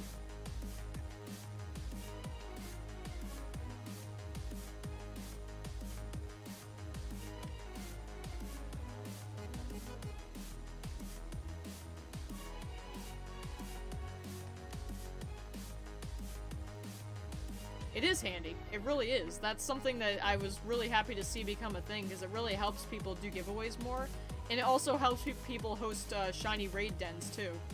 Because then they can basically keep it going for hours and hours and hours and even days without having to worry about sitting there and wasting your life. Because oftentimes they'll literally like set it up and say this will go on for a day or so and then change it to something else.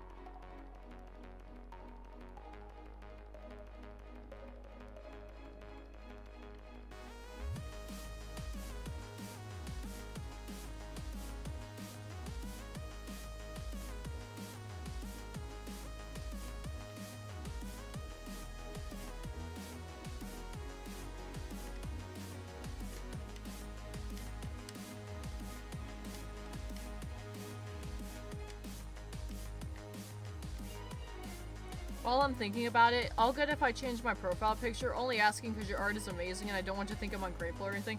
Yeah, you... Cyber, you can change it to whatever you want, it's fine.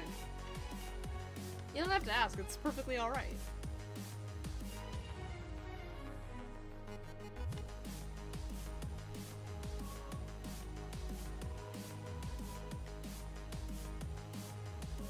It's not like I'll be mad at you for changing it to something else.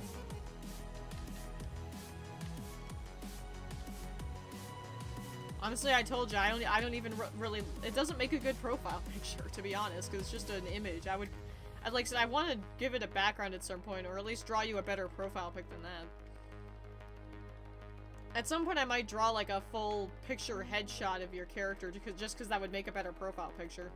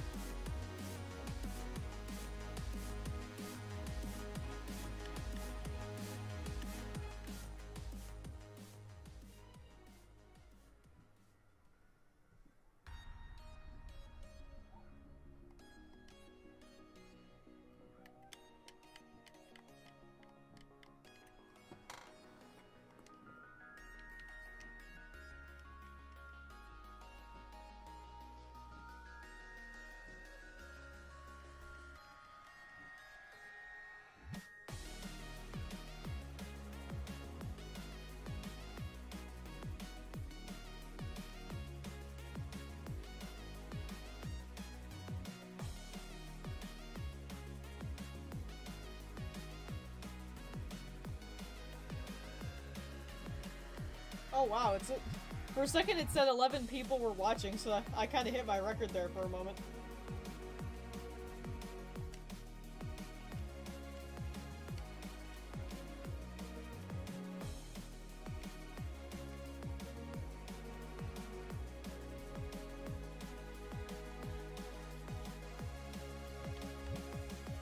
This actually is not a Sonic song though. It's a remix of a Pokemon Mystery Dungeon song.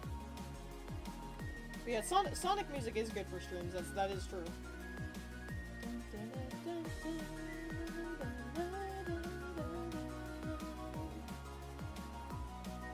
Last stream I thought you had 13. Did I have 13?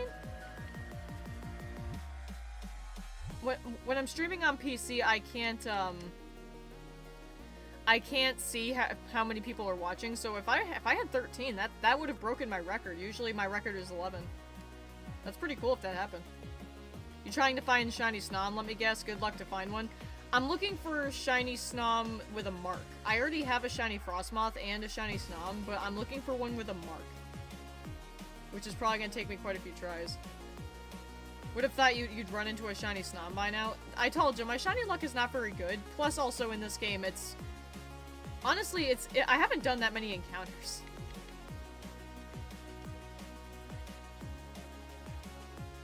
And besides, even if I find a Shiny Snom, if it's not marked, I'll have to keep going.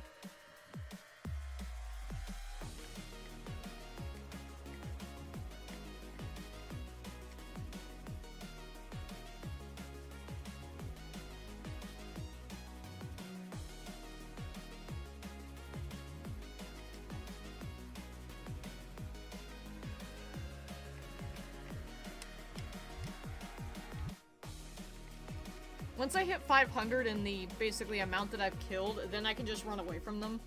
The whole reason I'm fighting them at all is that in Sword and Shield, there's a method called the murder method, where if you kill 500 of a given Pokemon species, it increases the chances of them being shiny. So basically, the cap is 500. So once you hit 500 deaths, then basically you can just run away from them.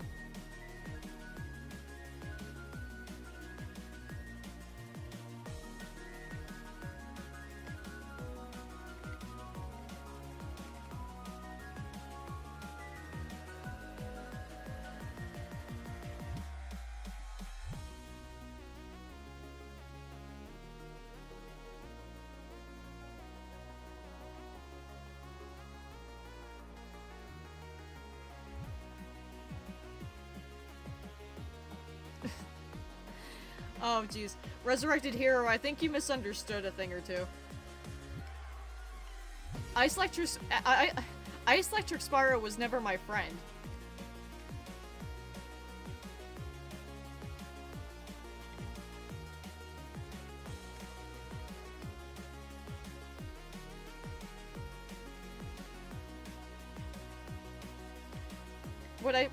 The reason why I mentioned them is that my old friend commissioned Ice Electric Spyro to draw me that profile picture. My old friend was not Ice Electric Spyro.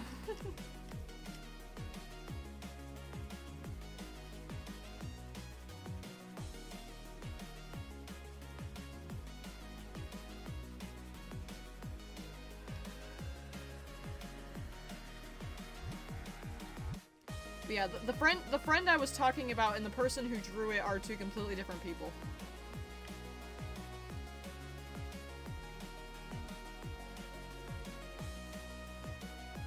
Cinderace freezes mid-stride.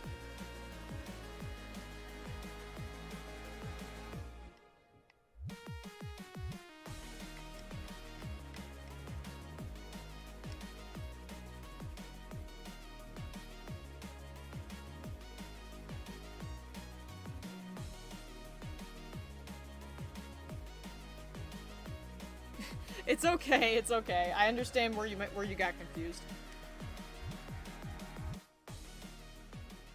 I think the shiny chances in this game is 1 in 4,096, so the likelihood of Voltara having found one to this point is about 12%. Well, it's also the fact that I have the shiny charm. I can actually look this up, hold on.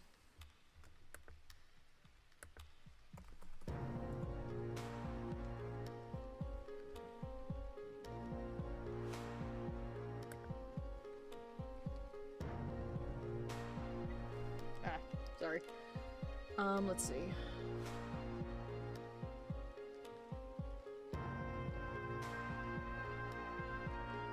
Here we go, shiny Pokemon mechanics. Okay, so... it is 4,096 as standard, but if you have the shiny charm, the rates become 1 in 3,065. This can be improved further by breeding with Pokemon from a game in another language. This changes it to 1 in 682 without the shiny charm, or 1 in 512 with the shiny charm. So breeding has the highest chances.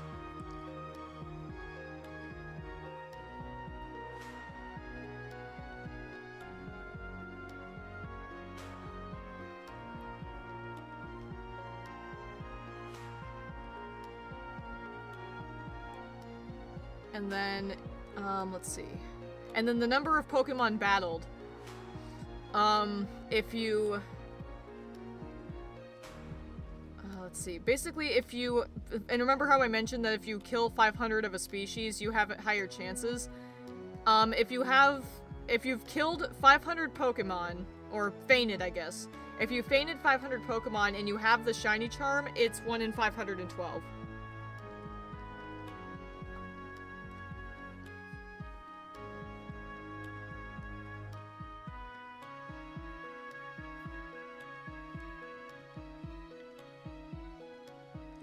Currently, I'm not at 500 yet, but I'm over 300, so my chances right now are 1 in 585.1429.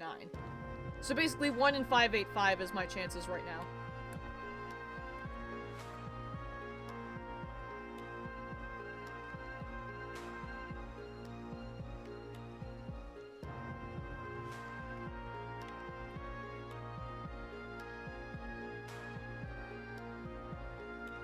And I mean, I got a Snom before I even had those higher chances, so...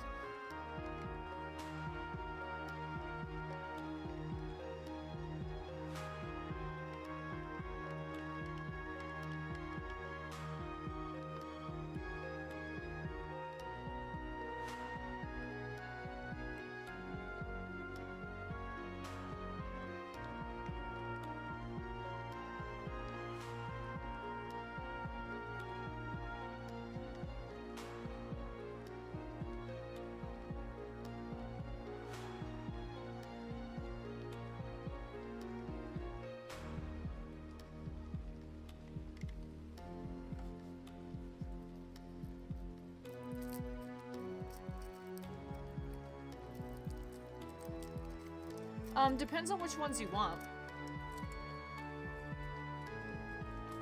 If I have extras, then I don't see why not.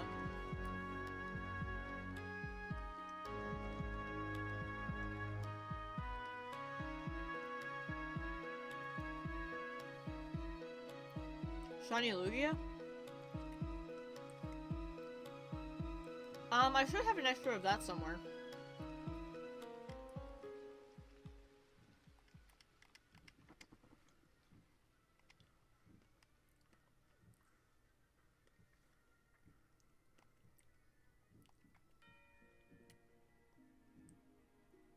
Alright.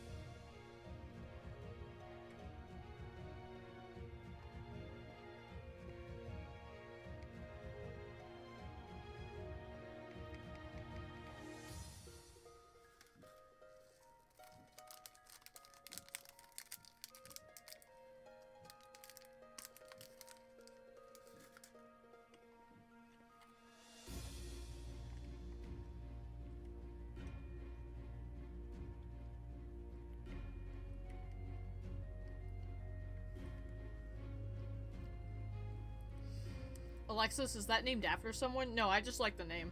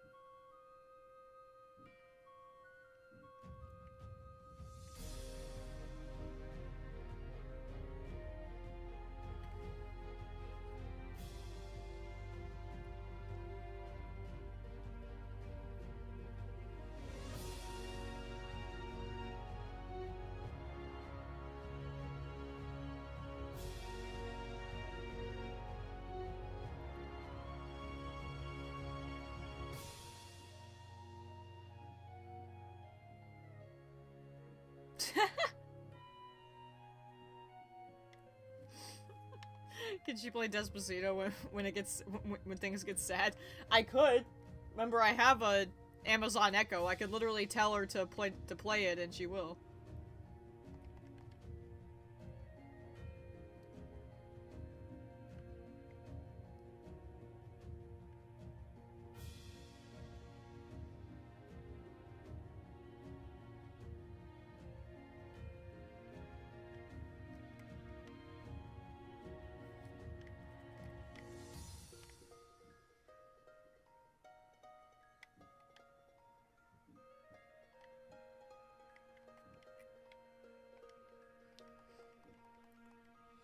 I believe this is Hidden Highlands. I think this is a Hidden Highlands remix.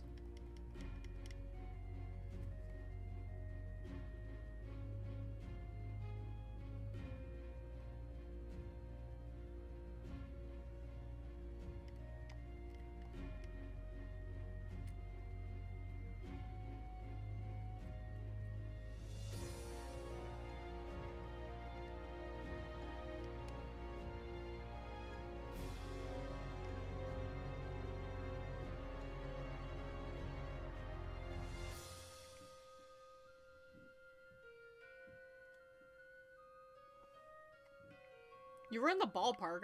I'm willing to bet that was probably like some kind of prototype name for that dungeon.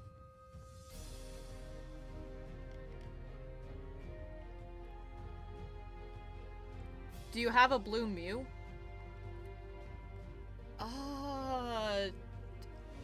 That's a good question. I do have one, but I don't know if I have an extra. I'll look.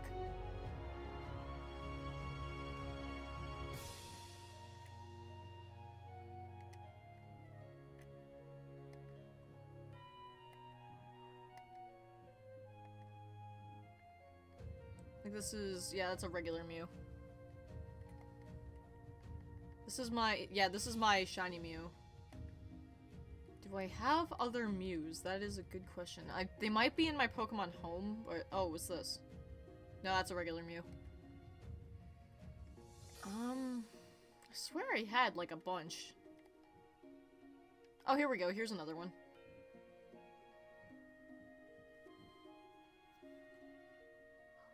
Here we go, here's one.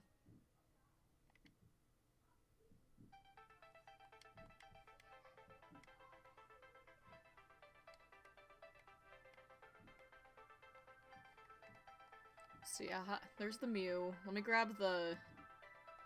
Where's the Latias? Here's the Latias. I don't know why I have this Snom here. But I'll make like a separate area. Okay, so I need a Lugia.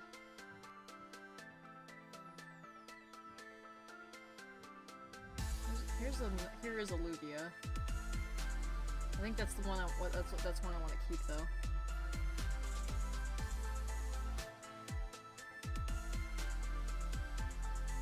Do I not have any more of those? I may not have any more Lugias, unfortunately.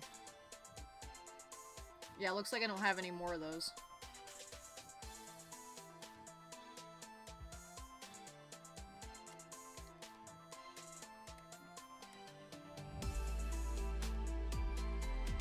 I mean, I have this one, but this is my main one.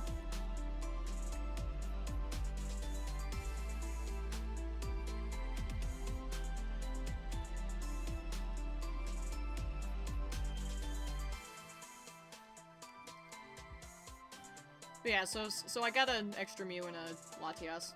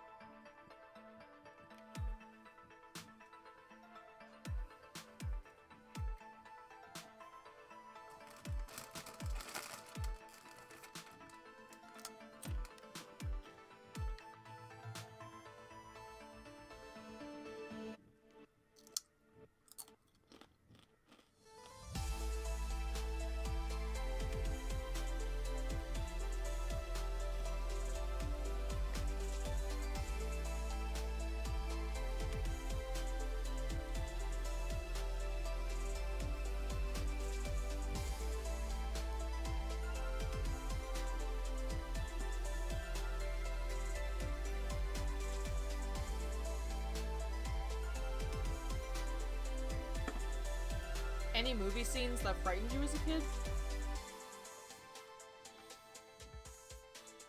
I mean, like, besides the obvious, like Mufasa's death and Bambi's mom's death, like, besides the obvious stuff, not really, because I usually didn't watch a lot of stuff that scarred me as a kid, like, I mean, like, Naraku from Inuyasha freaked me out, and as a kid, I was, like, terrified of him, but I'm still looking for a normal Reshiram, but me and my friends haven't gotten together recently to do dens. Do I have Reshiram in my Shiny! Holy shit! Holy shit! Oh my god, that I saw that right away. Holy crap. Oh my god. And it's a boy. This one's a boy. Oh my god, it's on stream. Oh my god. Okay, well that happened. What should I catch you in? Okay, well. That was good timing. Talking about things that scarred me as a child and suddenly yellow baby. Oh my god, okay, I found one. Yeah, that's very true. I guess go Moonball. Holy crap. 1, 2, 3. Damn it. Powder snow, okay. Oh my god. Oh my god. Okay, I kind of want to try and Beast Ball it, to be honest. Let's try that. Unfortunately, I don't have anything with, like, Thunder Wave or anything. Yeah, I didn't think that was gonna work. Oh my god. I'll try a few times, but then I'll probably go for the Moonball. 1. Damn it. Can it run away? No, it can't. The only moves I think it learns are Struggle Bug and Powder Snow, so yeah, I don't have to worry about that. I yanked the earbuds out when I saw that, holy hell. But no, I can't run away. I also don't think it can kill itself. Not unless it runs out of power points, which is very possible, so hopefully I actually do catch it. 1, 2, 3. Oh! I was hopeful! I was so hopeful. Oh my god, I was so hopeful. Okay, out of curiosity, okay, no, I don't have any moves that I can use on it without killing it. Holy crap. 1, 2, 3. Ah, it's teasing me. It's teasing me, oh my god. It is seriously teasing me. This thing is teasing me. I would love to get it in a Beast Ball, come on. Just in case it has a mark. Because this could have a mark. If this thing has a mark, then the hunt is over. But if it doesn't, then I'm gonna keep going. Okay, I'm gonna Moonball it. Because I am not taking any chances in case this thing has a freaking mark. Alright, go Moonball. Oh my god. 1. Oh my god, come on, Snom. Get in the ball, man. You little snow boy.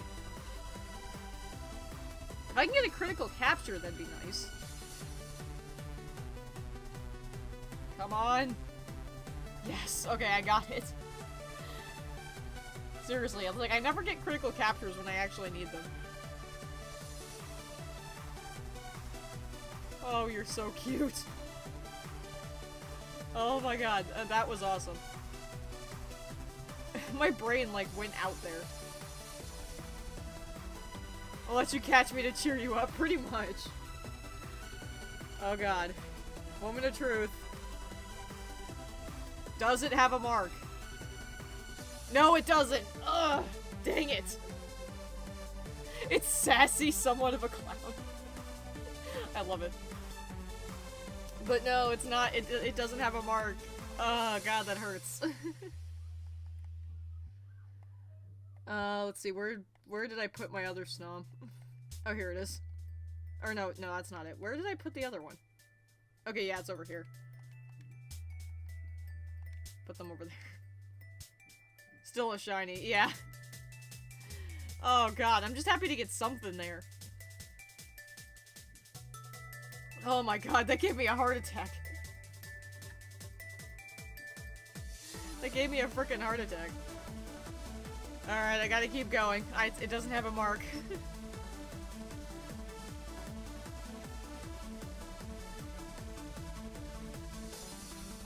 Usually I also don't notice that kind of stuff right away, but the second it came on screen, I saw it. Oh my god, that was awesome. I needed that. I needed that excitement.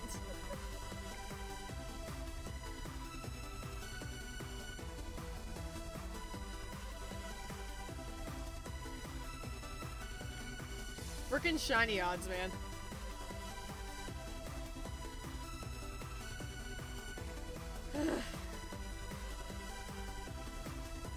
It's nice to get another live shiny for once, too. It feels great to share that reaction. Am I at 500 yet? Because if I'm at 500, that would explain why a shiny suddenly appeared.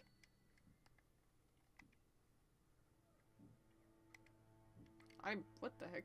Oh, I selected the town map. No, I'm at 493. So I'm just under 500 when I saw when that appeared.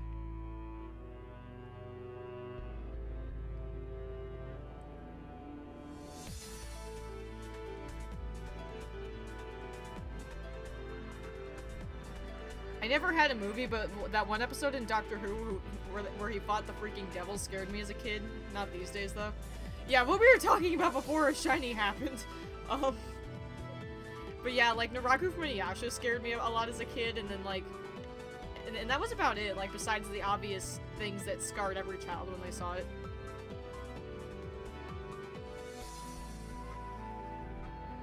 Oh my god, that...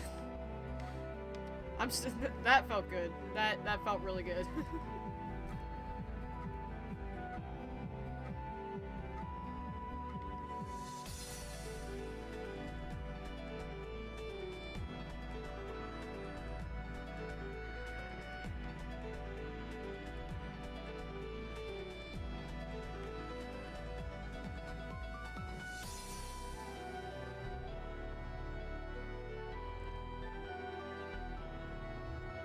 Watched any Courage the Cowardly Dog as a kid? No, but my mom did. There were a lot of times where I came into the living room and she was watching it. I always hated the show, though. I was never into it as a kid. I never watched enough of it to really understand it, though, so, like, all the people who talked about all the things in Courage that scarred them as a kid, it's like, I never knew about it. Because I just never watched it enough to see it.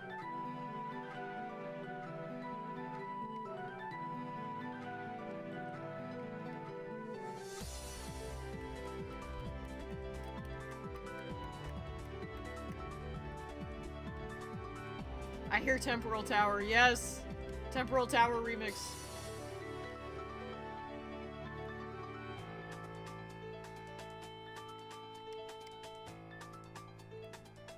Pokemon Mystery Dungeon 2 is the shiz.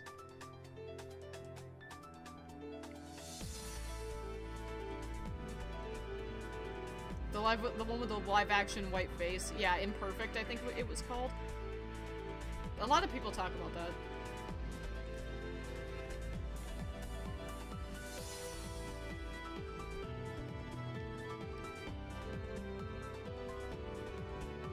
Oh no, you mean a different one. I just realized you mean a different one, sorry. Best music ever along with Primal Dialga remix? Oh yeah. Primal Dialga is one of the best songs ever.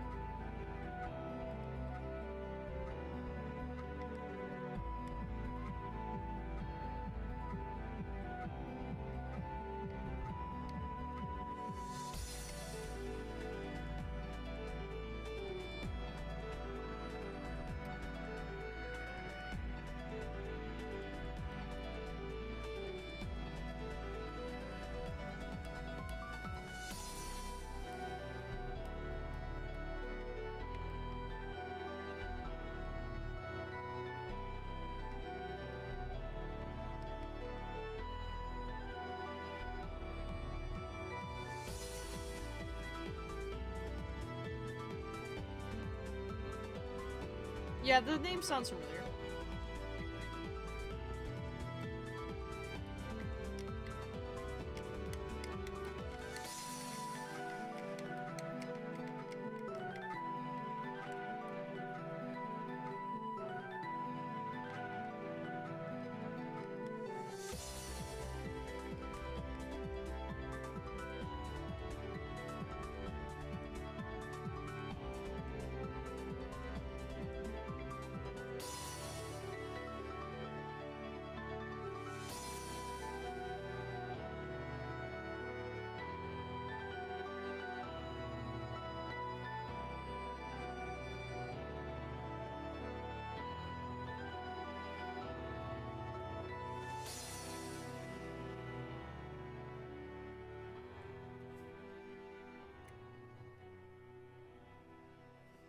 Any interesting stories from your school days you would like to share?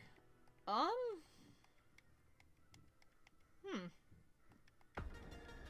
Sadly, not very few of my school days were all that interesting.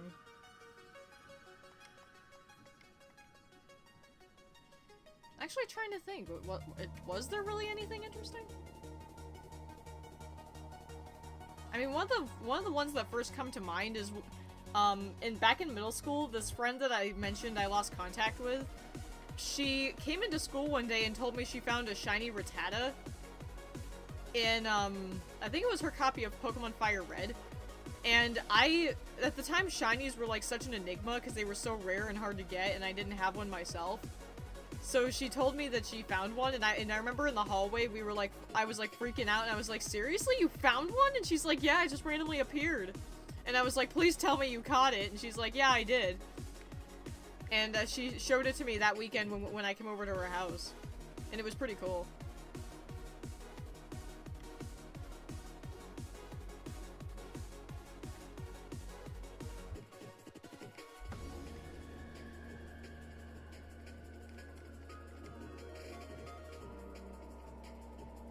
I'm trying to think if there are any other school-related memories that were interesting. I mean, like, another one that was kind of interesting was,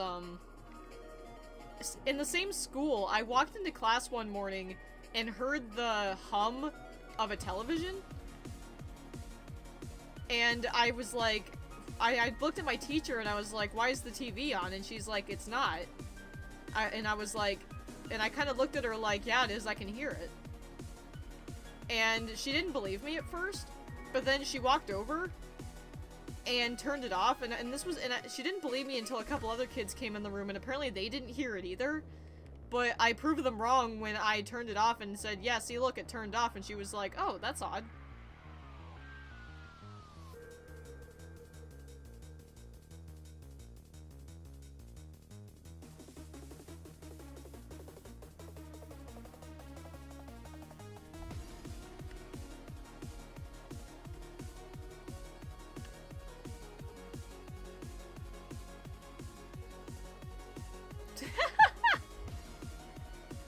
Okay, that's funny, dude.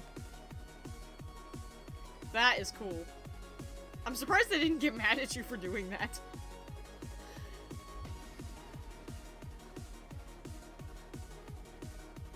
Oh my god, the image of my head right now of that is amazing.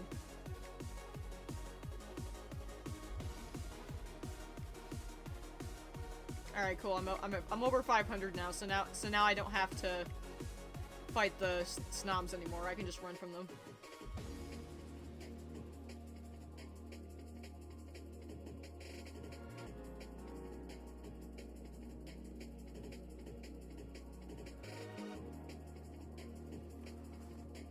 Yeah, the other students found it hilarious. I know that in here, like, if a kid tried to do that their teachers would probably get them in trouble because that would be, like, inciting terrorism or something. Like, I'm just saying, like, that probably wouldn't fly here, even if it is funny.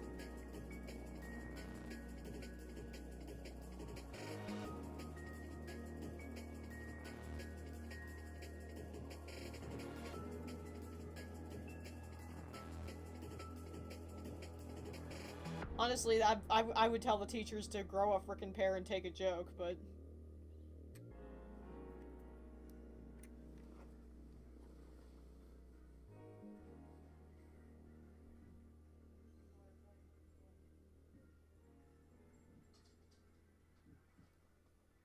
It's not me being insensitive to 9/11. It's just it gets to the point where you just kind of have to stop letting everything like be too serious. Otherwise, your life will just be so boring.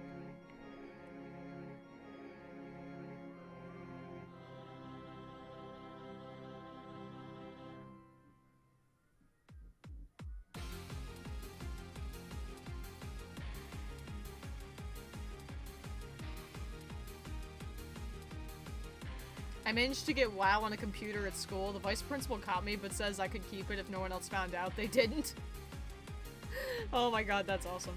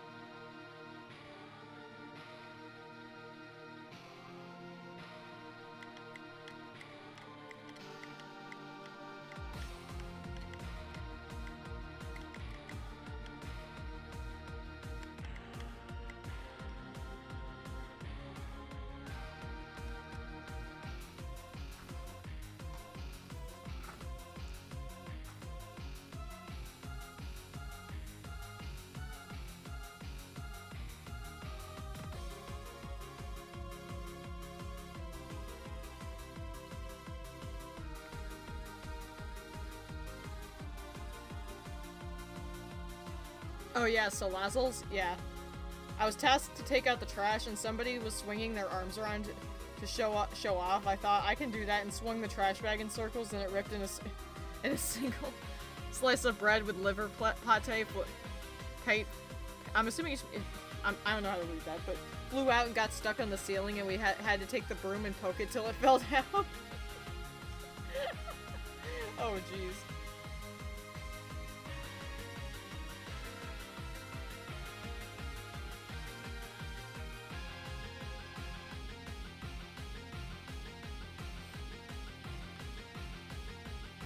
But that was fun.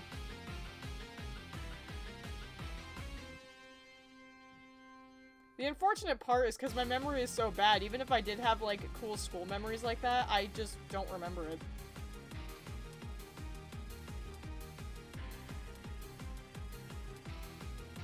Honestly, I don't remember much of elementary school at all.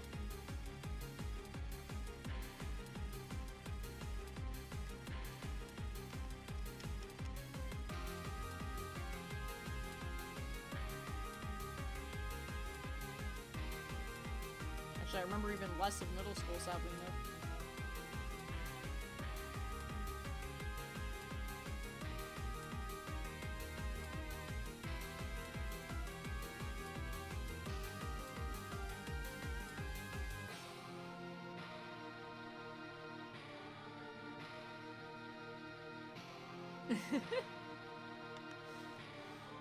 I guess, like, in high school, I have the best memories, and it was mainly because I was in a special needs classroom, and she always tried to make things fun for us. Like, for Christmas and whatnot, she would get us some gifts. We would celebrate holidays and stuff with, like, movies and whatnot. Every time there was an incoming break, she would play some movies and let us basically do what we wanted. One of the best parts about it, too, is that how it worked is that we had a main homeroom class, and we would sometimes go out for full-on high school classes, but most of the time we'd stay with her. And she would teach us basically what we were missing. But around breaks and stuff, she would basically let us sit in the classroom and do whatever we wanted. Like, I would usually bring my DS and play games on that. One kid would bring his gaming laptop and actually just play games on that. Even bring a second controller so another person could play with him. One person I think even brought in their Switch, but he tried to hook it up to the projector and it didn't work.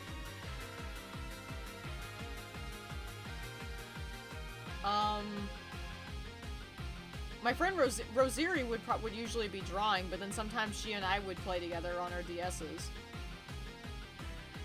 And yeah, there were often times around Christmas or spring breaks or whatever were like a day, like the last day or last 2 days before the break or something, we would do, as long as we got our work done for the classes we had to go to, she would just let us sit in the homeroom and do what we wanted. And honestly, I loved it. Because it felt so, it felt so good to be able to sit in school and enjoy, like, playing Pokemon or talking about it. Or watching a movie.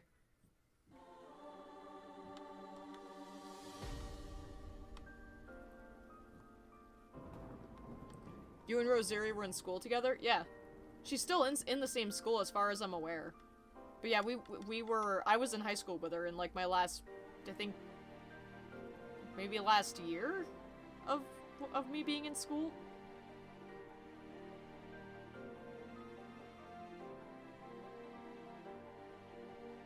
That's why I can attest that she draws with her phone.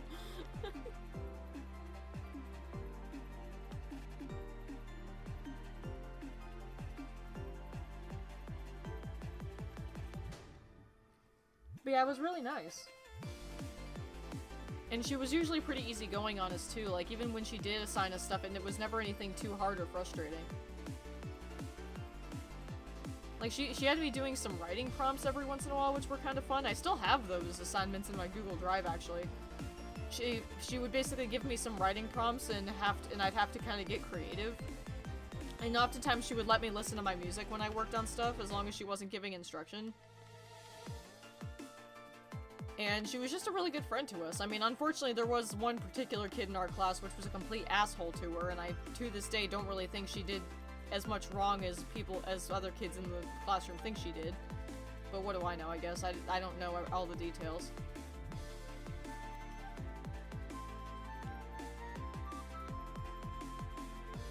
But yeah, she was very kind to us.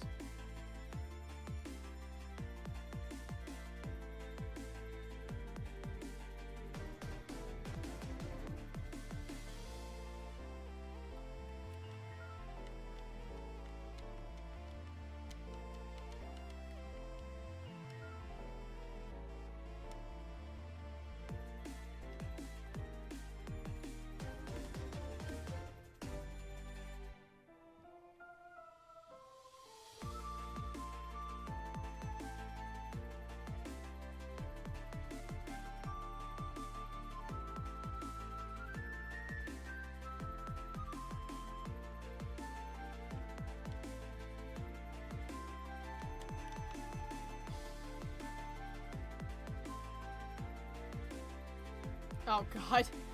Unfortunately, when I was in middle school in my special needs school, this is a different school from when I was in middle school. I actually was in 2 separate schools in middle school because they transferred me to a school called Pace West. And Pace West was basically a school for kids with mental issues and behavioral problems.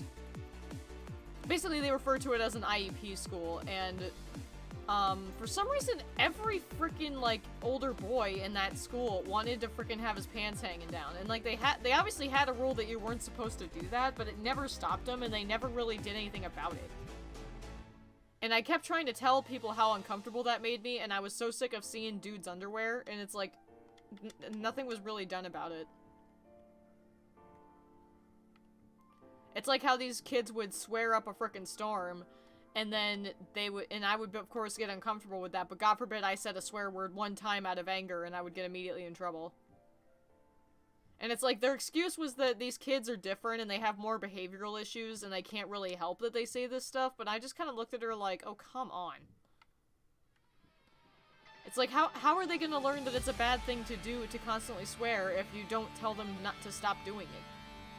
And it's like, they say that they tell them to stop doing it, but it's like you give up, and then it's just that's what they expect you to do, is give up if they keep doing it, and then they're just gonna keep doing it.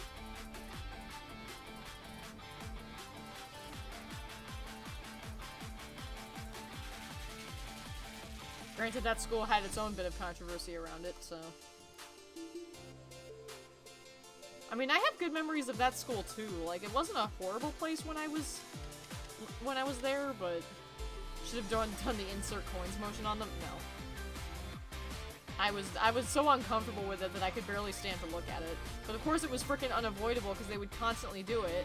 And of course these boys were also in my gym class, so I'm just like internal screaming the entire time.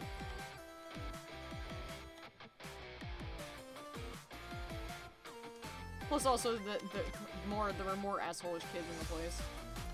I have no idea why wearing pants solo got popular.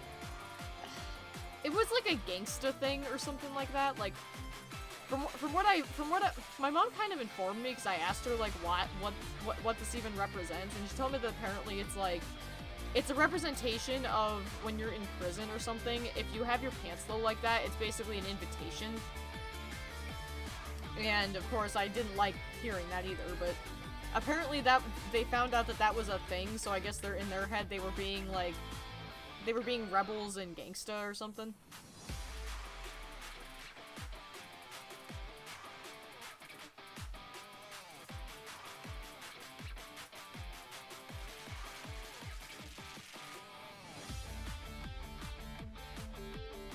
Honestly, it was never attractive, and I never understood it, but... Dress codes, am I right? Showing underwear is fine, but a slight bit of shoulders is a disaster. Oh, don't get me started. It's like, there's so many things about dress codes, how it's like, God forbid a girl shows some bare shoulders, but if a guy has their underwear / butt crack showing, then no problem. By not understanding what belts are. Yeah, pretty much.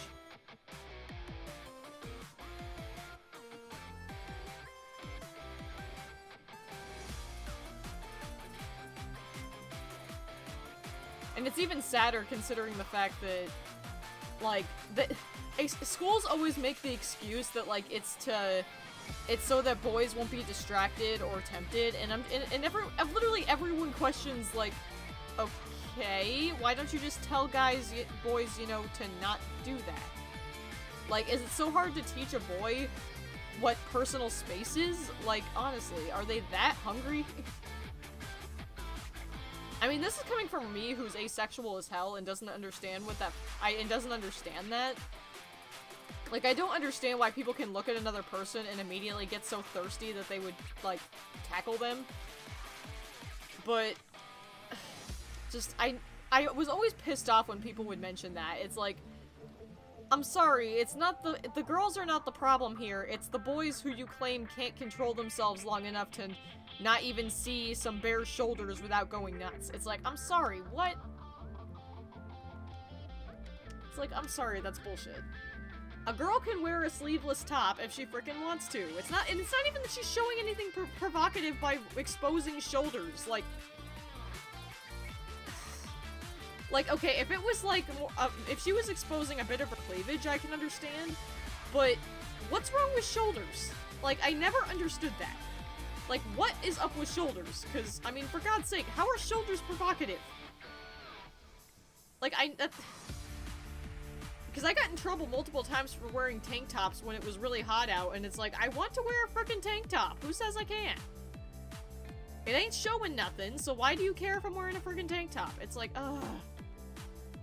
And it was even more ironic, because guys could wear stuff like that, but girls couldn't. It's like, okay. Yeah, said no one ever. Exactly. Just saw a shoulder, must make out. Yeah, said no one ever. It's like, I don't know. I don't know who makes those rules, but it was really stupid. And it's like, I'm sorry. Like, I understand banning booty shorts. I understand not banning shirts that show too much cleavage. I understand that. But when you basically bitch at someone because they have bare shoulders, then that's kind of where I go, okay, you're just being ridiculous.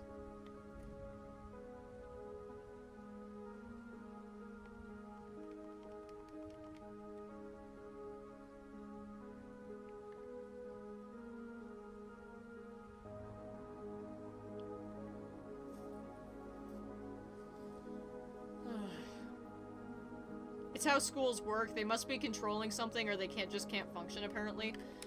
Sad but true. It's also the fact that it doesn't help that more and more clothing companies... I saw like an article about this and it's kind of true. It doesn't help that a lot of clothing companies are making more and more skimpier outfits for especially young children. I've seen like way too many more skimpier outfits for young children. It's like they keep going in that direction, which means there's gonna be less and less clothes that are gonna follow a school's dress code. So it's like, what do you want them to do?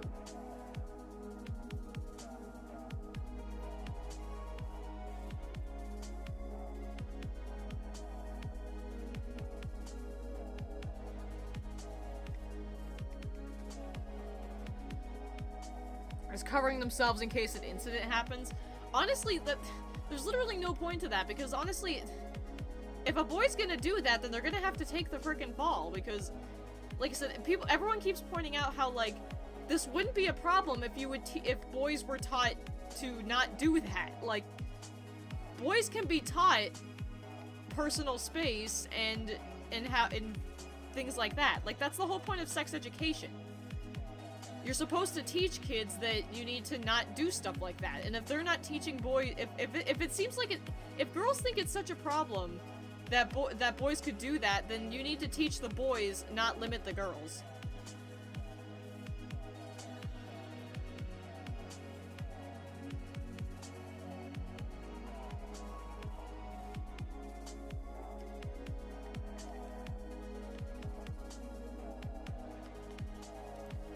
And that's another reason why I mean, like, jobs I understand, like, dress codes at jobs are annoying, and I honestly can't stand when, like, that was one of the biggest problems I had with working jobs, is that they always require you to wear specific clothing, which is even more annoying because oftentimes I don't have the clothing that they need me to wear, so I have to go buy it.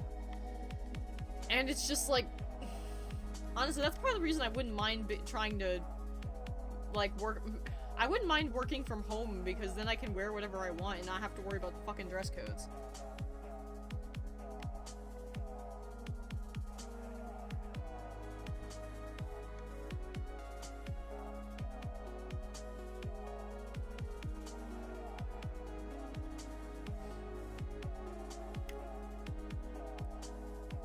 Found the perfect pic, put it in the Discord. But yeah, it's like, that's part of the reason I wouldn't mind being able to make something I can do at home a job, because then I won't have to worry about dress codes and people being cruel to me and things like that, because I don't want that anymore. Like, I'm done.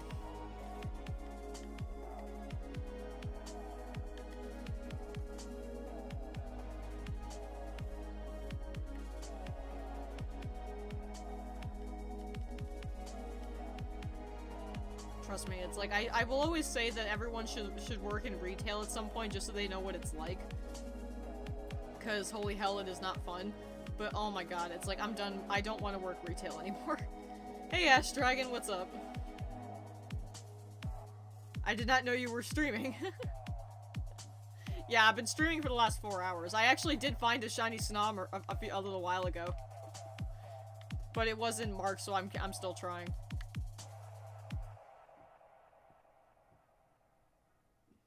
But yeah, retail is not fun.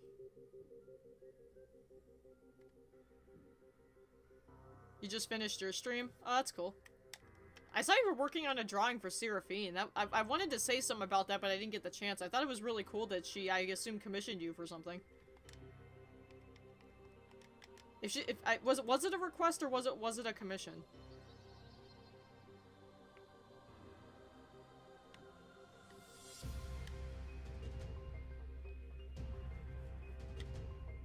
She did not? Oh, it's a gift. Okay.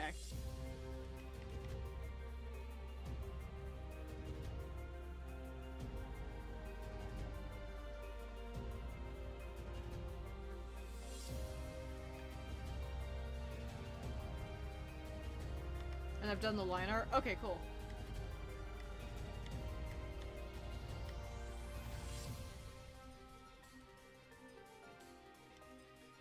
Yeah, it's kind of sad that I worked for retail in, like, for, like, I think a little over a year, and I already have, like, multiple stories of people treating me like shit. And I didn't even work that long. Like, it's sad that I don't even have to... Honestly, I didn't even have to work 2 weeks in retail before someone said something really rude to me. So yeah, I hope she's happy she made me cry. Fucking bitch.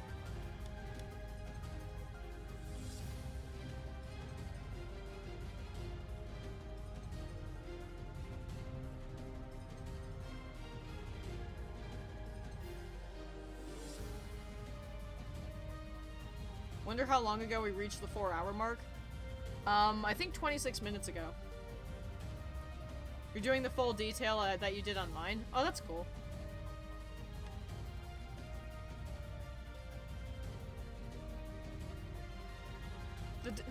The bright side to that, though, is that while I was working at Carnes, which is a grocery store down the road, I actually did have some fairly okay experiences, because I didn't hear about something like this happening, and I didn't even know if we were allowed to accept it. But there was, a couple of guys who were kind and bought drinks for me and sometimes a few other cashiers. And I asked them if we could, I asked them if we were allowed to accept that, and because we couldn't accept tips or anything, but they said that we could accept things like that.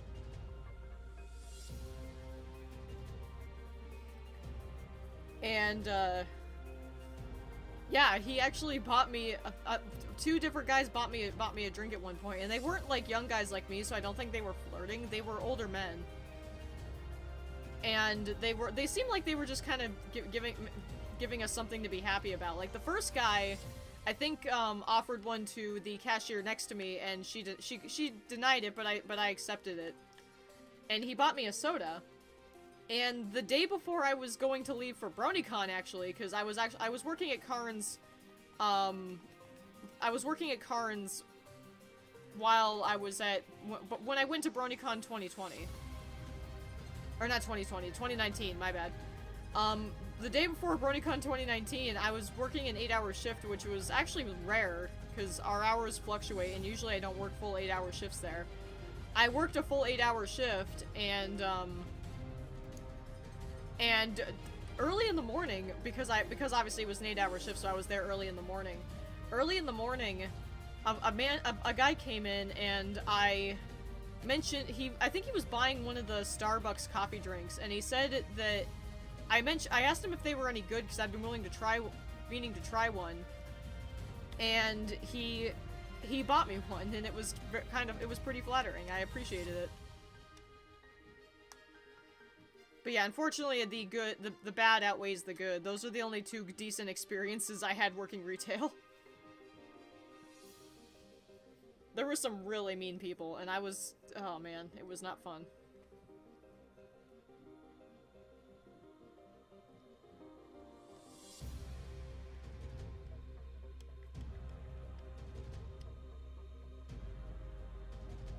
Like I said, I hope they're happy that they made me cry.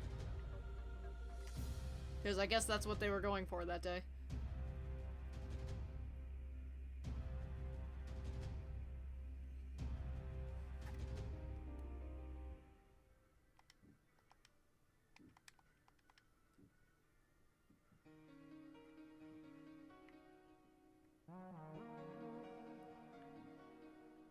Let's see. I'm trying to remember the main details of the things that happened. The first big one happened, I think, when I was a week and a half or so into working there. It was not long. It was not long at all. And because I was learning something new for the first time, I was struggling and second-guessing myself. And I actually think she was trying to confuse me on purpose, because I think she was trying to be a bitch. I was trying to count her change.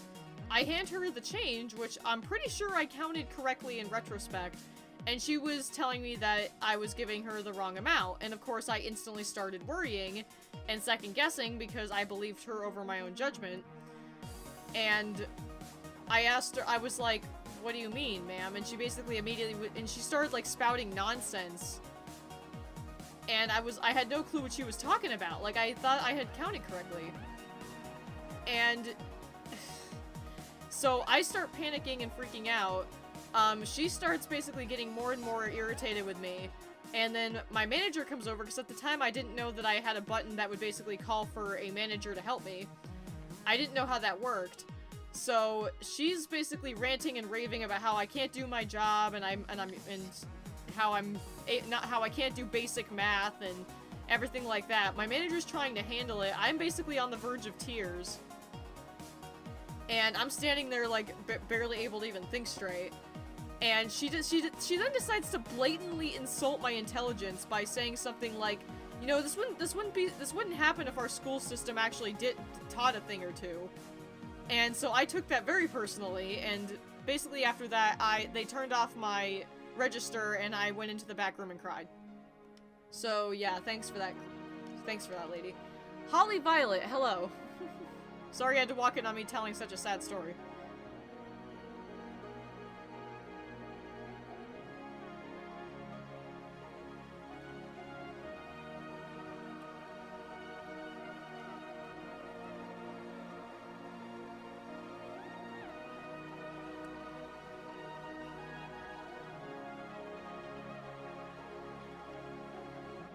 God, I hate people like that. Like I said, in retrospect, I think she was trying to mess me up on purpose. Because I think she was trying to, like, I think she could tell I was new, so I wonder if she was trying to get me to give her an incorrect amount and give her more money for change by confusing me like that. I'm wondering if that's what she was trying to do. I hate customers, yeah, so do I. It's okay, I'm just sorry I had to go through that. Yeah, unfortunately.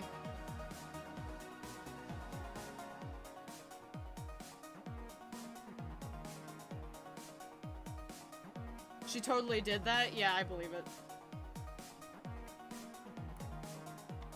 Let's see, there was another thing another older lady did that was just, I wasn't even mad about it, I was just kind of like, really, bitch? I work at Giant, so I know your pain. Yeah, it's like, if I can help it, I'd rather not put myself in that again. But another woman, I was checking her out, and keep in mind, this was like in the middle of the day, and I'd been working for quite some time, and Resurrected Hero can probably, confirm this, but when you're a cashier, it gets very monotonous and mind-numbing. So, like, after you've been doing that for quite a few hours, your brain basically, like, turns off almost, and you're basically doing basic functions. Like, I can barely work up the energy to smile at that point. So, I was basically, like, in complete dead inside mode, trying to scan through these items. I was still doing my job, it's just that I wasn't, you know, going the extra mile like I guess she wanted me to. Basically what happened was that I finished checking her out and there was someone else in line, so my personality was like, I'm going to immediately start helping this person so I can get her out of my line. And once I finished bagging up the other lady's stuff, I put it to the side so she can put it in her cart and start working on the next person, you know, as a normal person would do. And then as she's walking away, she gives me this snide-toned thanks a lot and walks away, and I'm just kind of, I noticed the odd tone, and I kind of like froze for a moment, looked at her with a confused expression, and then basically kept, you know, continued what I was doing, thinking, well, that was rude.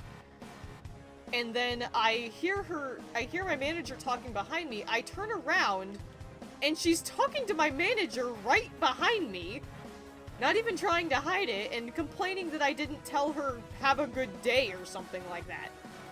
She was calling me rude and ungrateful or something because I didn't say have a good day. And I'm just like, I wasn't even mad or anything. I was just like, really, bitch? I obviously didn't say that, but in my that's what I was saying in my head. Like, I was just kind of like, okay, whatever.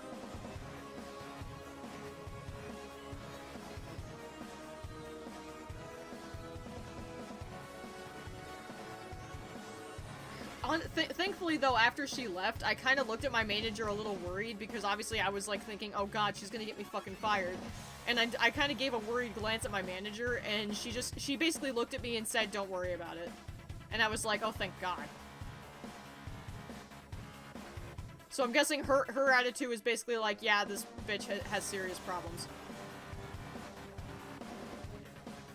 Customers don't bag their own goods in the US. You can, but it's not required. Here they have something called self-checkouts where you can do that, and I usually use that. But they also have actual cashiers. So yeah, basically, yeah. They don't... Typically in America, they don't bag their own groceries. Unless they choose to.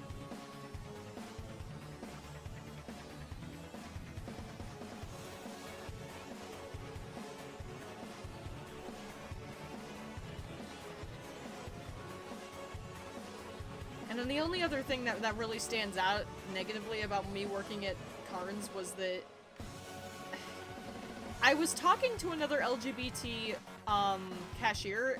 She was transgender, and we talked a lot. Like, she and I were really good friends. We talked a lot, and we were honestly pretty good friends at work. And I was talking to other cashiers about, like, you know, me being lesbian and stuff, because I don't see that as something I need to hide. But apparently Carnes thinks so, because they called me into their back office one day, and I was severely intimidated, because there were like 5 people back there.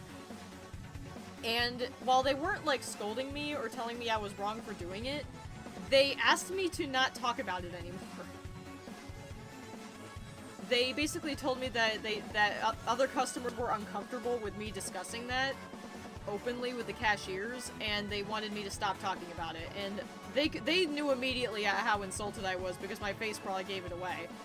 Because they immediately, they almost backpedaled a bit, saying like, we're not mad at you or anything, you didn't do anything wrong, but it's just unfortunately we have to adhere to what the customers say. And oh my god, my face was probably said it all. I was so mad at them for that. I was like, I didn't say, I think I sort of said what I was thinking, which was basically like, really? But yeah, in my head, I was basically going, are you fucking kidding me? I wasn't even directly talking to them most of the time. I don't usually say that stuff to random customers because I know that can be uncomfortable, but if I'm talking to the freaking cashiers, I can say whatever the hell I want. If I want to talk about the kind of people I love, I can talk about the freaking people I love. What the fuck? I believe LGBTQ discrimination is illegal. I don't know, but it wasn't really discrimination per se. It's just that they were... A lot of elderly people come to Carnes, so I think it's more like, it's like Carnes doesn't want to do it, but they don't want to lose customers at all. So I honestly got the feeling they just weren't sure what to do in that scenario, because they probably weren't expecting it either. Although, granted, they just may not have ever hired a lesbian cashier before. Any good job recommendations I should try for? Honestly, try to find, like, a small-time store to work at, because those usually work better. Like, I would recommend working at, like, a Goodwill-type store, or basically a smaller type of store. If you can help it, try to work for a store that's not, like, a huge corporation. Working at a smaller store is usually pretty comforting, from what I've seen. Like, I used to work at a Goodwill as well, and that place was a lot nicer. No guarantees, obviously, but... Honestly, unfortunately, it's very hard to find a job that doesn't suck. Like, I worked at a college, and it was hard, but it was probably the best place I could have worked, because the pay was really good for what it was, and the people that were really supportive and patient with me, so it's like, if you honestly just, you have to just find the right job. There's no real specific job that's gonna be perfect. It's dull and mind-numbing after hours, even for a cart dude, yeah. But yeah, being a cashier is so mind-numbing. Like, I don't ever want to have to do that again just for that reason. It just kills your brain. Especially when you have customers like that who don't understand that after a while you just can't muster up the energy to smile for everybody. So it's like, God forbid. I worked the cashier at the tram museum in town before the damn virus started up. How was that, Cyber? And yeah, no problem, Holly.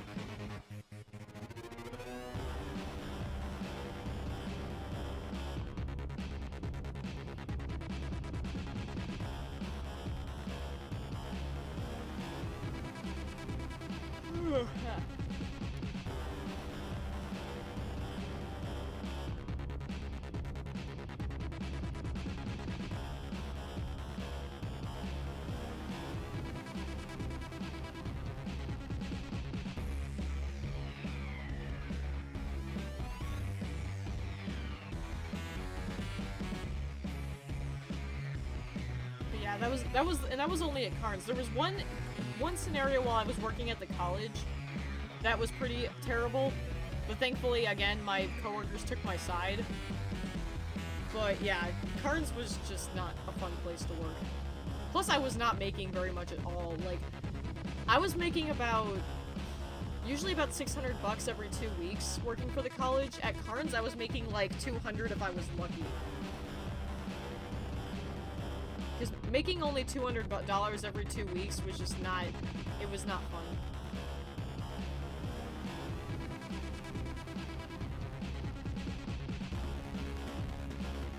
Oh, I'm up to 12 people now.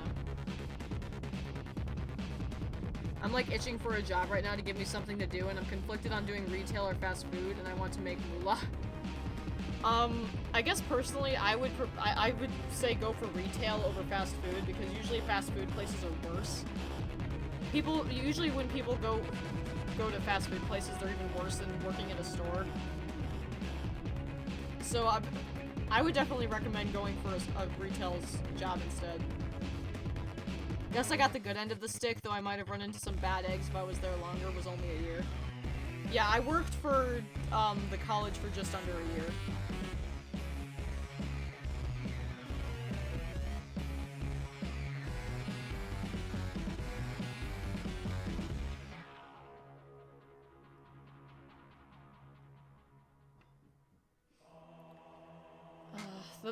The one big problem that I ended up having while at the college was that I seriously don't know where this girl got this idea from, but okay. So what you're supposed to do is that you're supposed to ask if you suspect that somebody has something, you ask them, and you don't see it, you ask them if there's anything else to be sure, right?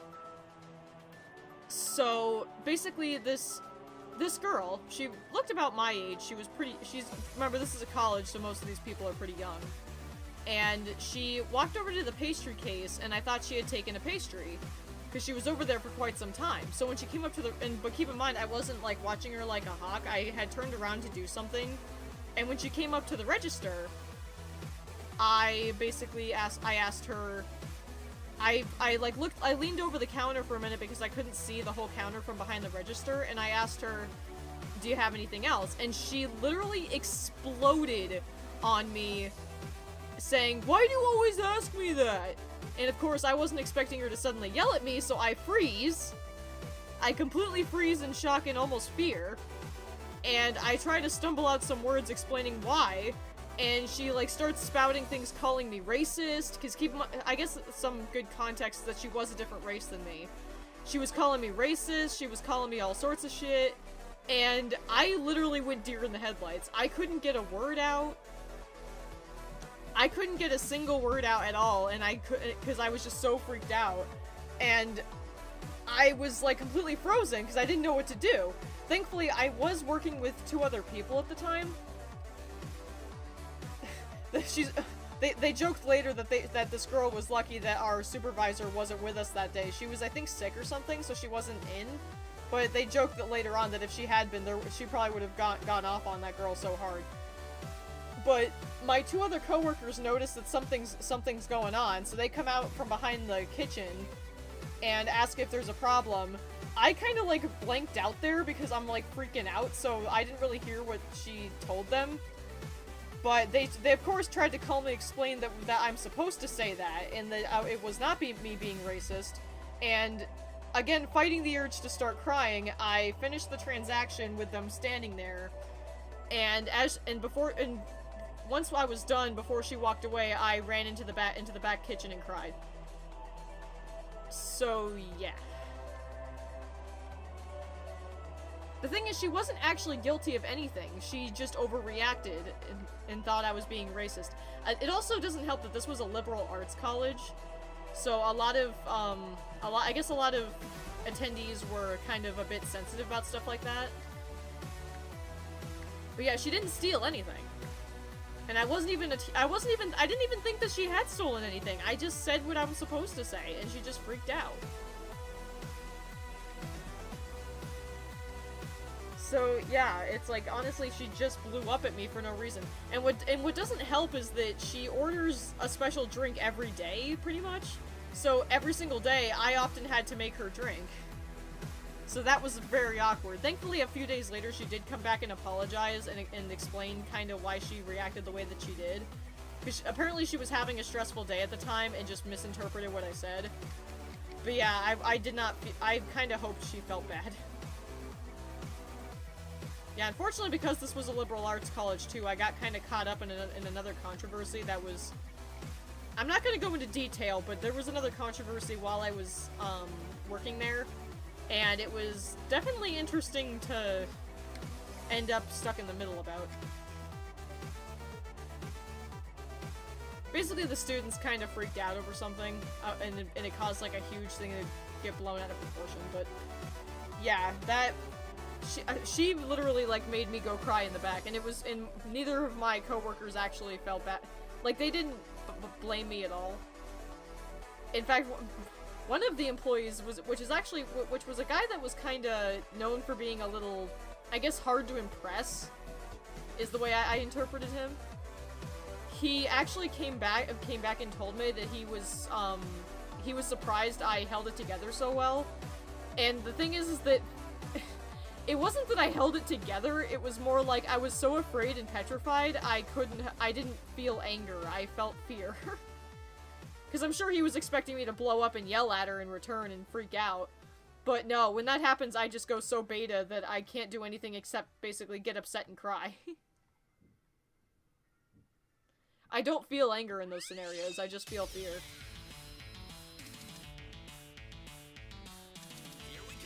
But I guess it kind of helped that he's interpreted that I held it together well.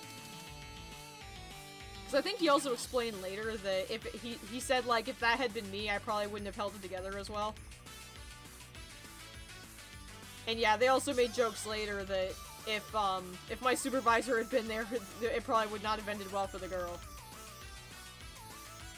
Because we kind of joked that she was constantly Mama Bear.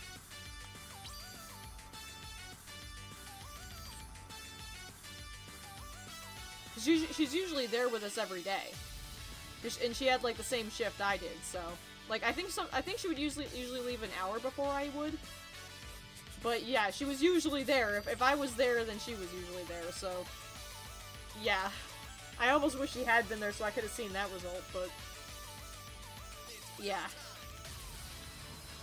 So yeah, I had some pretty poor experiences, and I didn't even really work there for even a year, so that kind of goes to show that you don't have to work long for something to happen.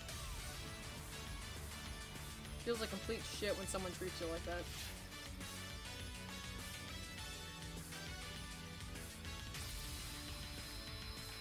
What the?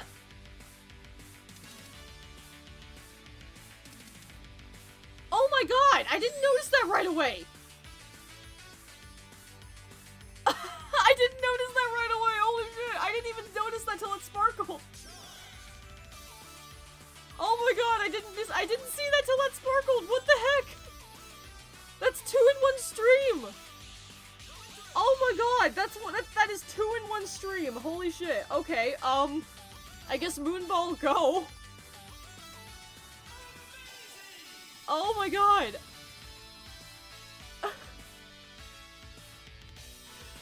Oh my god, that's awesome. Oh my god. I literally didn't notice that until it sparkled. Holy shit. Okay, let's hope this has a mark.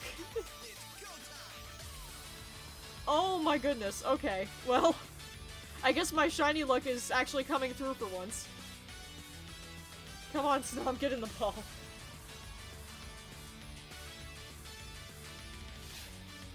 Oh, that just brought the happiest... That brought a smile to my face. Can I get a critical capture, please? I have 3 full Pokedexes, I could totally use one. Or I could catch it anyways. Oh my god, another shiny baby. Oh god, okay. Will this one have a mark, is the question. Oh man, where is it? Okay, it's over here. Oh lord, okay. Does it have a mark? No, it doesn't! Ugh! Crap! Sonic said excellent in the song after that shiny popped up, really? Oh my god. Oh my god, I'm just gonna have like a whole box of Snoms by the time I get the mark. That's gonna make a great stream highlight.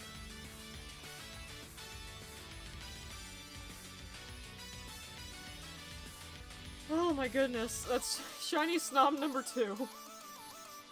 Or no, number 3. That's Shiny Snom number 3. Oh, come on, give me one with a mark.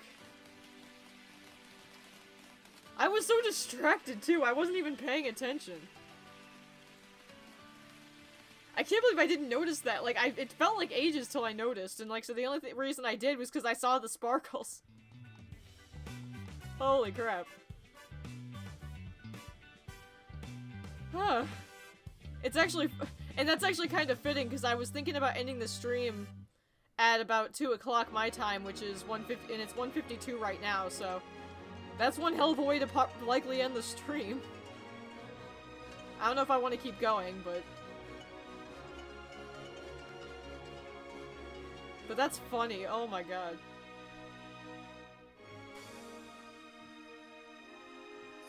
Like, I don't know how long I'm gonna go for, but I am starting to get a little tired and my voice is dying.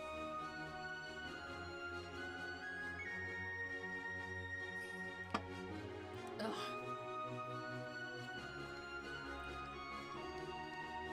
But yeah, basically the whole point of that rant was that because of experiences like that and knowing all too well that that's just gonna be the rest of my life if I don't do something else.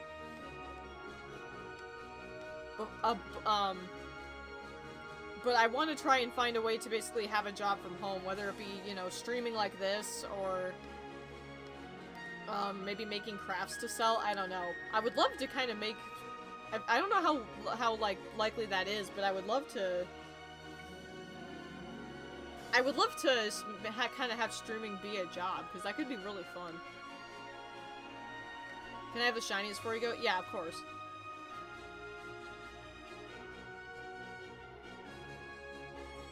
The only thing that saddens me about streaming basically being my job is, unfortunately, that would depend on viewer goodwill, and I don't know if, and I don't want people to like think I expect them to do that, because that's kind of pompous.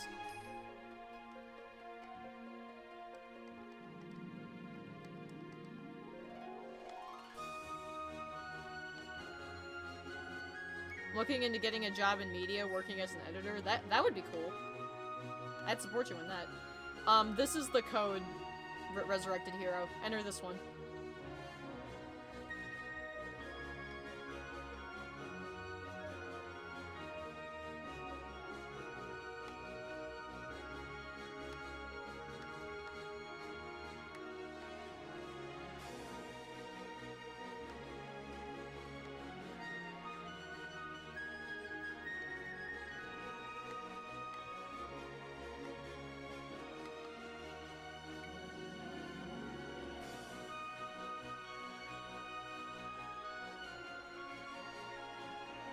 Oh, you're in a raid? Okay.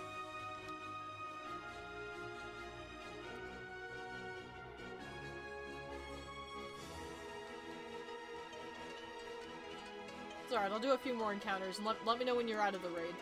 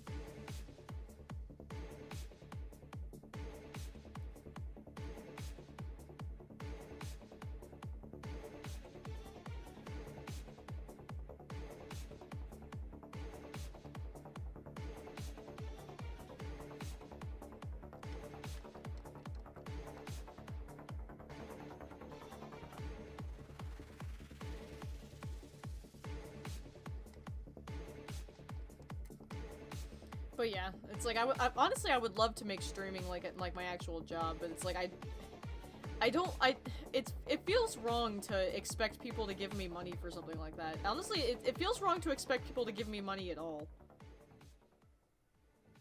It just, I can't really explain why it bothers me, but it just does. I guess part of it is that I feel like it'll make me look selfish and greedy or something if I stream and expect money from people, so I don't like to believe in that. But, I don't know. It's like, I know that if you want to make something your job, you obviously have to get money for it, but it's... I just feel bad if doing something this mundane would make people think they have to pay me. That's part of the reason whenever, like, whenever the rare person does throw, like, a few bucks my way, I, like, freak the hell out.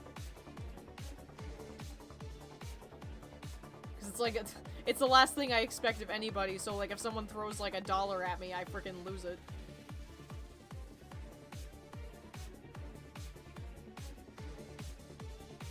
That's why whenever Cyber frickin' does it, and the fact that she gives me, like, so much at once, it frickin' kills me. It's like, I never in millions of years would I ever think that someone would think I'm cool enough to do that for. I mean, granted, I've done the same for other people, but it's different when you do something for other people, you feel different about when people do it for you. Most streamers take donations, so I wouldn't worry about that. I know, but it's my own beliefs. It's just, I know that that when you stream, it's a thing. But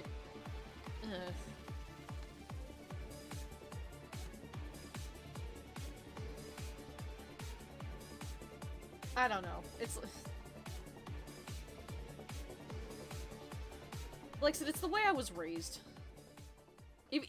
The thing is that even when I worked, like, a regular job, I still didn't, like, had trouble, like, accepting being paid for it. I don't really know why. It feels weird when I take money for doing something for somebody else. It's like I like doing things for people, so it's like when they offer me something in return, it just feels weird.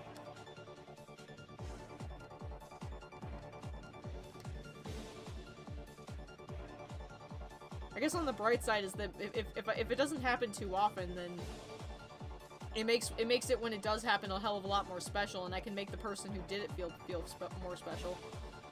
Which is, honestly, that's the whole point. If anyone does that for me, then I do my damnedest to make sure they know that they did something amazing and that they feel good about it.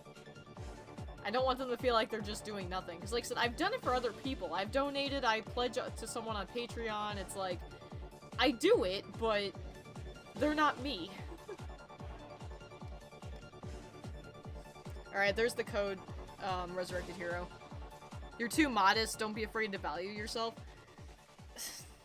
It's not- I don't even really think it's modesty, it's just how I am.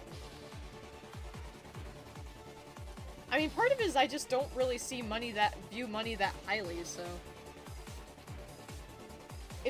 honestly, it's why I also feel bad that I can't really do requests for people. Like, I can't do drawing requests for people right now because I need the money. So if anyone wants drawings from me, unless they're like an amazingly close friend like Cyber, they would have to pay for it. How much I wouldn't know, I wouldn't really know, because I have no clue what to price my art at anymore. But it's just, I can't afford to draw for free anymore unless you're a close friend. I have to, if someone wants me to draw something for them, they have to pay for it, and I feel so bad about it.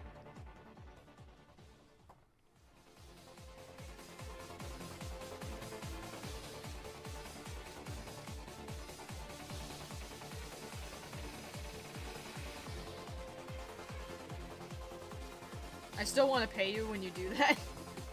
Oh, jeez.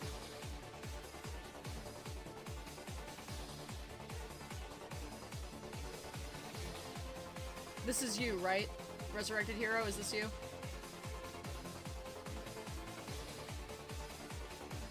Where did I put the Pokemon? Maybe it comes from self-image issues? I believe it.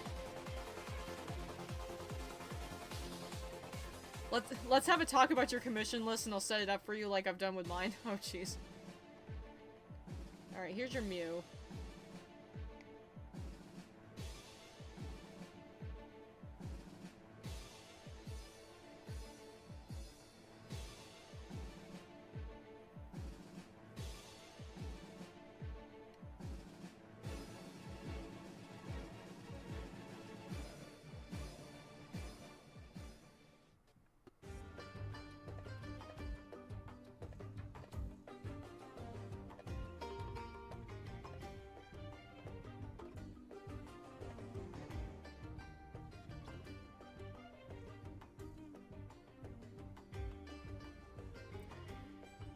Oh, fuck my life.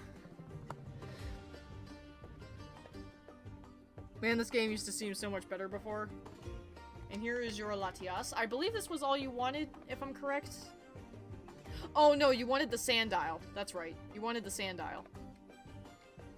Okay, gotta remember that you wanted the Sandile.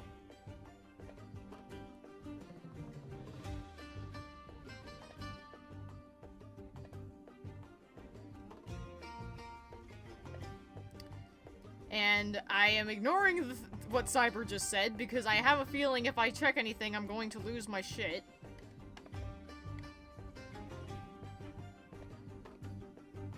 Because every time Cyber says that, it spells disaster.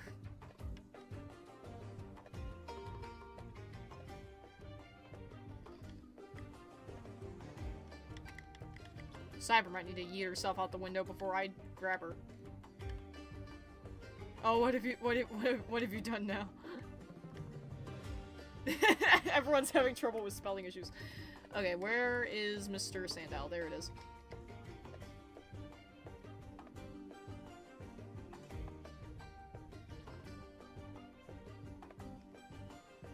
Oh, I'm sure you've done nothing. Lies, exactly. Cyber, how about you just get your butt online so I can trade you this Zorua?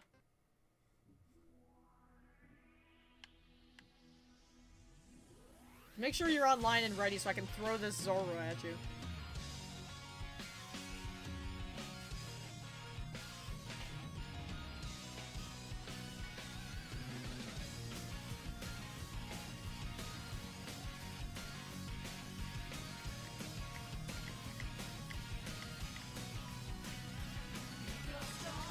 Oh yeah, you're online? Okay, cool. Oh god. Do I dare check anything? I'm guessing what I should check is my Kofi.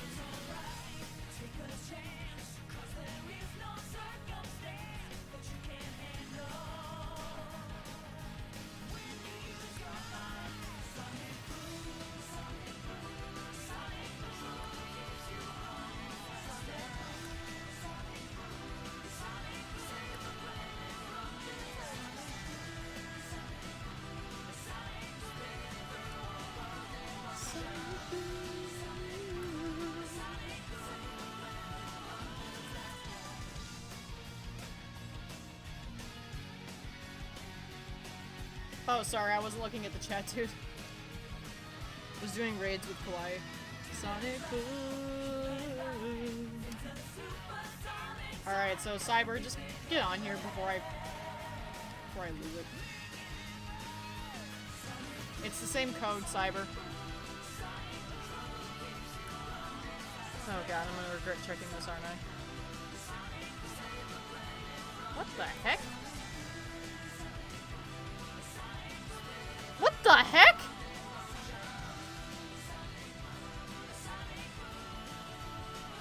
What the heck? Dude, what the fuck? Okay. Oh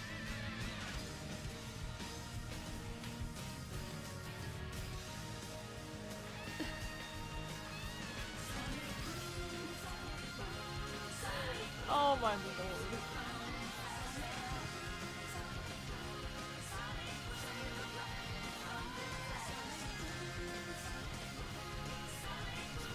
Okay, well, I guess I'm just gonna accept that.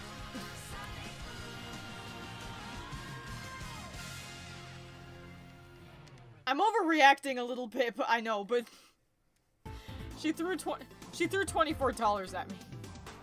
Sign music fits well. Oh. Just take your freaking box and get out of here. You named it Tem? Really, Cyber? You named it Tem, and I just knocked this thing off of my earbuds. That's not good. Where did that go? Where did that go? The rubber piece fell off my earbuds. Oh well, I'll deal with that later. I will deal with that later. She named it Tem. We have an inside joke where she keeps posting this gif of Frisk giving Temmie money. So she posts that every time she does this. And apparently she felt the need to catch an Eevee and name it Tem. Oh lord. And it's in a level ball. You're welcome for the shiny fox. Ah, jeez.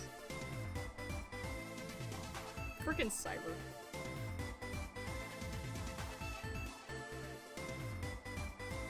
Ash Dragon, what are you doing?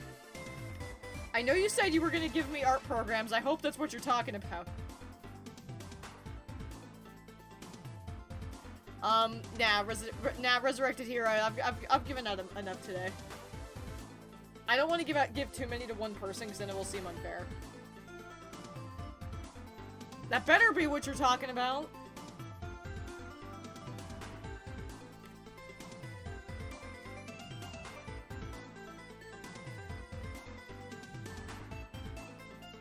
Oh Christ, Ash Dragon, what the fuck are we doing? Is this gonna be another day where you guys just feel the need to murder me?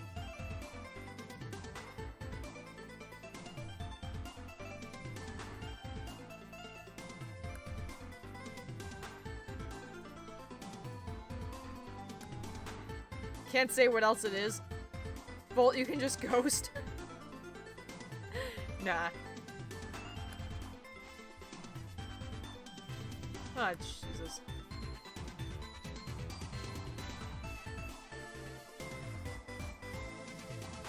Oh wow, you're drawing Zero. I just checked the Discord chat and I saw that line art you did of Zero. That looks cool. Pertaining to Morgan's stream at the moment. I love this.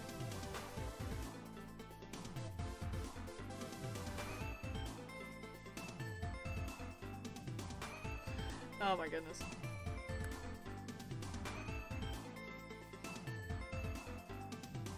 This is my own doing this time. The big projects are all done. What the hell are you doing now? When did you say you were gonna do this? Tuesday? What the fuck else could you do? Like, every time you guys say that, I'm like just thinking, what else could you do?